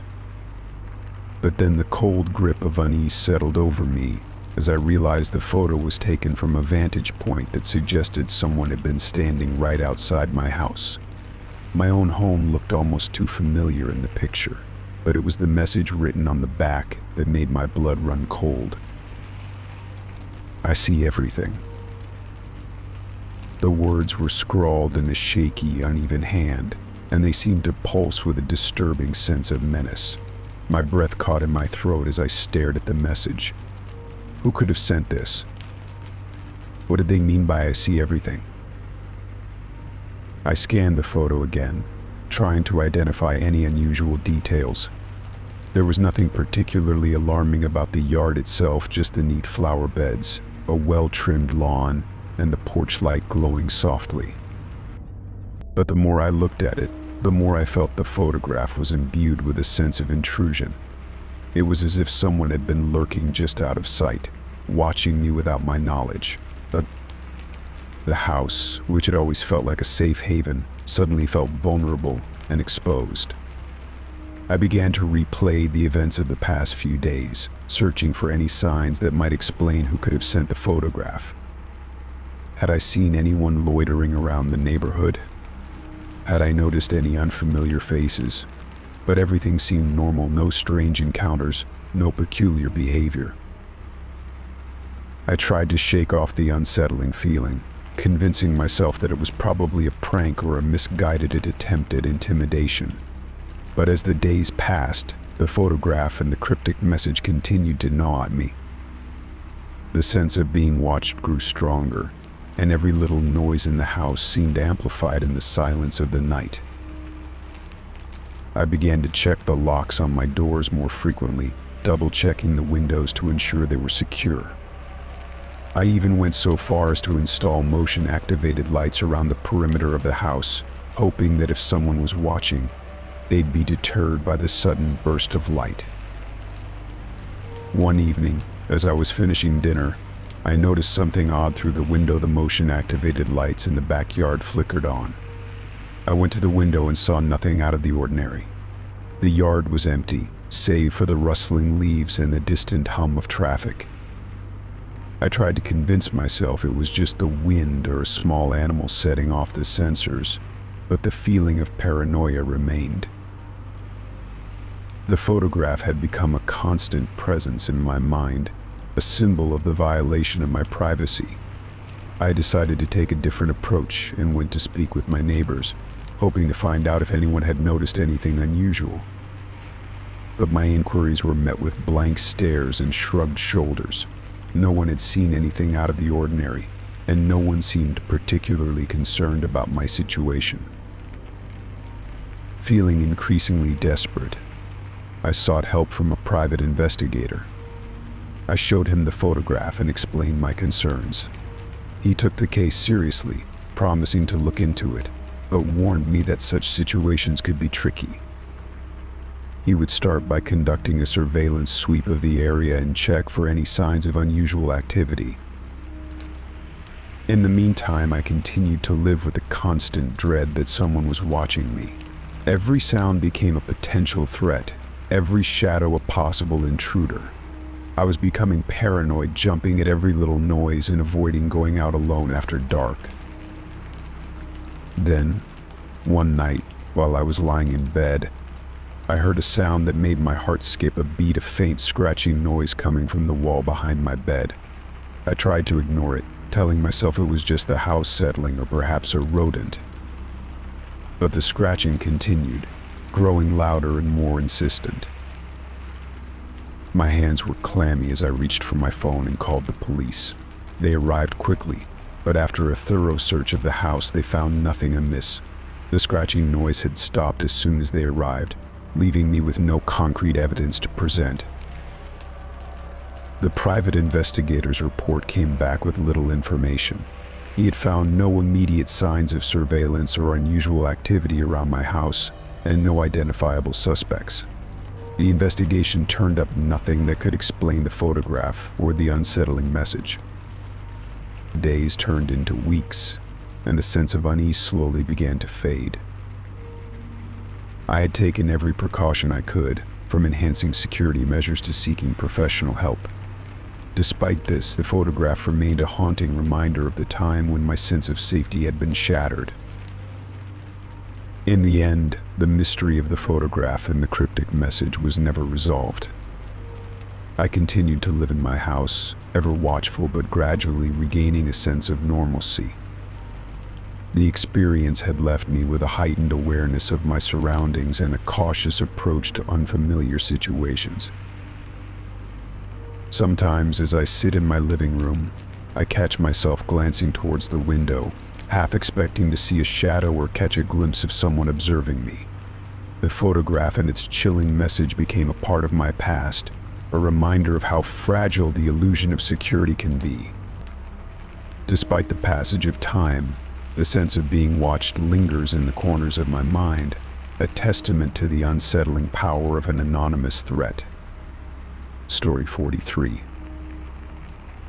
It was one of those peaceful, quiet nights where the only sound was the occasional rustle of leaves outside my window.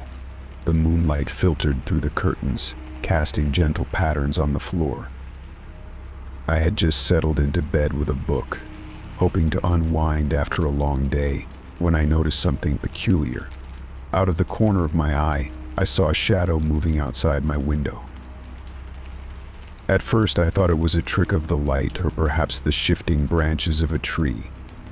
The shadow seemed to dance and flicker, but when I focused on it, it vanished.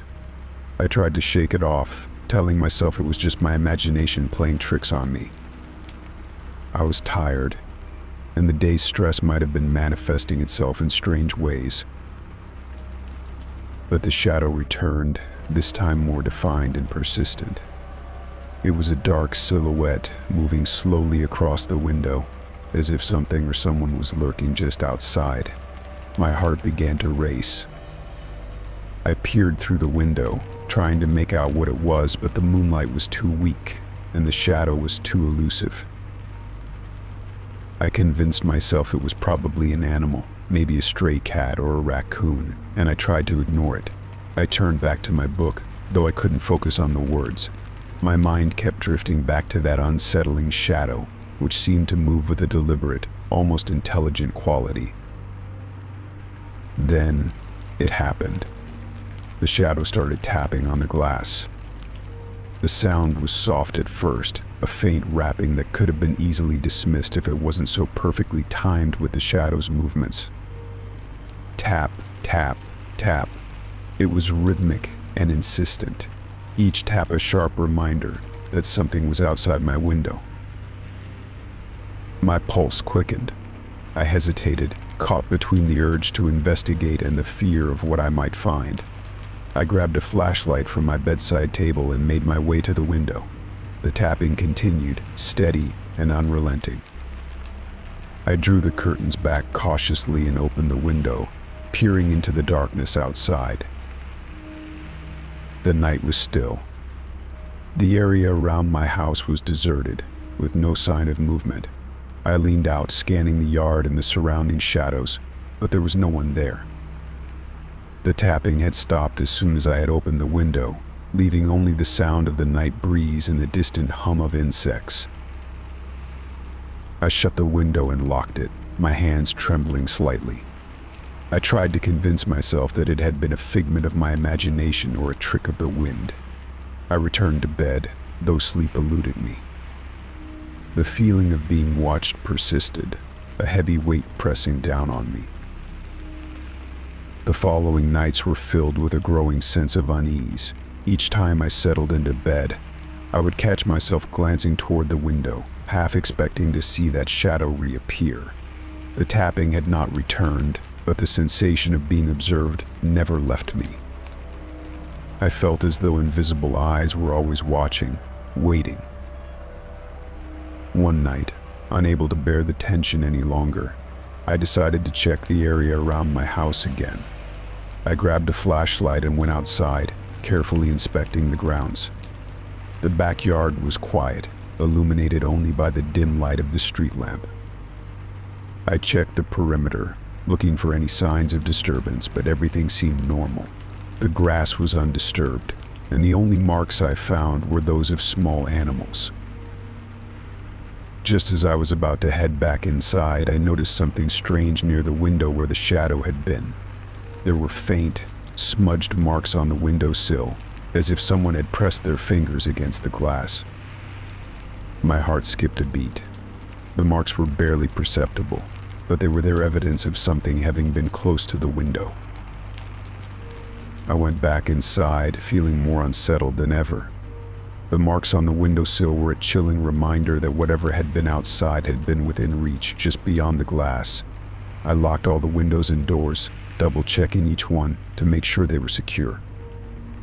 I even moved a chair to block the window, trying to give myself a sense of protection, though I knew deep down that it was more for my peace of mind than actual security. Over the next few weeks, the tapping never returned, but the feeling of being watched continued to gnaw at me. I couldn't shake the image of that shadow, the rhythmic tapping on the glass, and the eerie feeling that had lingered long after the window was closed. I considered installing security cameras, but part of me was afraid of what they might capture. The fear of discovering something even more unsettling kept me from taking that step. I tried to rationalize it, telling myself that it was a combination of stress and fatigue that had caused me to overreact. Yet the feeling of being watched persisted, and I found myself constantly on edge, scanning the shadows whenever I was alone. The shadow in the window remained a mystery, a dark and unexplained presence that had touched my life. It was a reminder of how quickly peace can be disrupted by the unknown, and how the feeling of being observed can linger long after the source of the fear has disappeared. Each night, as I lie in bed, I can't help but glance toward the window, half expecting to see that shadow return, a silent and haunting reminder of the night I felt truly vulnerable. Story 44. The old family house had been empty for years, its once warm and welcoming rooms now suffused with dust and the lingering scent of neglect. It was a large, creaky structure with creaking floorboards and cobweb-draped chandeliers that hung like forgotten sentinels. My task was to clear it out and prepare it for sale, a job that I approached with a mix of nostalgia and trepidation.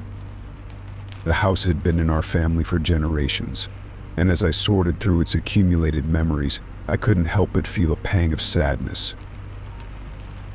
The attic was the final frontier, a cavernous space filled with forgotten relics and boxes stacked high.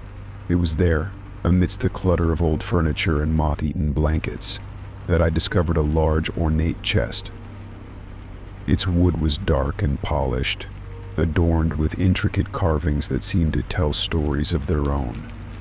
A heavy, brass lock secured the chest, and despite my curiosity, I knew better than to force it open. This was a family heirloom, and it deserved to be handled with respect. The lock was old and rusted, but it wasn't in terrible shape. I tried to turn it, but it wouldn't budge. I searched through the attic for a key, but no matter where I looked, I couldn't find one. The chest remained a tantalizing mystery, its secrets hidden behind the stubborn brass. As I continued to clean out the attic, I couldn't shake the feeling of being watched. The house was silent, save for the occasional creak of the floorboards beneath me, yet the sensation was palpable. I attributed it to my overactive imagination and the solitude of my task. That evening, after a long day's work, I decided to focus on the chest. I had found a small locksmith nearby who agreed to take a look at it. He arrived the next morning, and within minutes, he had the lock open.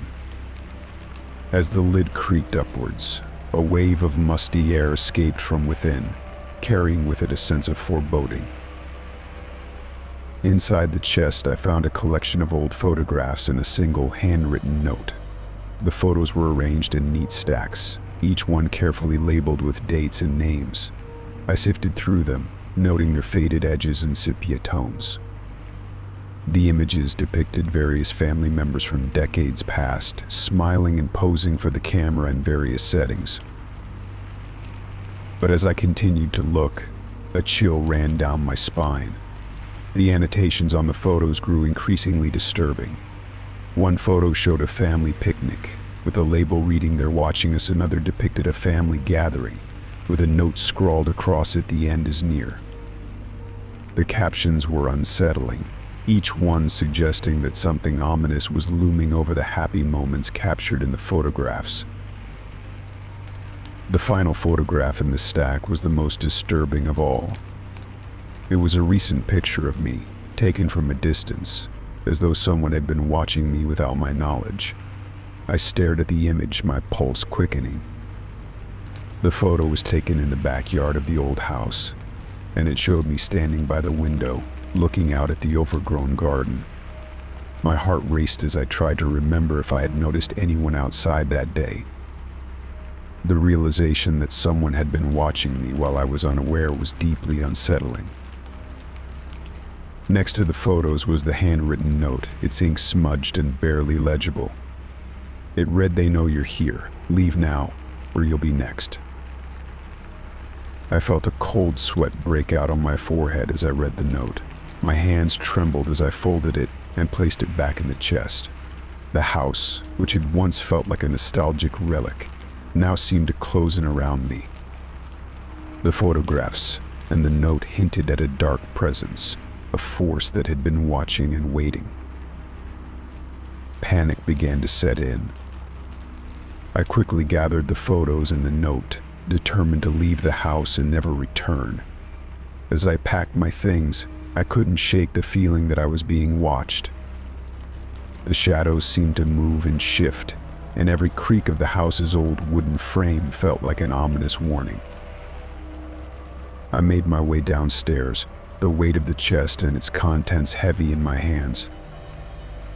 As I reached the front door, I glanced around one last time, trying to catch a glimpse of anything out of place.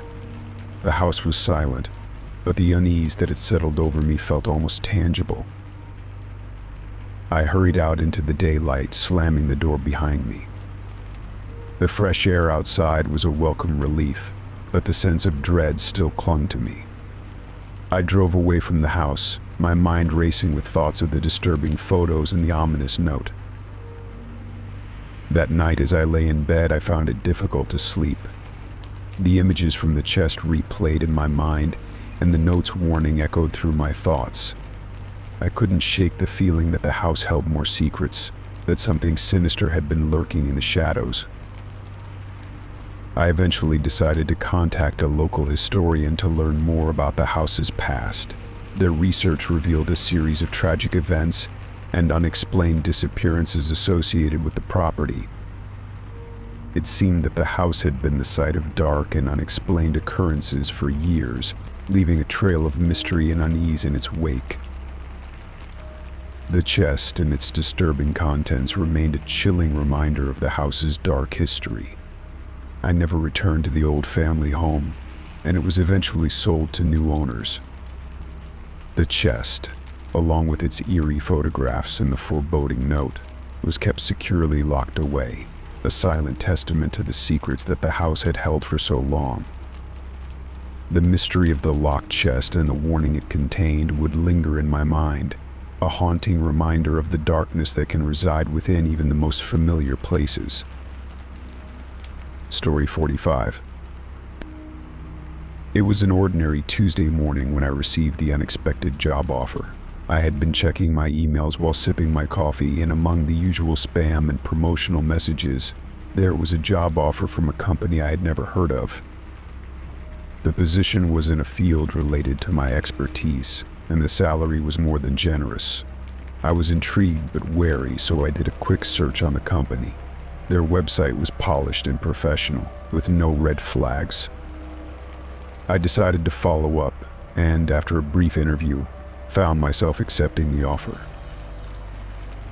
The first day at the company was a whirlwind of new faces and protocols. The office was sleek and modern, with an open layout that encouraged collaboration. My new desk was situated near a large window that provided a panoramic view of the city. Everything seemed to be going smoothly until I began to notice the odd behavior of my new coworkers. It started subtly. During lunch breaks, my colleagues would make offhand comments about my hobbies and interests. They seemed to know an unsettling amount about my personal life.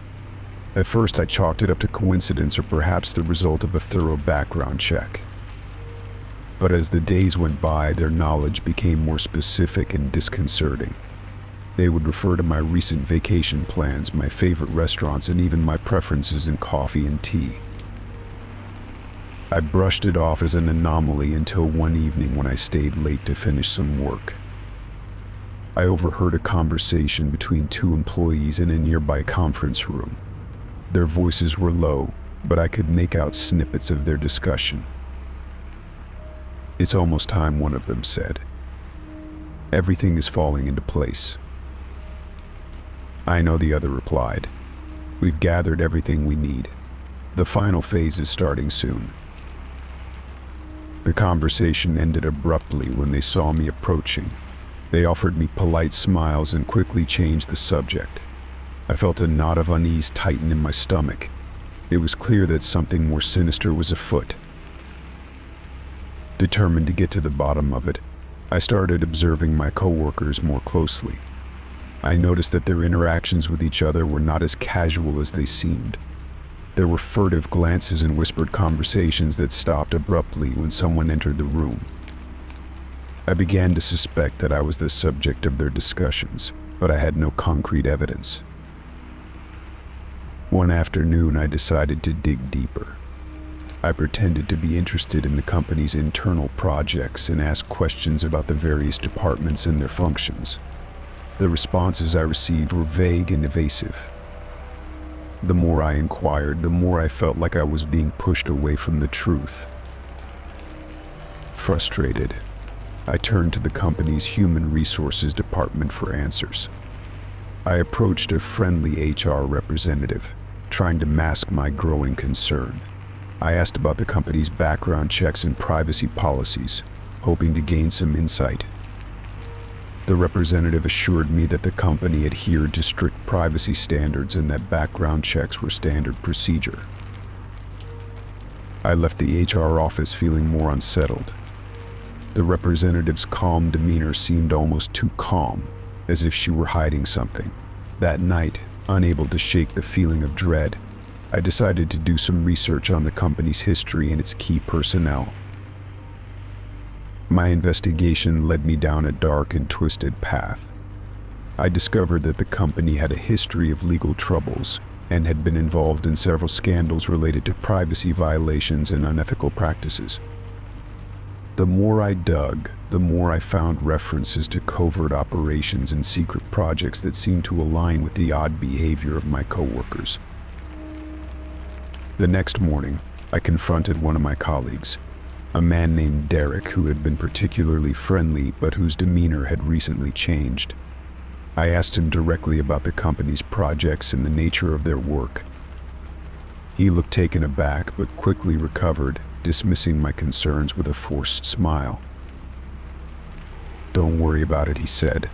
"Just focus on your work and everything will be fine." His response only fueled my anxiety.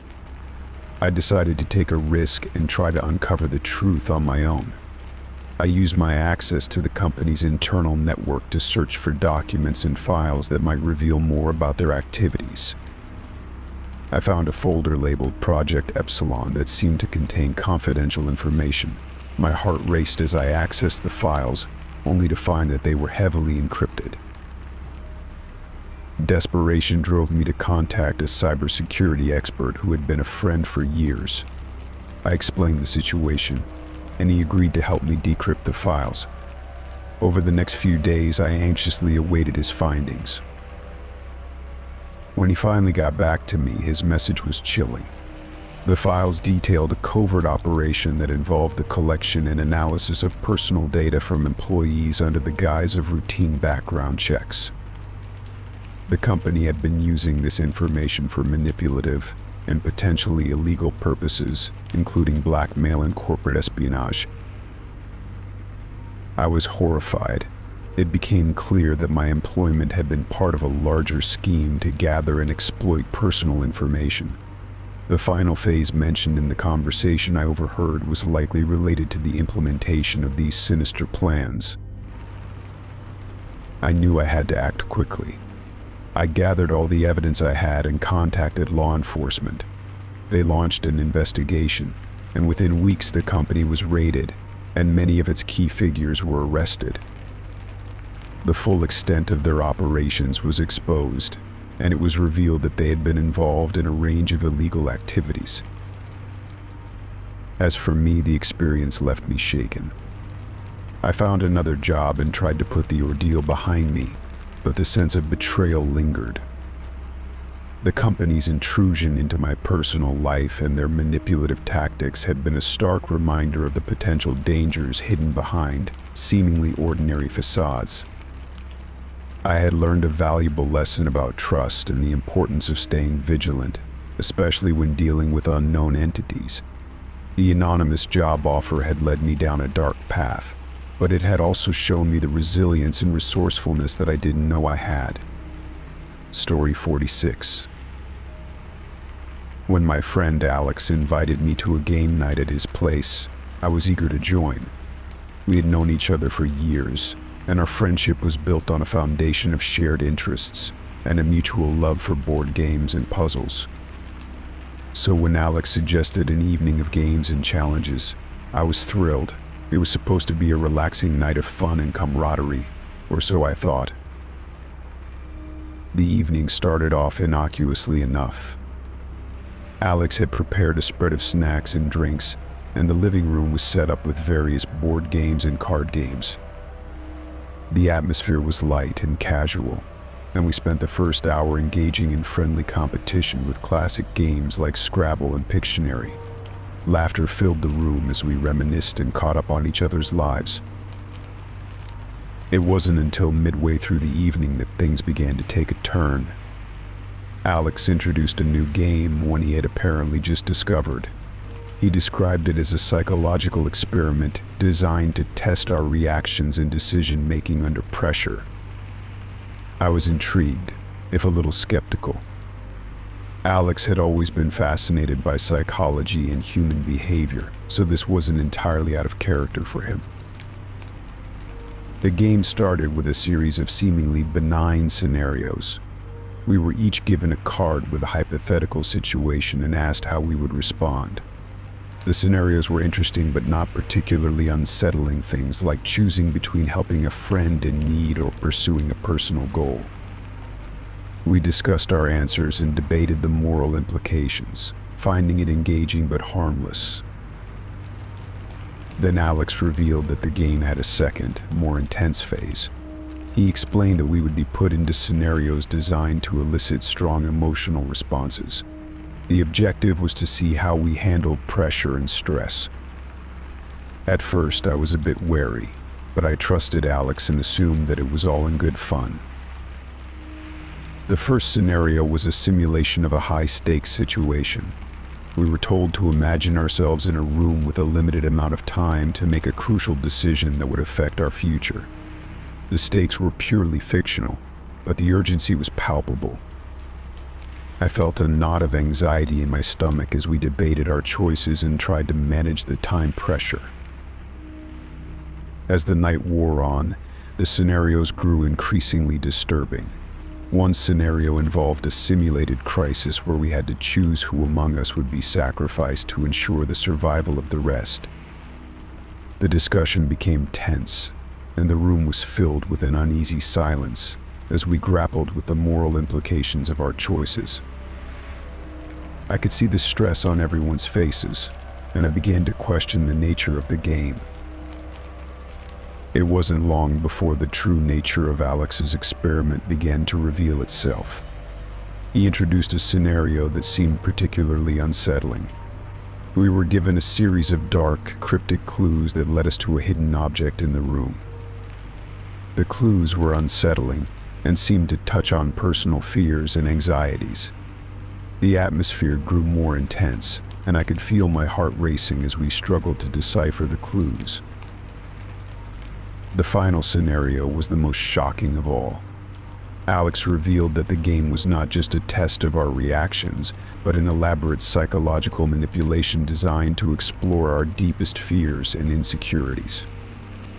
He had orchestrated the entire evening as a way to see how we would handle extreme stress and discomfort. The revelation hit me like a punch to the gut. Alex's explanation left me feeling shaken and disoriented. What had started as an innocent game night had morphed into a psychological experiment that pushed our boundaries and exploited our vulnerabilities. The realization that Alex had intentionally manipulated our emotions and subjected us to unsettling scenarios was deeply unsettling. I looked around at the other participants who appeared as disoriented as I felt. The friendly atmosphere that had characterized the evening was replaced by a palpable tension. We were all grappling with the knowledge that we had been unwittingly subjected to a psychological test, and the sense of betrayal was evident. In the aftermath, I struggled to process what had happened. I felt a mix of anger, confusion, and sadness. I had always considered Alex a close friend, someone I could trust, and the fact that he had orchestrated such a disturbing experience left me questioning his intentions. I needed time to distance myself from the situation and reflect on what had transpired. The following days were a blur of introspection and self-evaluation. I tried to make sense of the experience and understand why Alex had chosen to subject us to such a harrowing test. The sense of violation and manipulation lingered, and I struggled to reconcile it with my memories of our friendship. Eventually, I reached out to Alex for an explanation. When we spoke, he apologized for the way things had unfolded and acknowledged that the game had gone beyond what he had initially intended. He explained that he was fascinated by the psychological aspects of human behavior and had let his curiosity overshadow his consideration for our well-being. While I appreciated his apology, it didn't fully erase the feelings of discomfort and betrayal that I had experienced. In the end, the game night became a defining moment in my relationship with Alex. It was a reminder of the complexity of human interactions and the impact that trust and manipulation can have on our relationships. I learned to approach such experiments and challenges with caution, and the experience left me with a heightened awareness of the boundaries that should be respected in the pursuit of psychological exploration. Though the friendship endured, it was forever changed by that night. The unsettling memories and the knowledge of being a subject in a psychological experiment lingered, a reminder of the fine line between curiosity and ethical boundaries. The experience taught me to value transparency and trust, and to be mindful of the ways in which our actions can impact those around us. Story 47. The cafe was a quaint little place on the corner of Elm Street, with its mismatched furniture and the comforting aroma of freshly brewed coffee. It was a favorite spot of mine, a retreat from the bustle of daily life. On that particular afternoon, I had settled into my usual corner table, a quiet nook that offered a view of the street and a measure of privacy. I was absorbed in a book, the soothing murmur of conversation and the clinking of coffee cups providing a pleasant backdrop. I had just taken a sip of my latte when I overheard a snippet of conversation from the table behind me. At first, I didn't pay much attention, just the usual chatter, or so I thought. But then a phrase caught my ear. "Tonight's the night. We have to be careful not to alert him." The voice was low and tense, and the words seemed out of place in the otherwise casual cafe environment. I tried to focus on my book, but curiosity got the better of me. I turned slightly, pretending to be absorbed in the pages, but my attention was fully on the conversation behind me. The speakers, two men in their late 30s, were discussing details with an alarming level of specificity. They spoke in hushed tones, but their words were clear enough to disturb me. "The target's routine is predictable," one of them said. "We know his address, his work schedule, and his favorite hangouts." My heart began to race as I realized they were talking about someone who seemed eerily familiar. My name was never mentioned, but they referred to him in the next step, which sounded all too personal. The more they spoke, the more certain I became that they were discussing me. My daily routine, my favorite places, everything they mentioned matched details of my own life. I gripped the edge of my book, trying to steady my nerves. I heard one of the men say, "We'll need to follow him carefully.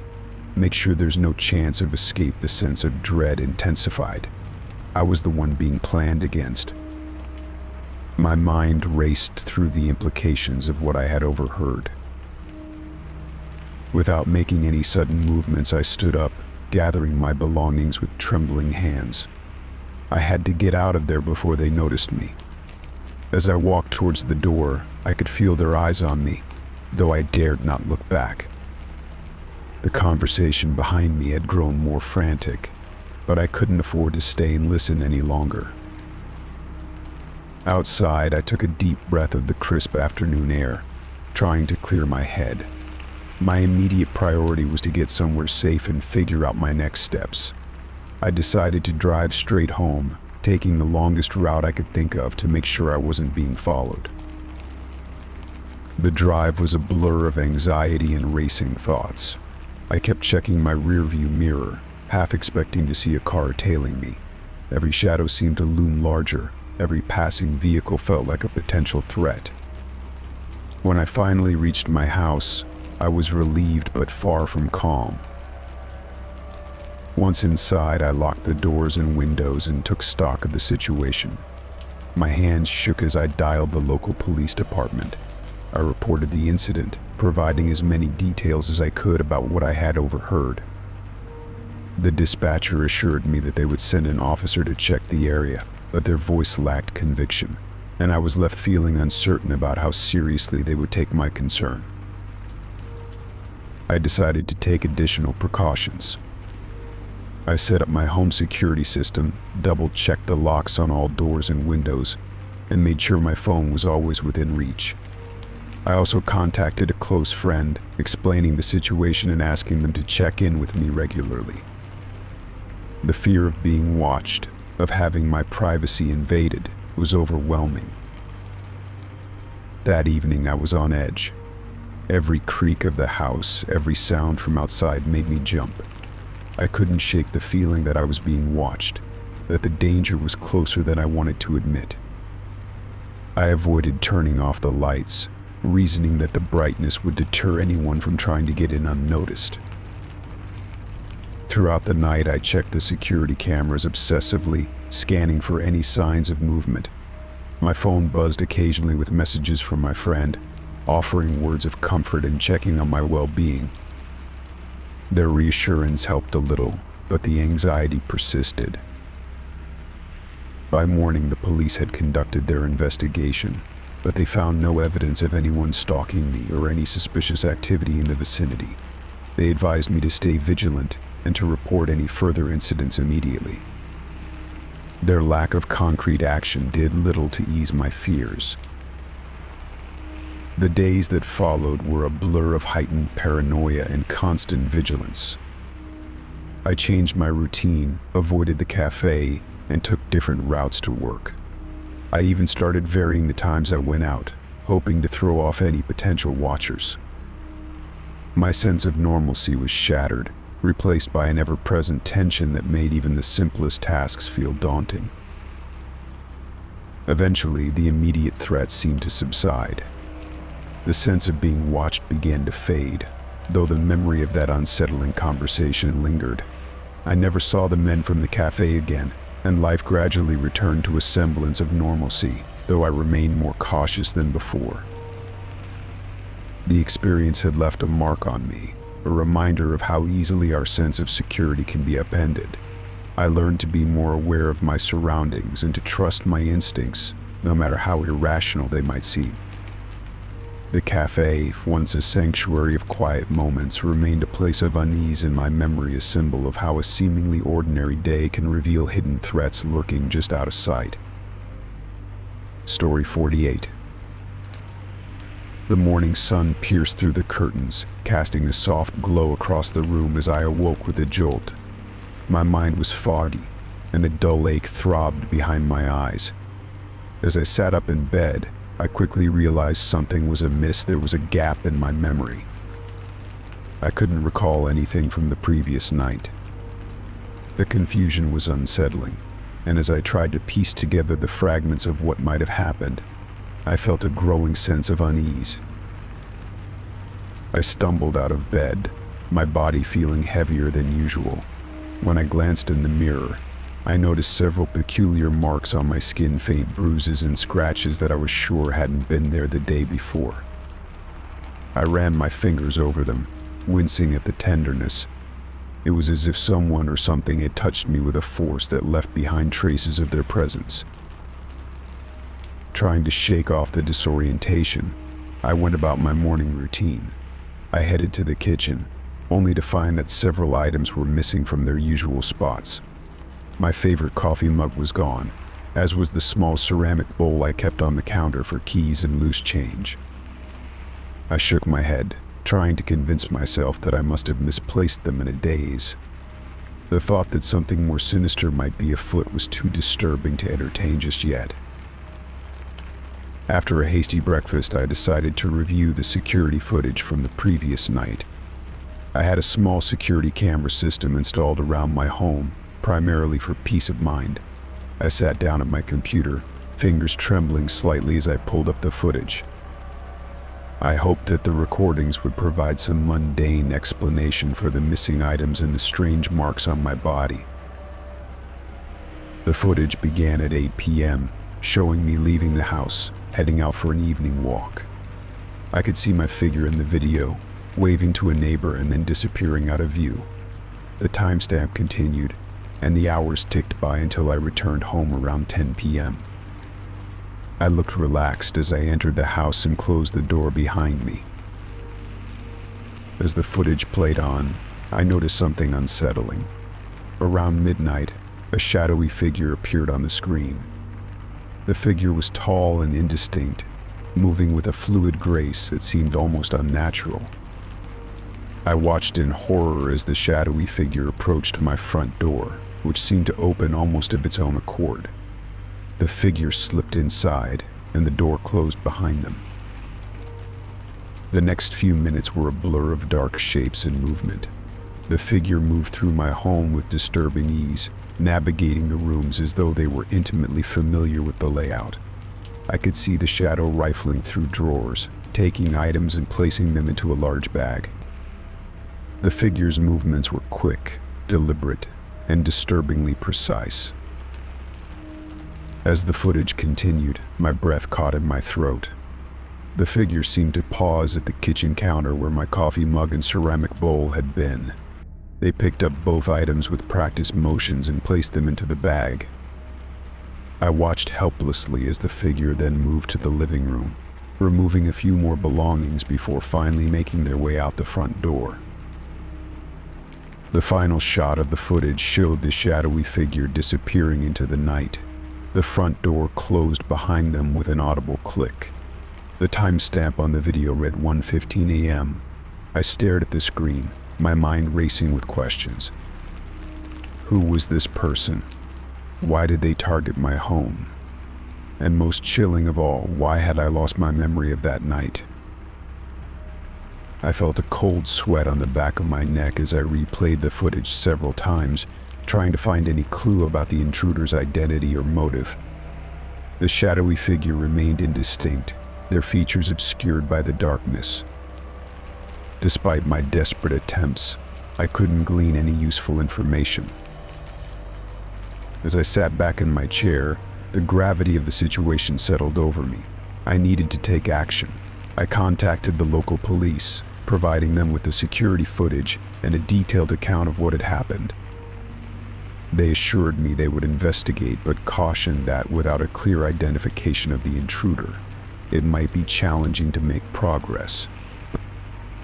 While waiting for the police to arrive, I tried to remain calm and focused. I conducted a thorough search of my home to assess the extent of the theft. Several personal items were missing, and some rooms had been left in disarray. The feeling of being violated was overwhelming, and the uncertainty of not knowing why or how it happened only compounded my anxiety. The police arrived later that morning and took statements, examined the footage, and collected any evidence they could find. Their presence provided a small measure of comfort, but as the day wore on, the sense of dread remained. I couldn't shake the image of this shadowy figure moving through my home, taking whatever they wanted, and leaving me with nothing but confusion and fear. As the investigation progressed, the police could not offer any immediate answers. The footage was useful, but the figure's anonymity made it difficult to track them down. They advised me to remain vigilant and to secure my home as best as I could. I complied, installing additional locks and taking extra precautions to ensure my safety. The days turned into weeks, and while the initial shock began to wear off, the lingering anxiety remained. Each night I would check and recheck the locks on my doors, and the sense of invasion never truly dissipated. The mystery of the missing time and the shadowy figure continued to haunt me, leaving me with a profound sense of vulnerability. In the end, the investigation yielded no concrete results. The intruder remained unidentified, and my missing belongings were never recovered. The only resolution I had was the heightened awareness of my own vulnerability and a newfound resolve to take control of my personal security.